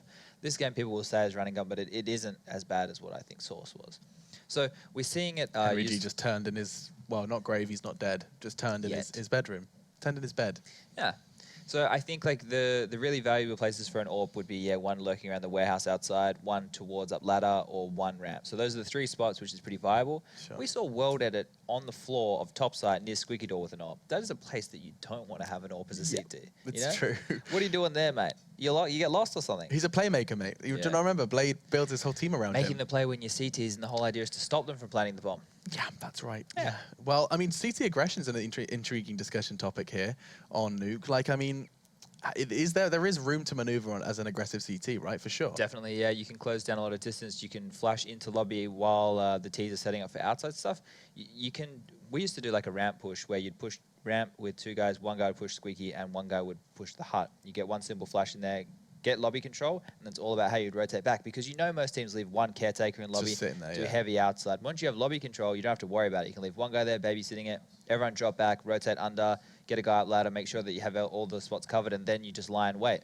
You can also play that very turtle setup, which is the opposite of the aggression that you're talking about. You sit right back, get players underneath straight away, just get somebody making sure they can't come around to ladder base / top of ladder, and sit right back, let them do all the work. Do you know what else we saw? We saw Freeze going for that vent dive, trying to get that fast plant. Now, I remember ye olde days of Nuke where a vent dive was a very valid pug strategy. You go down, get that fast plant, and it did seem like I don't know whether it's the new map or whatever it was, but Config was so ready for that. Yeah. We sent it in both new games tonight, actually. Yeah, they still were going ready for it. I think the idea is as soon as if you're the ramp player and you hear anything on top, you're basically going to be dropping as under soon as for that vent breaks. Yeah, like it's probably something predetermined. Even though you're setting yourself up for a ramp rush, if you're using the utility properly, using a Molotov, you buy yourself a couple of seconds to hear what's going on. If it is a top rush, then you can rotate accordingly. What teams tend to do, though, is if they'll send one guy down the vent and the rest will rush ramp, so it's a weird thing. You know, you got to make sure that you're ready for that. As long as you stop the plant, though, you should be all right. I mean, that's your entire job, and that's the entire purpose of that play. Looks like all of the players are in, though, and we're almost ready to get going into our second venture of Nuke. And so that does start to begin the dialogue, Chad, where I ask you, it was a 16-3 stomping. Yep. Heroic are by no means slouches. We've seen them commit some very, very good performances just versus some tier 1 opponents. Will they have learned from their mistakes? Is this, what has been essentially a 5-minute team talk, going to be enough to actually influence the result? They'll be starting on the T side, so they could potentially build up some momentum. We could see the exact same thing happen. I don't think so, though. It's possible. Yeah, I think that we'll see a better showing out of Heroic this time. It's too difficult for me to say one way or another, so I'm actually going to sit on the fence with this one. I think it'll be a closer game than before, but I think a Danish team will win. Okay, wow, nice. Okay, so it does look like you're going to go with Dignitas, and it's kind of hard to blame you, especially given... Whoa. I didn't go with anybody. Yeah, all right, Mr. Fence. I know you're going for Dignitas. I didn't say anybody. Uh-huh. Okay, and who's going to be your MVP on that winning team? ESL Observer. Oh, you monkey. You got me. Okay, fine. He's wormed his way out of that one. Our Observer, Rushley, 1, 2, 3, 4, 5, 6. Really needs to consider getting rid of some of those numbers. What's with the numbers? I don't know. What is the story there, Observer? Tell us. Well, I'll find the answers and tweet them. Either way, it is time to get your casters back on screen. Once again, Pansy and Uber to talk you through Nuke. Thank you very much, gentlemen. It seems like only 10 minutes ago we were going through this map, but it is going to be the second part of this doubleheader. I mean, we can talk as much as we want about Heroic learning from their mistakes, yada, yada, yada, but one of the big problems that Chad pointed out was not having 5 Molotovs on the CT side to around 15. You don't really just like tweak a couple things and fix that. It's all about sort of how you get or don't get stomped over this first few and being kept at a very low economy level. There were so many issues. Let's be very honest. You could sit there and look back through that game and break it down round by round and just list off a million things from that. But for me, it's how well do Heroic reset mentally, because they are a great side on this. They had that 7-0 run where they picked up every single game they played on Nuke, and it wasn't just against trash tier teams. This was good teams, so they have the ability to play it. But can they reset? And now you can see the updated scores here: 7-1, the first loss they've had on this with this roster. So. For me, you've got to see a different Heroic coming out here, mentally reset, get back in the game, just get a start that they need. And they've got to shut down players like Config so early, because he had an absolutely blistering game on that first go of things. And if you can consider like a decent timeout during any sort of competitive game, a hard reset, then you have to call this the same, as we've had enough time. However, 2 players to watch I think are very much correct there. Freeze. Underwhelming performance from him, I think, just really struggled to get himself in a position to build momentum. He sat on the AWP for a lot of rounds and wasn't able to do much with it, losing out in some situations that he really shouldn't be. And Config, on the side of Dignitas, Lauren, was definitely a playmaker. He was definitely getting in amongst the thick of things and getting away with some things that maybe he shouldn't be allowed to. Yeah, there's questions aplenty on this one between the two teams, and Rabino, to me, the power he had when he went into those sites, as you said and highlighted before. Love it. Like a bulldog, just straight in there. Yeah, no messing around at all. Absolutely sick stuff from him. So if he gets the same sort of vibe out of this, it could be dangerous. But at the end of the day, they're going on the T side now, aren't they? So I guess it's down to them to make all the moves, or we'll just see how this is going to pan out very quickly. Dignitas' CT side, we didn't get to see too much of it, of course, with that sort of scoreline they had. So and never anything decent being brought into it by Heroic anyway. So no, you're right, it wasn't tested at all. So at least we get to see a little bit more of these sort of things. Like, we get to have a little bit more fun with it. Maybe get to see why Heroic have this in their map pool and they've been good at it in the past. I haven't had the pleasure of actually casting on this too much recently, so again, it's a bit of a learning process as to what they've actually done in the meantime, how much have they come up with, what's their T-side actually like once we get to see it in full effect. But Dignitas seem to have their number right now, or at least just on a better par performance-wise at the moment. Well, I think there's a player that disconnects and has to rejoin, and maybe even the coach, so we're going to be just chilling for a little bit here, guys. For those who don't know, you should know that ESL New York's coming up on the weekend. The group stages are happening from these studios on Friday. Me, Chad's going to be here as well, of course, loving life. Natu's coming down. We've got Hugo coming in from the UK as well. And we're going to be here from, I don't know, 4 p.m. CEST till about 4 a.m. covering 8 best of 1. So tune in for that. Definitely check it out. So it's not happening at the venue itself. It's going to be happening here. So we're going to have a bit of fun. There's a good chance we're going to get a little bit loopy at that as well. Oh, there's definite madness going to set in. If you're going to stick 2 Aussies together casting late at night, I mean, yeah, who knows what's going to be It's a dangerous game we're playing here. So yeah, worth watching, worth seeing if any of us gets fired. I'm probably the most prime candidate for You reckon you'd be up first on that? Yeah, I reckon I've been wearing the line thin recently, you see. Yeah, you reckon there's that email about to be coming in pretty soon? So Joe Miller comes in the office and gives me that look. It's like, oh, what have I done? Do you think this is acceptable? Yeah, no, show me. It's like, do you think this is okay? He never says anything wrong. He just asks me if I think there's anything wrong. I think it's fine. So when your mum's just disappointed in you. My neckline has stayed very much up, unlike Matt's. His V-necks have been plunging. We've been seeing more and more of our friend Matt. Yep. Perhaps in the way that some people want to see. It's been enjoyable. It's been a whole nothing new wrong with world. Self-advertisement there, really. But we've been enjoying that. Obviously, some questionable fashion styles. If you were here early on the week, if you're here for Henry G Day, that was quite fun. Oh, I saw those pictures. I wasn't actually there for it. Yeah, no, we all had the denim shirts on. It was great, except for Henry G. That was the ironic part of it there as well. How brilliant. Had some viewers as well tweet into us and showing Were they off. wearing denim too? Yes, we had them tweet in how they were watching with denim on. One guy draped jeans across himself, and I counted That's that good as well. enough. That's effort. You know, MacGyver wore denim, and that's a MacGyver technique as well to be feeling Henry G Day. So that was fun. Hopefully we've got more days coming around. That'll be fun. Anyway, that's what we're waiting on here at the moment. It was Cajun B, the spicy man himself, waiting on to join back up. The cleaner is back. The cleaner, indeed. And, well, I mean, yeah, I felt like a bit of a mismatch if you play the Orbs up against each other in this game. Cajun B hasn't had to. We saw the Dignitas. Chad talked about it as well, Lauren. More like that 5 AK approach here. It's not maybe super viable to take an AWP on that T side. I tend to agree with that one, unless it's like a round where you really want to control the secret, or maybe get a lot of players into secret. But then once you have to go yourself, it's a bit mad. But we saw one round where Cajun B had a Tech 9 and just rushed in towards ramp room, got the first kill, and then controlled the lower B side with that one. So that works anyway. But it's pistol time. Dignitas are the home team in this scenario, so they actually start on the CT side this time. And Heroic, they would love to try and replicate what their Danish brothers in arms have already done, but that's going to take a little bit more than we've seen from them so far. And that's pretty much it all laid out here. So going into this one, we do have the CT side with absolutely nothing other than armor, so no one going for the utility punches, nades, or any kits. Round 4 might be okay. Yeah, so onto the other side of things, though, Glave's going to be the man to make the plays happen. He's one with the smokes and the flashes, so he can kind of set up the play that the rest will build off, who all have armor. So again, for Heroic, it's got to start right now because, you know, in the back of minds, they're still going to remember the last result. It's certainly not going to just disappear from their minds, and they've got to negate the man who's in Garage that he's kind of toying with right now, which is Config. I think he got 4K in the first pistol on the first half. He did. So, again, you don't want to set this man off. It was that weird round where they sort of swapped places and Dignitas were on the CT part of the map and controlled from Crow's Nest, which is where Config went. So, very slow around here. Heroic know how much this means to them to get a couple rounds in at the start here, at least on their T side, at least. Both these two teams, you could almost consider them specialists with how much they're playing it. So that's why, I mean, this pistol has so much more riding on it there, but it's good start for Heroic. Couple kills coming in. Cajun B from up on high, though, swinging through. The cleaner at least finds one, but his teammates are falling by the numbers here.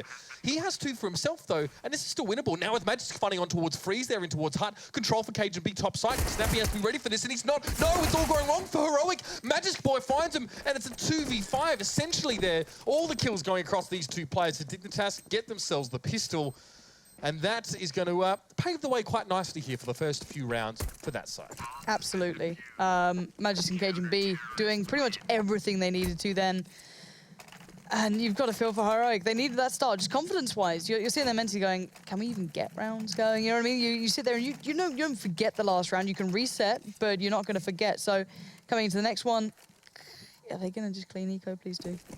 Nothing bought. Okay. Maybe a vent dive. If you throw all bodies down there, you might be able to get a plant. This is the long-term investment, yeah. You buy nothing in this round and you plant vent dive. That's pretty nice. Yeah, they're going to go for it here. So what Molotovs are we going to see? Well, the only one comes out. Robino's going to cut them down. No one's going to be diving today, except for the Heroic players hitting the deck in numbers. And now Snappy got to be caught his own in Squeaky. Gets himself that ninja kill, gets himself a UMP. Surely not gets himself the spray. Just going to be the 2 for him for the round. And Dignitas do dispatch of Heroic's attempt to try and find some money. None to be had. It's like a 50-cent piece, but it's stuck to the ground. It's like a prank. You're on candid camera. Heroic, you can't dive that vent. It was worth a try. It's probably the most viable way to get plants unless you're really going to invest into something else. The mollies are always going to be there, though, so how viable really is it? I don't know. I'd say stop. I'd just say stop. But I mean, hey, look at this, though. 5 AKs into this round. Saving on that second is actually putting them in an earlier buy situation. Yep. Getting the play in the first will, of course, help them in towards that sort of approach. Now, we need to see Heroic start. You don't want to lose that money out here. Good beginning for Bino. No mollies to clear out the corner. There's one you can put down to that quite comfortably. Something that was toyed with very early on. Tonight, people like Hiko or MBK playing that sort of position. Now, Glaves still trying to take care of Garage. There is a player nearby, and I'm pretty sure KGB's going to hear those steps. Now, that sets up Config to try and play the angle. He can back away a little more, and I like him doing this. He's got to be careful not to get rushed down. Again, smoke goes up, takes the time. KGB going to want to find the frag, and that's good. Good play off the back of each other there. And what do you do as Heroic now? You've got Smoke on one side, you've got Cajun B on the other. Freeze is going to try and, I guess, extricate them from this pincer situation. But Cajun B's long since left. He's out of there. He's gone straight up towards upper. The one kill and the information was more than enough for him. And now he might just peek back down and see if Heroic might try and head themselves towards Annex or towards main. Config's got to be careful there. That flash came in, he dodged it. The shot's coming in from Valor. We didn't dodge anything really, it was just timing. Now, UMP comes in. He can control. He doesn't need to get kills. He just needs to stay alive here, keep them honest. And, well, he's doing even more than that this stage. The Deagle comes out, gets himself 2 kills. G'day, Config. Welcome to the party. And Snappy, he's getting sent home without a goodie bag. You remember them? You ever go to parties when you were young, get like a goodie bag when you went home, like with sweets and stuff like that? Yeah. That was a dream. I don't get that anymore. Well, to be fair, the parties we go to probably... I would like a goodie bag from one of those parties, Lauren. That's all I would like that. Yeah, though, it'd be quite interesting to see what we'd come back with. We can leave that topic for another day. Work on it. Get me a goodie bag. Yeah, filled with shame, sadness, and some booze left over, probably. Every esports party. Pretty much. For Heroic in this round, again, plants name of the game, getting guns away, even better, but unlikely as you like. P250's upgraded, no armor, no flashes, and 1 Deagle there with Snappy in the end. Config's already claimed the scalp of Freeze, and KGB wants to join in on the fun. Already spots out Glaive, careful of T-Red. You can see as to why Glaive's there. Excuse me, sorry, Valda's there. And yeah, this is not looking so robust in any way, shape, or form. Config got tagged, but that's not enough to do much in this round. No, Snappy trying to go for some Deagle work here towards main. Finds Rubino there. So again, Snappy managing to find, some solace in this situation over towards Squeaky for a second round here. But KGB knows that Moddy's waiting on the other side. At least he feels that way. Snappy never had a chance there. Peeked around. The crosshair placement was prime from Magiska Boy, and now it is going to be Moddy. Well, there was Moddy. That's all we're going to see. Your ankle should not be at that angle. I'm sorry, that's not okay. And Heroic, they're feeling it. They're going to need some bandages themselves. Now they can buy back in. Orp coming out for Freeze here. So they are going for this one. Chad be turning in his seat and making a really annoying squeaky sound we hear at the desk. Yep. But let's see what they can play into this one. Cajun B has one for himself here, so we'll see how that first Orb pick on towards outer, if that's going to be the case, goes. And Cajun B generally takes it towards upper and Crows, just kind of plays off the back of the catwalk. Might not be the case. They might be expecting a bit more presence towards upper, takes a little peek towards vent. No one's making an early play from it, so let's look at outside as well. Who's been playing that? So you've got the 2 men out there. Rubino and Config actually taking care of that to start with. Now Cajun B's going to take over, play a little bit of a passive angle, wait for the cross either towards main or possibly towards secret. The thing is, you can't really watch both of those angles. You need someone out there with you. That's the one thing that changed in this really, is that you can't have everything under control with an AWP on the outside area. You need someone to either watch the upper catwalk, watch the main push, because you can have the safe cross towards secret or garage, but they could still sneak through towards the main, towards A. So you've got to be a little bit careful what you're watching. So that's going to be the T-Smoke going up there to try and avert their eyes, but actually it's allowing the play to come in, and Freeze just gets outdone. Simple as that. Cajun B just beasts him, and sadly for him, that's not a good start with Freeze in the AWP here on the T side. Now, Cajun doesn't see all of the players on outside there as well, just maybe the 1 or 2. So you can probably conjecture that one has gone down in towards secret here. I think Rubino's in position to address that particular situation. But still, 47 seconds left in the round here. Cajun B, again, going to find Glaive, and now Moddy and Snappy. And, of course, Valde have a lot of work to do. At least Snappy's down towards the lower site. Not really actually on the site, sorry, just through the holes there. And Cajun B has been controlling this map. He's been very, very fluid in his movement. Rubino going to get double charged down. It's going to be Valde to find him. But now 2 players for Heroic can pressure this site. They might have to give them away coming through the observatory room, though. That's a bomb down. Snappy's got to just double back and get towards this one. And Magisk just takes a leisurely peek out towards the side, plops Snappy's head off, easy as you like. Mitch, I feel this is going to be at least an early night. You know what I mean? You got a bath ready? You said you were going to take a bath today. Yeah, I might go for the relaxing bath when I get home. Out there. I've got a new book as well. There you go. Yeah. Got some Enya going? You know I like my Enya, all right? There's nothing wrong with it, You already yeah? ran me through your playlist earlier on, so I'm ready. It was very serene, to be fair. It is. It's what I need. After I smother myself in Twitch chat and obscenities, it's just, I need Enya and I don't think baths. you can wash that off. I can try, Mitch. The bleach has been working away at it for years, but still there. Still there, just like that. Real thin piece of my dignity that's left alive. But into this round we go. Heroic have such few options to build from. So going to go for a bit of a play towards ramp, at least a 4A towards, I don't know if it's going to come to much as Modi already receives a face full of damage. Magic's not going to back away too much yet, going to pull back towards the back box, which means he's kind of pinned to this, so he needs the support from Cajun B to come in from hell, and it's there. Snappy's there, Magic's there, gets a 2 for 1, pretty much just spraying in, and it's just dealt with very nicely. Put a bow on it, and it's done. So Magic's there will at least play that situation very differently to what we saw Modi do on his CT side. He challenged quite far forward, then dropped back, and then went for another peek up towards the ramp. Magic's confident there, definitely confident in the fact that he would have Cajun be off towards the side to peek in and get that sort of refrag, or if it was even required, or just get a kill there. Yeah, Heroic came in with Tech 9s and stuff like that. A bit of a forced pistol round here, so they can still buy up again, of course, into a decent round for them here. Let's see what they can sort of put together. It's going to be Glaive on the outside. Again, peeks in towards the shed, not seeing anyone yet.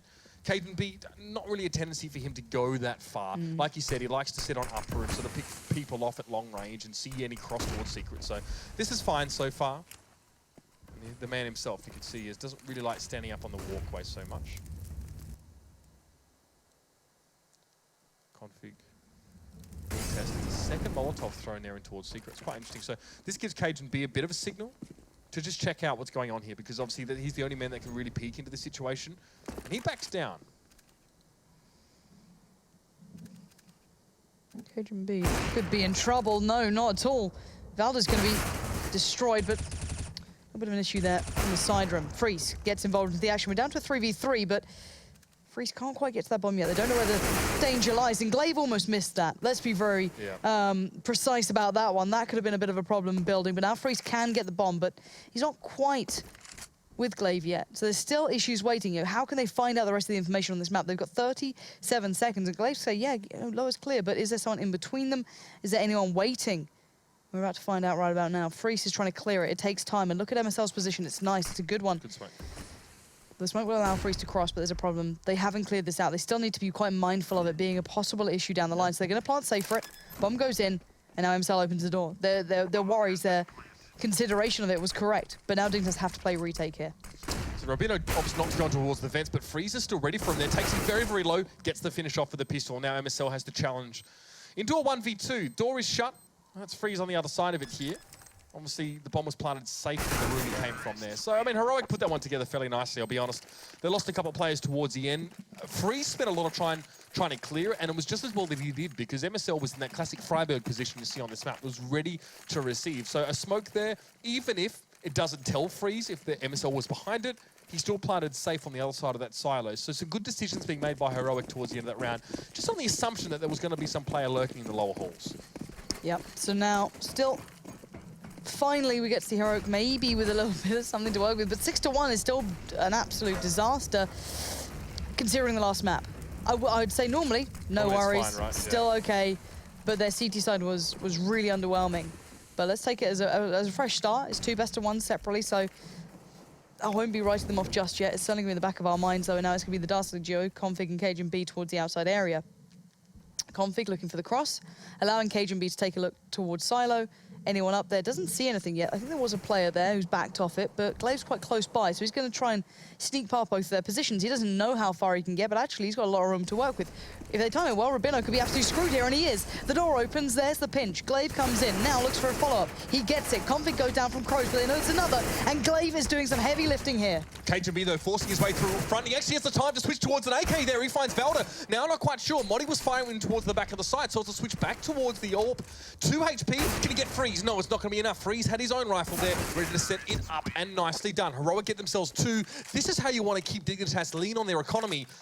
And they've still got money to go in with, as you may expect. But these 2 hard-fought T-sided rounds, Heroic are going to need to bank on coming into that next half.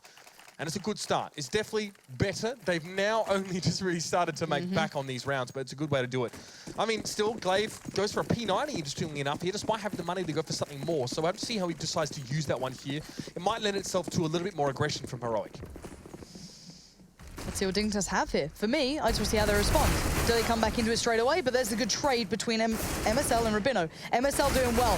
Down on the site itself, he has just shut out Heroic very, very, well, amply, let's say. As now Freeze is left in a 1v4. He's surrounded on front, but he's going to fight his way out. Magis goes down first. Flash comes in. Blinded, he can't see a single thing. I don't know why you rushed in that kind of round. Do they, I guess, underestimate Dignitas' economy there? Do they think maybe they're on a save, or they're sort of working with not a lot? These are great questions, Mitch. Well, yeah, because, I mean, like, the site rush works really well against, like we've talked about already tonight, teams that don't have, you know, the utility in terms of, you know, your Molotovs and your smokes there to stop you, but Dignitas had that. The mollies came down. They were a little bit late, to be honest, but they managed to control from rafters. So a little bit interesting, the decision-making there for Heroic. Now they go back to pistol, so that one little mistake, if it was so, has cost them. Absolutely, it has. And look at this now. Config with the AWP. Okay. Double AWP here, Yeah, and he's not doing too badly with it either. He's kind of freeing up Cajun.B to play elsewhere, maybe play a different angle towards the outside area, maybe more towards Crows, I can imagine. And it's actually safe to double AWP in a way on this one. You don't get rushed down so easily. It's not like they can just run in towards Crows and they can just run into Config instead. Modi gets one to the chest, and now we're down to 3. Just P250s here for Heroic, and they need to hedge their bets at the safest site here. It's either ramp room or a late vent dive, or try and challenge up here on this A site. So none of those options are really airtight for them. Actually, it looks like ramp room, yeah, Magic is actually pushed into radio, so not going to be safe any of those ways. Rubino gives himself away here in this position now, but Heroic have to extend to try and sort of shut him out of that one. Still, we got one man going down the vent, but seeing that it was banged in, it's going to be Glade just trying to get the plant. He should be able to get at least that. I think, yeah, just that though. Now should be gunned down. This game, Mitch, I'm not feeling good for Heroic in this one. There's the retake coming in. Clean round as well for Dignitas. Good stuff from them, not losing on a player. Actually not bad silver lining. The Heroic at least got a plant, but at this point you want more than that. I'd say at least 3-4 rounds. I'm still waiting to see how CT side this map is, because the last game that we watched, obviously the last best of one just a second ago, doesn't give you really the normal picture here. Yeah, I think it was better. I think it was just better reads of economy by Dignitas in general, or at least just an understanding of how they could sort of push and pull Heroic in terms of the money. I mean, the Heroic rushing upper with Dignitas actually having the utility to deal with it there kind of indicates to me that they aren't quite as astute yet in their understanding of how, you know, the economy is working on it. I could be wrong, to be fair. It's more of a guess at this stage, but we'll see. Still double AWP in play here for Dignitas. Didn't lose anyone that last round, and Rubino pushed up close. This could be nasty. He gets himself one, tries to transition, but no, Freeze shuts him down. Desperate stuff from Freeze with a no-scope. It probably was that. Gets on towards Rubino, but still Config knows there's a couple players there. Freeze is quite low, and MSL is just going to be there to clean up the rest. Gets himself 2. And now all avenues pretty much being shut in the face of Heroic now. No more doors are opening there. I think Config spots Valde go there, but Valde takes that fight, gets up in his face, but still 3v1. Huge steps for Valde here to get towards the site. Magisk were waiting for him inside hut. But Valde, do you go the roundabout? I like this a lot here. Now Magisk won't be aware of this one, and this is nice. This is Ninja, and this is what Chad was talking about as well. This is that kind of Weasley map where you can get yourself into interesting positions and get those kills where maybe they're unexpected. So he can creep all the way towards lower here. He's got the bomb. Can even smoke on the site, or does he go all the way around? Come from Crow's Nest, that would be big. And they're both isolated. That's the thing, there's no trade that can happen here. Check this. Valde, it's if Cajun.B hears him or not. He hasn't heard him yet. Valde has to dismount well. Now Valde checks the site, spots out Magis. Takes time on the shot, hits it. Takes a little bit of damage on the way down, but he's going to get the plant now. Cajun.B silently creeps up, looking for this one. Valde not expecting it yet. Cajun.B's going to peek him. Valde spots him. He's got to run away. He's got to find a better angle, but he can't do it. Cajun.B will hunt him down with merely the pistol and get the job done in the end. An unfortunate bit of events there, Valde, just to not check, simply just to not look to his left.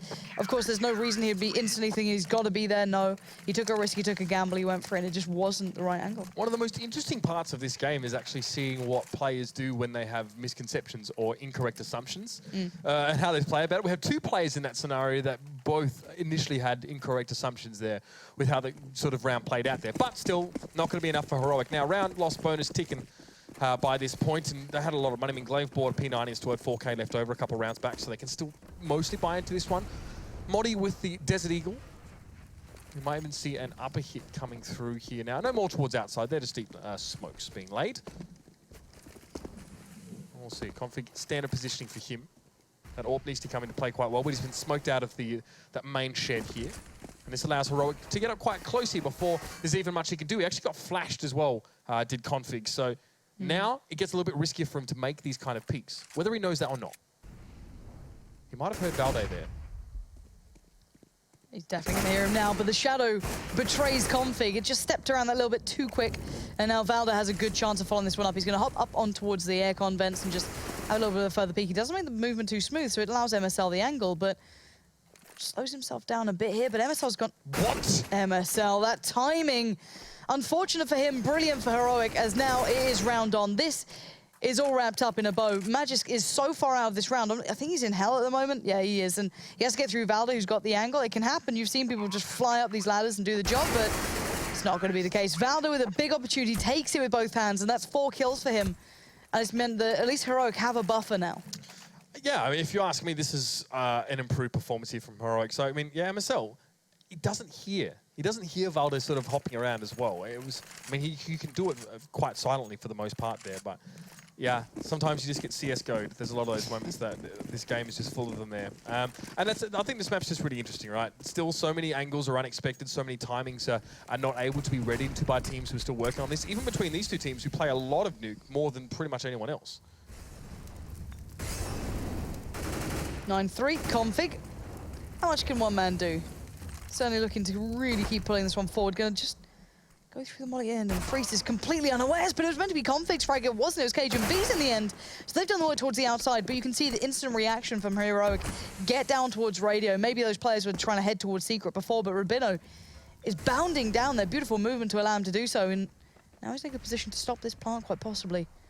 No smoke to put onto the side, so Heroic have to keep this one and check themselves, but good work on the doorway. Rubino's just going to dance on this one, and now it's going to force Glaive to go for a different plant. That's going to work out for him well, but now he gets spotted out, and Rubino is playing this site like an absolute beast. Modi now 1v3. It's just an open door, it's a face full of bullets, and then he slams it back in their face. Modi, though, now gives him his position away. He knows he has to do this in there. He has to go for a bit of a rough challenge against Config. He already knew where to be aiming there. So nicely done. Dignitas break this one back fairly comfortably.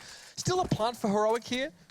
Money for them, yeah, it's sufficient. I'll say that. It's sufficient to buy in this next round, so that's not bad for them.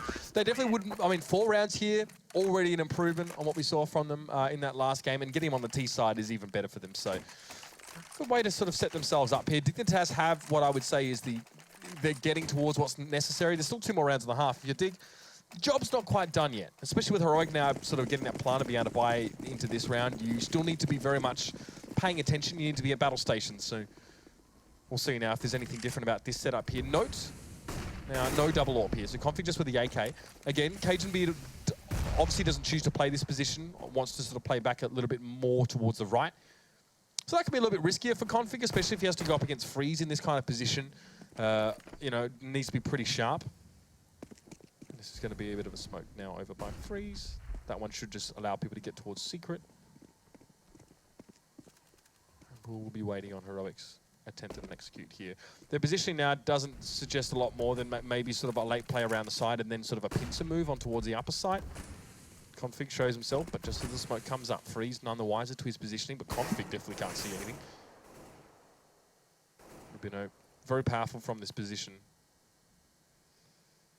And the one benefit is that the CT side now don't have much utility. That's all been kind of stripped away from them. All they have left is Rubino and MSL. Did he just see the gun? I think the gun just showed through the doorway, if I'm not mistaken.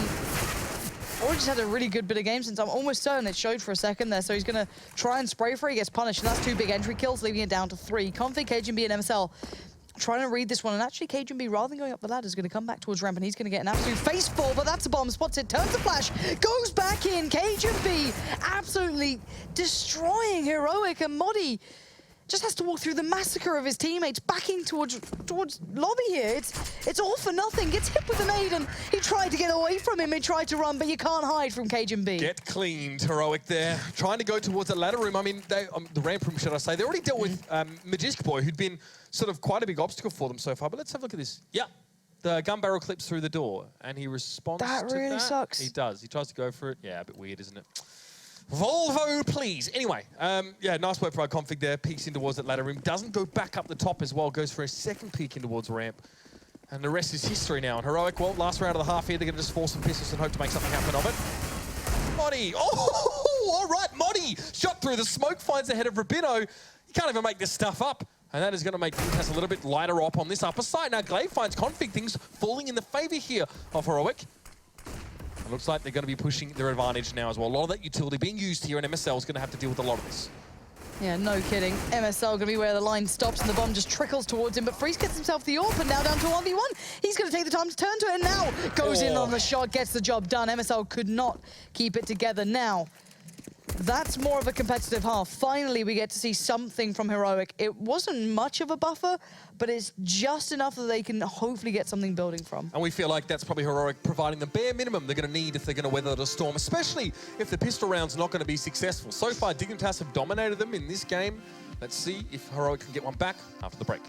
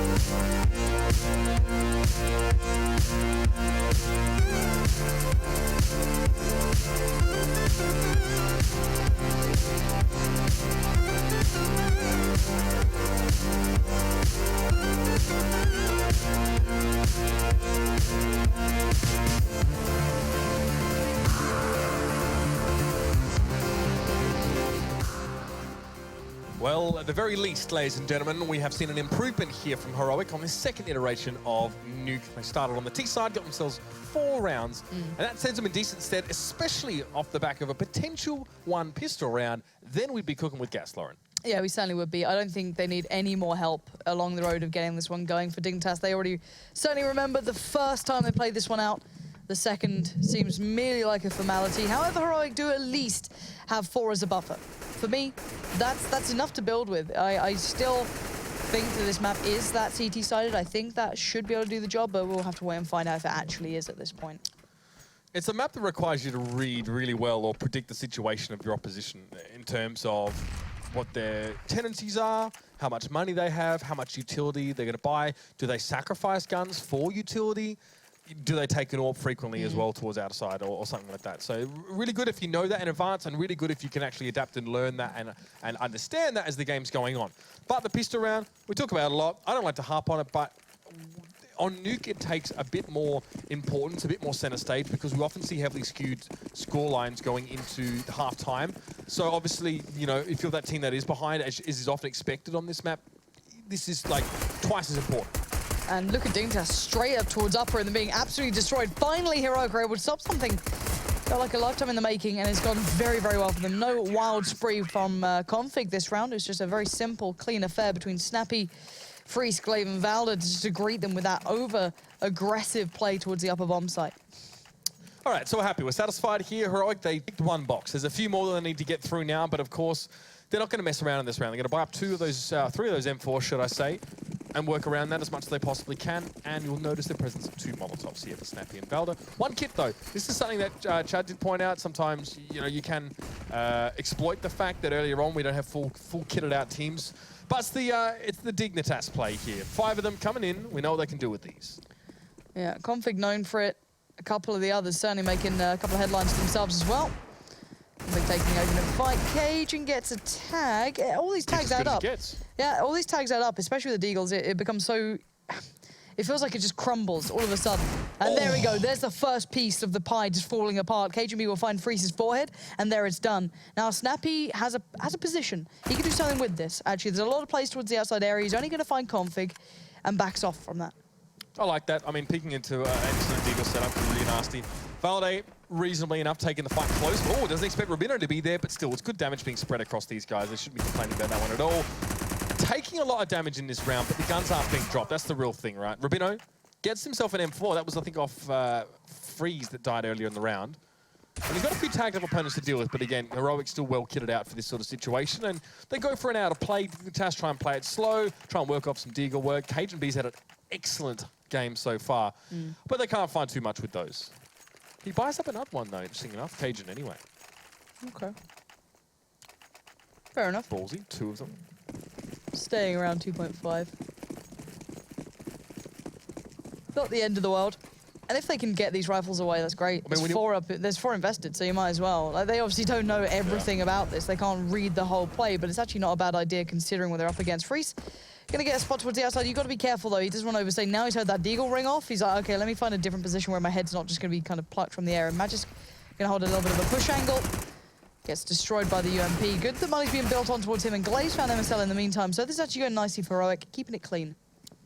Cajun B had made the vent dive and hadn't taken any damage for it here as well. So I don't know if this is just unbeknownst to Heroic. Yeah, Snappy's going to see this one and get taken down. Though now looking up towards Raft is going to be tough.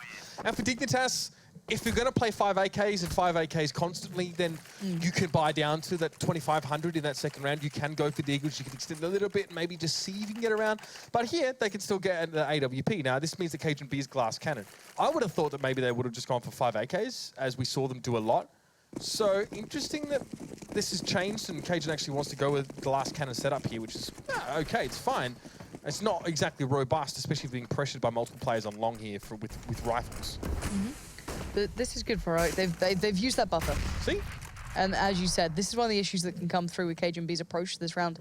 He's going to smoke out towards Garage, but Glaive has already pushed quite close, so this could be a massive issue. I don't know if they saw that flash coming up high. They didn't, and now Glaive's got away with it. That is the deed he wanted. He does get traded out for actually in, but it's all being kind of unraveled, and that is lucky for a tag towards MSL there. Nothing more. Yeah, would really rather see Cajun B buy an AK there, to be honest with you. It's just a bit more well-rounded when you're sort of still feeling out what Heroic setup's going to be. It's like your first gun round, so yeah, a little bit risky, but we'll let it slide. It's just a done thing sometimes. So MSL trying to creep up. It's hard to spot players there. He does actually see Freeze before he's spotted out and takes him down to 25. So MSL might not realize how ballsy he's being right now, but it's paid off for him. He's forced it AWP back. And now we can start to pressure Freeze a little bit now. Force him to drop down, or at least, you know, gives him a reason to. Dignitas seem to be paying their attention maybe more towards that ramp room. MSL can pincer on this one as well. It's a great position to have now. He's put in the hard work. So excellent stuff that, you know, to get MSL there alive, especially with Freeze, who was technically on Overwatch duty. So now they put 3 players down to the lower level. Snappy and Freeze are going to have to respond to this in due time. This is a good mid-round scenario for Dignitas here. Absolutely. They can do something with this. Let's see how this one goes, though. It's very hard to retake this site, to be fair. And Freeze does have the AWP, so if he finds any play with this one, I'll be impressed. Quite tough to find its angle. Do have kits, at least that's one big benefit. And MSL going to be holding close to the door. He's going to hear all these steps as well. One person, two person, spots them both out. A little bit of a play on the door there from Valda just to try and bait him into it, but good positions coming in. Magic's going to find Valda. That's big. Now the HP is low for Dignitas, and Freeze claims MSL, no problem. But the problem being is now Rabino. He is where the buck stops. He will not allow that to snap, but no, he does. It's snapping to go. He's found him, and now he's got to go for the full defuse. So the client is running out, and Magisk drops in and gets the headshot. That's Dignitas bringing it back on their first gun round here, so Heroic's still sweating.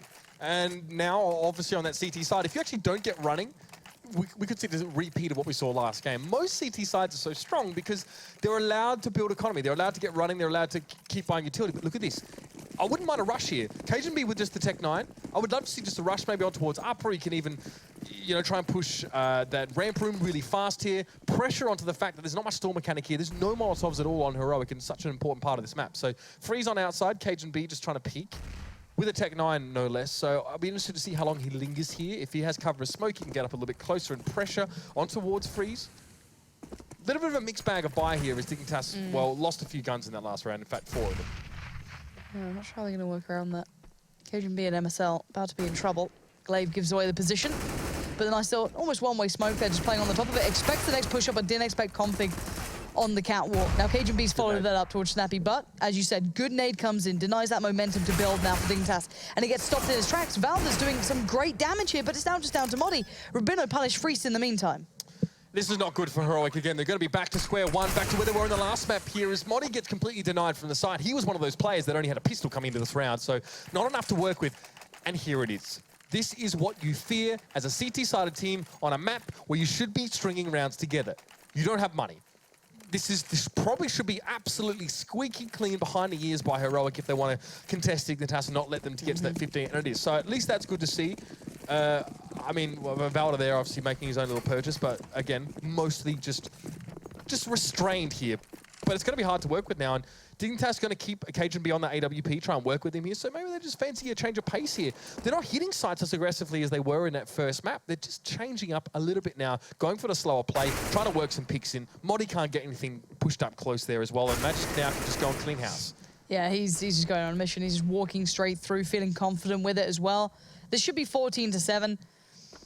Unless Freeze and Valda do something ridiculous, which I just don't see happening in any realm of possibility. Valda's got Rabino down, that's good. And that's an AK they want back. And they're going to get it. There you go. KGB not going to actually swap out for it. It was MSL who would have loved to upgrade it, but just a little too far away. But they can reinvest. Their money's not completely dead in the water. So 14-7, they're in a good position. A little bit of buffer. You got 5.3 towards Config, 4.9 on Magisk, and the AWP still on KGB. On the other side of things, your money's depleted. As you highlighted, this is what you don't want to be seeing as a CT side. When your money starts to run thin and you start to really waver in those kind of final throwing rounds, you need to get these. Heroic needs this victory. This was the first loss they've ever had on Nuke as this team just a couple of moments ago. Now it might be the second, but oh my word, Dignitas just walk out towards upper. I used to like their upper hits, but not all just through Squeaky. What is that sort of play? And now they're just going to be encouraged to run through the map. Not much to say there, really.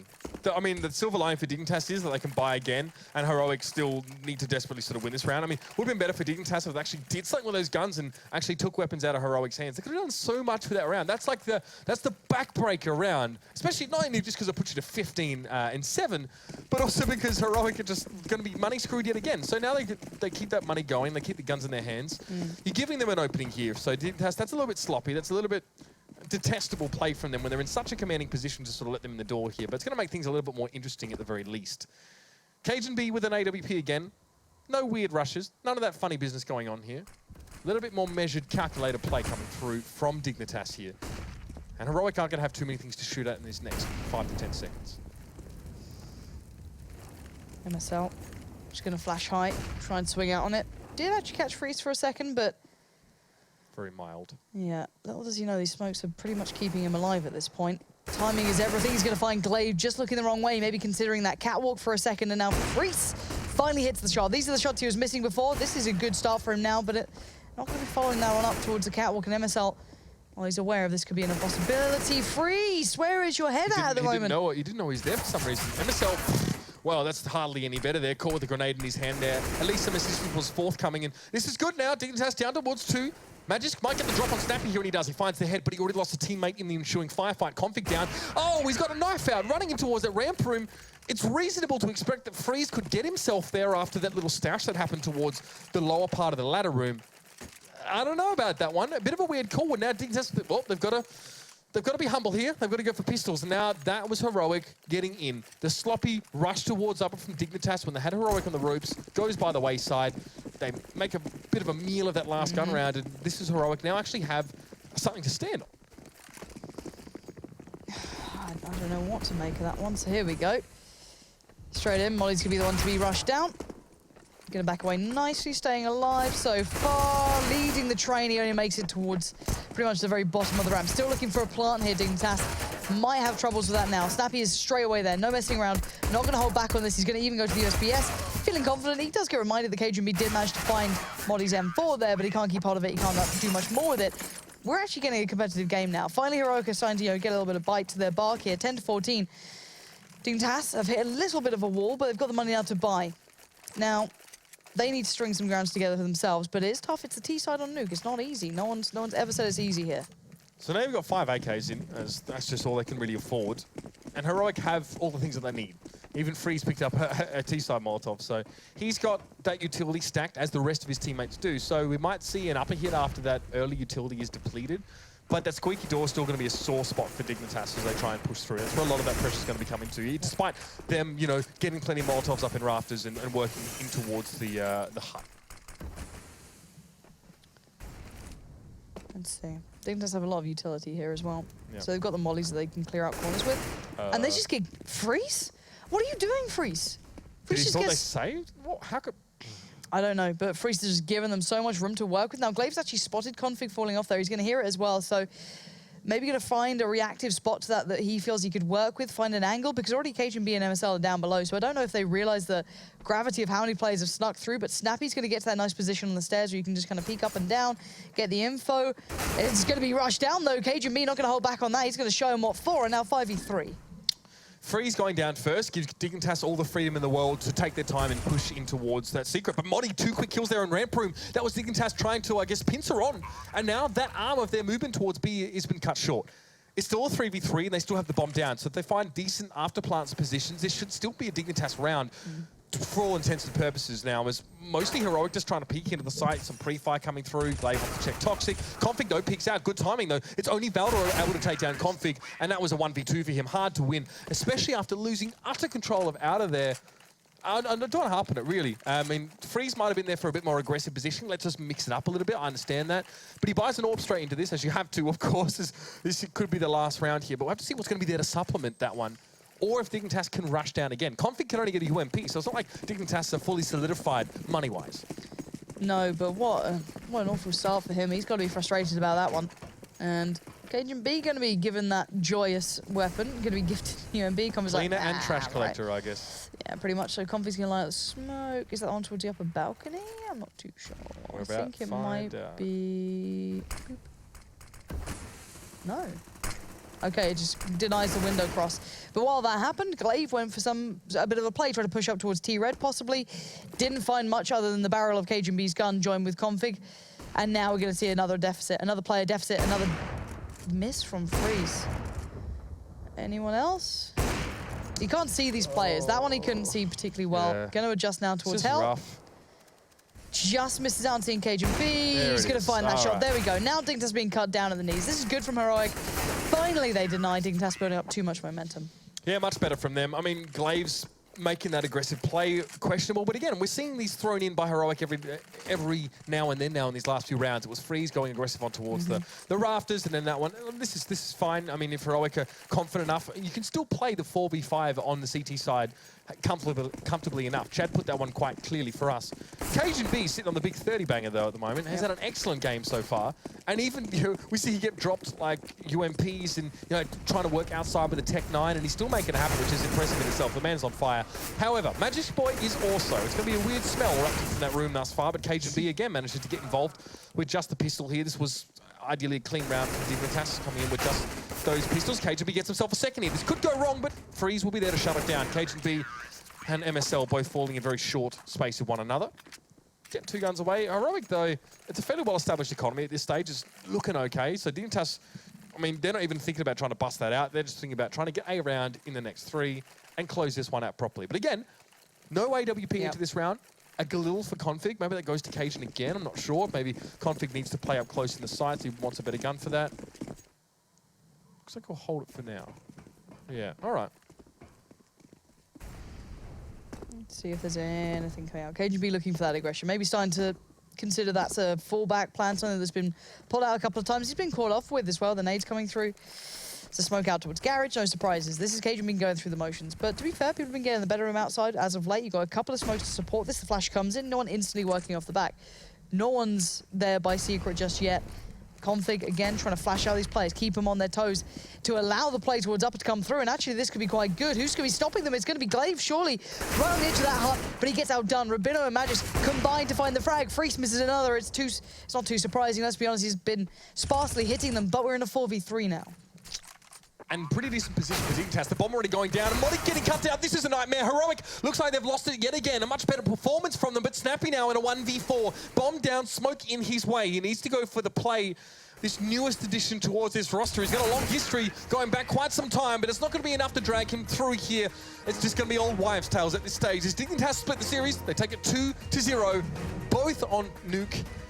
And Heroic, well, yes, better from them. I still sometimes think the scoreline flattered them sometimes as we went up to that second half and saw some of the weird things that they were doing. They never seemed to really read Dignitas nearly as well as what was coming from the other side of the fence there. Dig looked pretty darn good in general tonight. Yeah, it looks like Dignitas going to this map now actually starts to pay off. So we knew that they liked going to it quite early on into Nuke coming back. The earliest, pretty much. One of the first teams to really go to it as like, okay, we want to work on this. And it didn't look so convincing. Now it's starting to look far better. I wouldn't say it's looking completely robust. The first game looked great. The second, you finally saw Heroic actually giving them a challenge. But overall, you know, considering it was a double nuke, we saw two kind of different games. A little bit of excitement with the second, but still, it was one-sided after the back of just Dignitas starting to get rolling. Yeah, I think this is multifaceted stuff we're starting to see from Dignitas now. I like how they're using Cajun B as well. Often put in low economy situations, and he still succeeds in those. You know what I mean? And that's just the hallmark of a great player. That's why he's such a fantastic addition to Dignitas. But let's now make an addition to the show. We're going to disappear now as well, guys. Thank you for joining us tonight. We're going to pass it to the desk and close us out. We'll be doing just that. Thanks very much, Mitch. It's just myself and Chad to chat through that game and say our goodbyes. And we do have to kind of reflect upon the fact that Dignitas have done it in 2. Albeit not the 16-3 we were treated to first, Chad. A bit closer. But, I mean, Mitch was hinting and suggesting that it may be quite flattering to see the double digits by Heroic's name. What do you have to say about that? I think Heroic played a better CT side. They were in control of the money. They actually won the CT pistol and stuff, so they played a little bit better. But I think the T side of Dignitas was pretty impressive, the way that they could mix it up. They had different strategies. We saw a lot of different stuff from them over 2 maps. I like their outside smokes. It's a bit deeper. It gives them more control. They can go for more duels. I also really like Dignitas' CT side because they would kind of fight in off angles. They go, okay, well, if you guys really want to go for secret control, we'll let you have it and we'll stop you there. There was one round where Config was already under. In the corridor. In the corridor, smoked them off. They were pinned in. Cajun came behind, got a cheeky kill, ran out, went all the way to ladder, and then it was a 4v5 and just slowly disintegrated for them. So Dig looking really good on the map. They got the type of players who can poke and prod around and get those 1 kills and still survive. And good decision making across the board from that team. It was actually very fun to watch, see exactly how Dignitas have kind of worked that and refined that after. I mean, I saw a very, very different version of Dignitas' Nuke, over in Katowice for the qualifiers. 34 frags for Cajun B as well. He had a great game. Yeah, he beasted that game. He was getting a lot of picks, you know, even on the eco rounds or the deco rounds they had and stuff, he was still making kills. So he was effective across the board. And when you have a player who is plus 19, you're doing pretty good. Well, I mean, I love that Cajun B has, you can see a visible change in Dignitas' attitude and style of play since he's arrived on the scene. Yeah, well, not only that, like he's been thrust into the star position in this team, whereas in Astralis, he wasn't treated as the main star. You know, they had Device and Dupree, and then it was Cajun. But now in this team, he's #1. And then when Magic's Boy and old mate Config, they can add in here and there, and it's a good-looking team, a good unit. And yesterday, they lost to Astralis 2-0. Today, Dignitas have beaten Heroic 2-0. So maybe, have Heroic played Astralis yet? I don't know. But if they have, or if they haven't, I think Heroic will beat them 2-0. Is that how it works? I think it's like a triangle? Yeah. The laws of physics. Einstein said that, I think. Heroic should beat Astralis. Those are his words. It's a quote. Yeah, he was a big CS fan. Okay, let's go ahead and recap the day because that has been our Nuke extravaganza. It's been a rather explosive day. And 16-14 start for Virtus.Pro on the very map you did just witness twice. But, I mean, Astralis, they were very much on an uphill struggle, managed to forge a 10-round comeback on their CT side, but unable to close it out. And so the Polish side picked that one up in a very narrow margins. And a full 60 rounds across 2 maps. In fact, the same happened on Mirage. Astralis close, but no cigar. Now into the Nukes, we did get to see a little bit of a glimmer of a spectacular play from Dignitas, and a little more so than the second, this time from Heroic, going 16-12. They weren't able to close it out though. That's a 2-0 for Dignitas, much needed at this point in time in the season. You can see it, we are starting to hit double digits all over the place. And a little sleeper that's gone rather unnoticed that just kind of caught my eye is that 6 losses by Mousesport's name.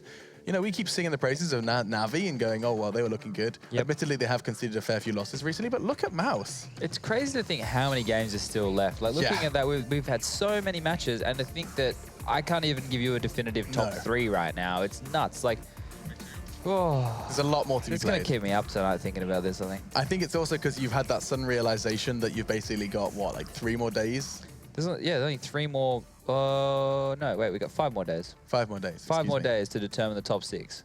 But we have a 8-day break now. Yes. Yeah. So for the NYC, the Big Apple. Lucky for some. Hey man, you'll be there doing the groups. We'll see you there.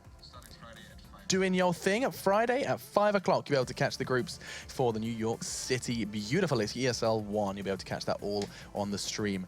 That's something to look forward to. For now, though, let's have a quick look at what's coming up in North America, because, of course, it's not just the European stuff. This is the rest. You get yourself SK Selfless in a 2-map affair across Dust 2 and Train. You get Cloud9 going up against the Lions. It's going to be a rather big day and a busy one for Selfless. They're going to have to overcome 2 of the best teams in their region. That's going to be an intriguing one. It's going to be a bit too much, perhaps, for the Lion to handle. But either way, that's what you've got to look forward to, and that'll be on this very, very channel when we do disappear, which is exactly what we're going to do now. Chad, you had a good time? It's magic. You got your magic dust? Yeah. I never knew how they did that. We had a long 4 days. I know, I need a nap. We've got a day off. Yeah, and then you go get on a plane. I got a day off, though. I'm going to not do anything. I might play video games in my boxer shorts. I'm not going to play any video games at all tomorrow. I'm going to go in the sun. Oh, no, walk by the Rhine. I already did that. Walk by the Rhine again. I walked all the way from Rudolfplatz to here. Whoa. Can't go give them specifics. What, to where we are? Yeah. It's definitely on it. Google ESL Studios, Cologne. Stop. We're going to say goodbye. Right. It's been an absolute pleasure for myself, Chad, Pansy, Uber, and, of course, Henry G and Sadakis. We've had a great time. We hope to see you again after our little hiatus. The Pro League will continue. We hope to see you for the New York City group stage.